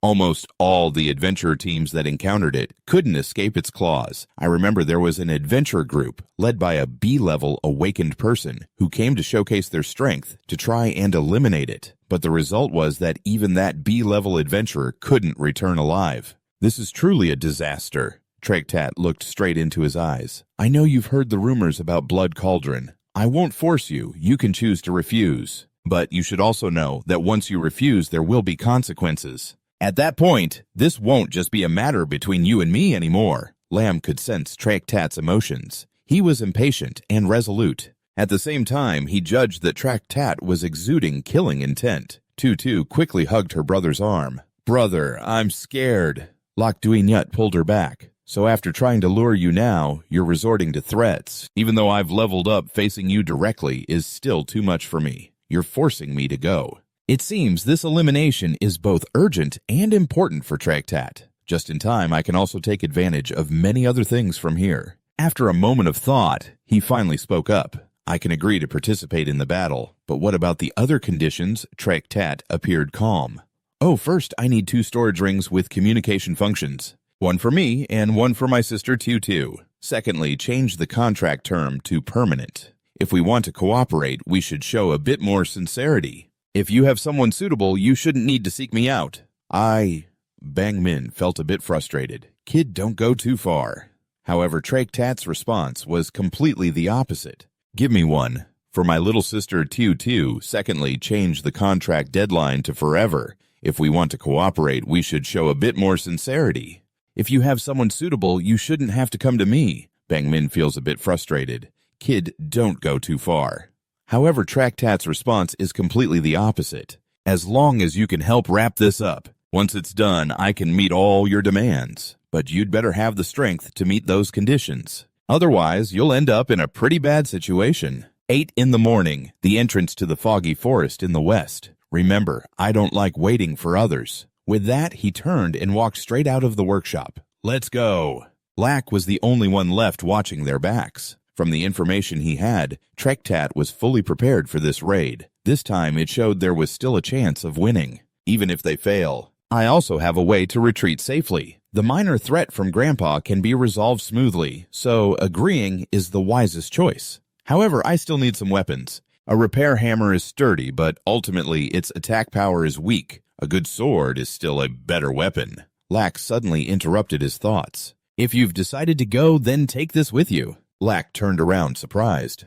Grandpa, he handed something tightly wrapped towards him while you were away. I wasn't idle at all. Even though the craftsmanship and materials in the world have changed, making this weapon took quite a bit of effort, but luckily it didn't disappoint. I have high hopes for this good material. You need to use it well. okay? Grip the hilt tightly. Don't let the blade hurt you. Lack quickly unwrapped the white cloth, revealing a long, sharp sword. What a beautiful blade, a silver-edged, C-grade weapon. Having this kind of weapon is a big deal. Lack's expression became even more confident. Now all the missing conditions were fulfilled. The next morning the sun was high and the townsfolk were gathering to buy goods, creating a noisy, bustling scene. Bang Min had been observing below his voice, a bit impatient. It's already late. Why is there still no signal? Truck Tet was equally anxious. Not only had the vanguard team gone into the forest without reporting back, but they were also slow to update on what was happening. And that guy hasn't shown up either. Bang Min turned back, his tone lacking any patience. Big brother, could that kid be messing with us? He was still trying to reassure Bang Min to be patient. Vung Hui finally spoke up slowly. Why do we have to wait for that kid? Can't we handle that beast? Just so you know, I've broken through to C grade. Compared to the stronger ones, I'm not lacking at all, even if it's Von Thien Min. I'm not weaker than him by much. Besides, that kid's level is still a mystery. Lele also arrived at the same time, not forgetting to throw in a few jabs. Vung Hui, haven't you fixed that bad habit of yours? With your little skills, no matter how good you are, can you compare to our boss? He hasn't said anything yet. He believes that the person he sees as necessary will definitely be useful, and his decisions have never been wrong. Vung Hui jumped down from the car, Bak Lele. Don't think I don't know what you're really thinking. Aren't you concerned about Trek Tat? You two. Who's going to back down first? Let's not get into a fight over this. Can you tone it down a bit? Do you really think I'd tear your curtain down? All right, I'm always here for you. The female tiger, Lei doesn't even care, just points ahead into the distance. Is that kid over there? At this moment, I finally feel a bit at ease. Finally, here comes the one and only running towards us at a normal pace. Bang Ming is the first to speak up with a question. Hey kid, why are you just showing up now? Did you make everyone wait for you like this? The one and only, without a hint of remorse, shows them his watch. We agreed on 8 o'clock. It's exactly on time, so why are you all waiting? That's your problem, not mine. I thought the agreement didn't say anything about not letting me practice early. Right. Zhang Tai Wang Hui walks over, looking him up and down. So, you're the one replacing Zhang Tianyu. You look so weak, like a gust of wind could blow you away. Can you even handle the boss? Just don't get taken out by a monster halfway through, okay? That would be a shame for those magic stones on you. I heard you've already snagged quite a few benefits, though. How about I help you hold on to them? I'm just looking out for your safety, you know. The one and only uninterested brushes his hand away. He's really angry. You dare to ignore me? Kid Bang Ming quickly speaks up to mediate. Just chill for a bit. The one and only calmly replies, if you're worried about someone else's safety, you might as well care more about the person next to you. Last time he almost couldn't hold his ground against me. This time you better be more careful. This time it's Bang Ming who gets fired up. What do you mean by that? Back then, I just let you win. You really think I can't handle it? Wang Hui laughs like it's the best day ever, mocking from the sidelines. So Bang Ming, turns out you're that weak. The one and only takes another look around. I've got a pretty good grasp of the situation here. I didn't expect there to be a rare healing skill assistant here, too. His gaze lands on Lele, who's smoking. What are you looking at? Kid Zhang Ti really came prepared. Lam said he doesn't like this person. Zhang Tai turns around, ready to execute the plan. Everything has been set up perfectly. This time, we're all set for battle. We've been waiting for this fight for nearly 3 years. Don't forget the original intention when we founded the guild. We swore not to give up until the heroes are victorious. The other soldiers immediately raise their weapons high, their voices filled with determination.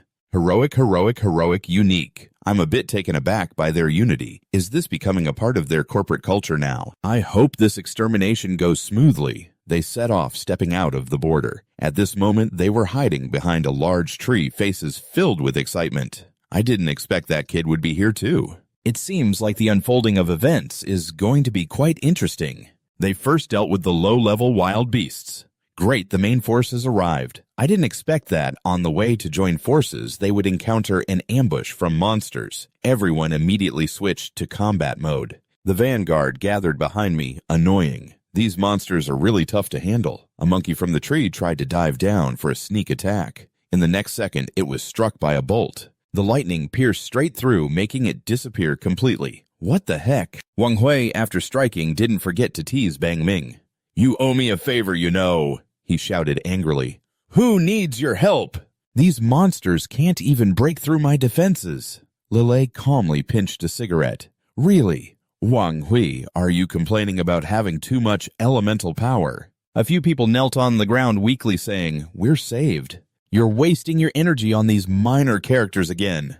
The unique Lack stood next to Traktat, observing the surroundings. Currently, there are 3 level D, 1 level C, 1 level B, plus the Vanguard totaling 24 level E. Although the numbers are large, I didn't expect their formation to be quite good. Even though these people like to show off their skills a bit, it's just the right time to learn a few of these skills. Open the skill map. When the number of learned skills exceeds the limit, equipping 3 out of 3 unlocks the new skill map function. All skills will exist in the skill diagram. It seems like you can replace them at any time. So the elemental composition of the skills is really related to the constellations, huh? There are still 2 temporary skills here that can't be used due to insufficient conditions. Are these the skills that the Buddha used to merge back then? Not replacing skills will cost a lot of elemental power, so it's better to replace them when necessary. Fighting will be more beneficial. After all, under the blessing of mental power, elemental strength will gradually recover. The nuclear armor is too bulky.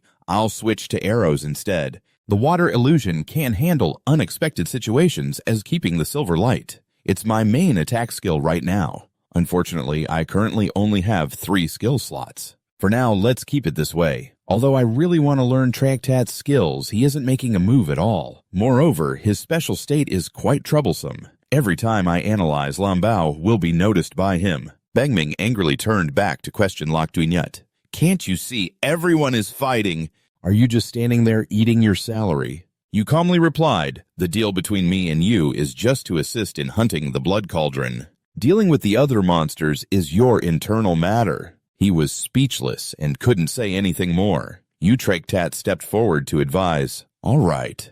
Bang Ming, save your energy. Don't get hung up on small matters anymore. We're close to the bait area. We should focus on that guy. He paused for a moment. Big brother. Lok Duinyut turned to look at the man beside him. Unexpectedly, Traktat spoke up for me. It seems that the blood cauldron indeed has a deep grudge against him. Why not take this opportunity to gather more information? You want to ask a few more things. So what's the reason we're attacking the blood cauldron? Is it to seize its resources? I should know the reason, right? I'm seriously blaming you because you need to get rid of that petty thinking of yours. Don't even think about scrutinizing me. Just do your job. Asking too many questions will only bring trouble upon yourself. A weak voice rang out, help someone, please save us. They immediately rushed to rescue, clearing the way. Only I was left lost, hiding behind the large leaves, observing the situation. You seemed a bit surprised by what just approached. That was... The soldiers desperately fought back in vain. Damn it, why is this kind of beast appearing at the edge of the forest? And hurry and run. My leg is injured. I can't run anymore. You must survive. I can't lose you. I watched every attack it made. The adventurer team was nearly wiped out. Is that a blood chaser? Traktat showed a hint of dissatisfaction clearly on his face. Damn it, is this the lost adventurer team? It had to be at this critical moment. He turned around and ordered everyone stay put for now. Wait for the blood chaser to deal with those 2 first. Lower your guard before striking. Lok, furious, questioned, you brought this monster here, didn't you? Why not save them? He turned back as if he had just heard the funniest thing in the world. Save them, are you joking? The chance to eliminate the blood chaser is right in front of us, yet we're wasting energy on 2 unrelated people. Why Vung Hui was equally uninterested. After all, we're all gonna die anyway. Might as well gamble with the monster's essence and see how long they can hold out. Then came the cheers. I bet 20 seconds that's too much. I bet 12 seconds. Bang Min showed no sympathy. Maybe they're just too weak. If they can inflict even a little damage on the blood chaser dying, would at least have some value. Lack helplessly watched them, coldly mocking their lives. Indeed, these people are just trash. There's no hope of them doing anything useful. Ultimately, it's the mindset about class and the highest benefits of this world that has deeply ingrained itself into them. But if I don't save them now, they'll die right here. The people out there are still fighting valiantly. Monster, don't think I'm afraid of you, you resolved. At the very least, I can't just stand by and watch innocent people die in front of me. Traktat had set up many traps around to deal with the blood chaser. Even if I launched an attack now, they could quickly respond. But the current issue is the distance is too far. My spear can't reach. Not to mention, my speed isn't enough. The system immediately sent a notification, and you quickly grabbed a wild tree branch beside you. Right Lamb reminded me that most thrown objects can activate that skill. You took that long stick and slung it over your shoulder, then threw it with all your might. Even though this world has become twisted and unbearable, the lightning arrow shot forward like a bullet. Go! Traktat angrily cursed. Damn it, you idiot! Bang Min looked a bit stunned. Wait, that skill. Go on. Traktat angrily curses. Damn it! Bang Min is a bit taken aback. Wait, this skill. The arrow shot straight toward the head of that creature. But at least there's still hope that a well-placed arrow will yield results. Seeing the bloodthirsty beast roaring in anger, Victor exclaimed in panic, "What's happening?" Hearing the noise, the beast's eyes turned a terrifying shade of red, and a dense aura radiated from it. But in this situation, even the lone lack had to hesitate and step back silently, assessing the overwhelming defense. The skill was nearly ineffective. Suddenly, someone doing Man Feng shouted loudly. Like looked at the good deed he had done. In the blink of an eye, he saw Traktat close to Feng cursing, "How dare you act without my orders? Do you want to die?" Lack could only be astonished, exclaiming how fast it was. Just a moment later, he gritted his teeth and said firmly, "In an emergency, I had no choice. I can't just stand by and do nothing like you all. Moreover, you definitely don't want to lose a helper right now." Suddenly, the bloodthirsty beast charged forward aggressively. Someone shouted a warning. "That thing has noticed us." Bang Min, holding a shield, yelled, "The beast is coming!" At this moment, Traktat turned to Lack and threatened, "Once this is over, I'll deal with you." He then immediately ordered, "Everyone follow the plan." Everyone responded in unison. In front of them was the beast continuously growling and breaking through the barbed wire. Someone anxiously shouted, "The obstacle is ineffective." The trap too, someone hurriedly called out, "Quick, use the net to bind it." Lack focused on observing the situation, starting to calculate if the silver-fanged Wolf King's attribute is balanced. Then the bloodthirsty beast before him.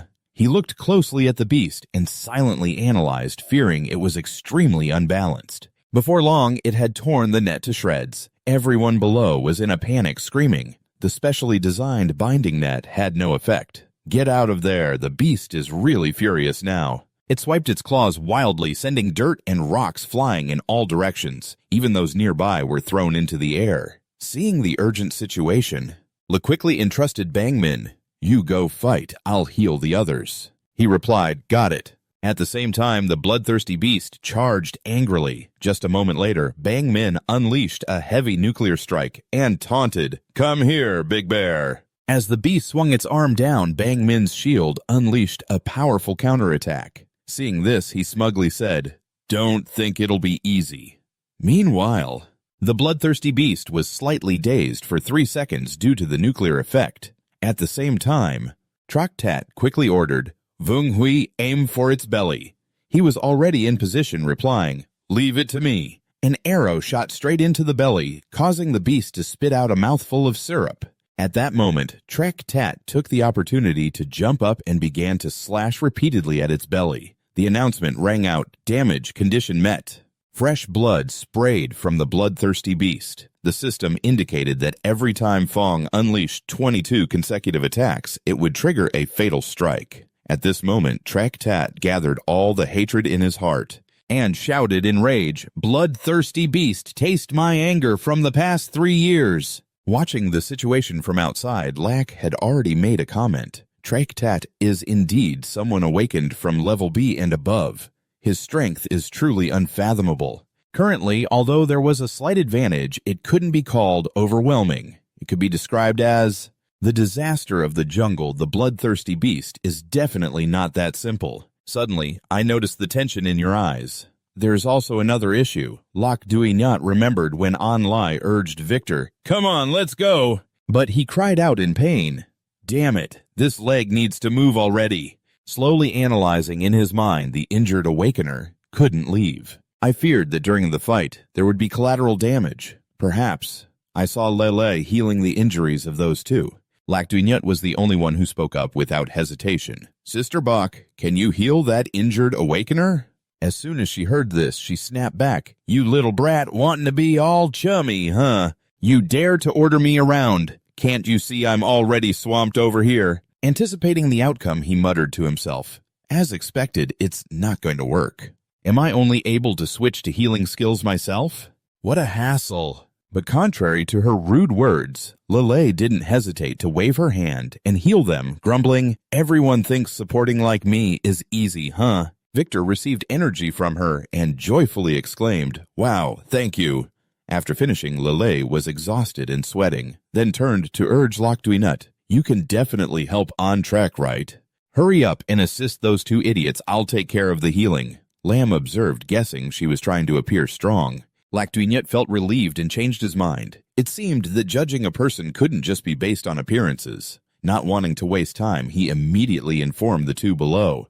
The upcoming battle might be even fiercer. You two need to get out of here. Victor looked up in surprise. Are you the one saving us? Then he stood up and shouted with gratitude, If we meet again, I'll definitely repay you. And Lai quickly added, Thank you, our benefactor. We'll be going ahead. Without responding to them, Lac Duignut turned his head away and thought nervously, It's time for me to go fulfill my promise.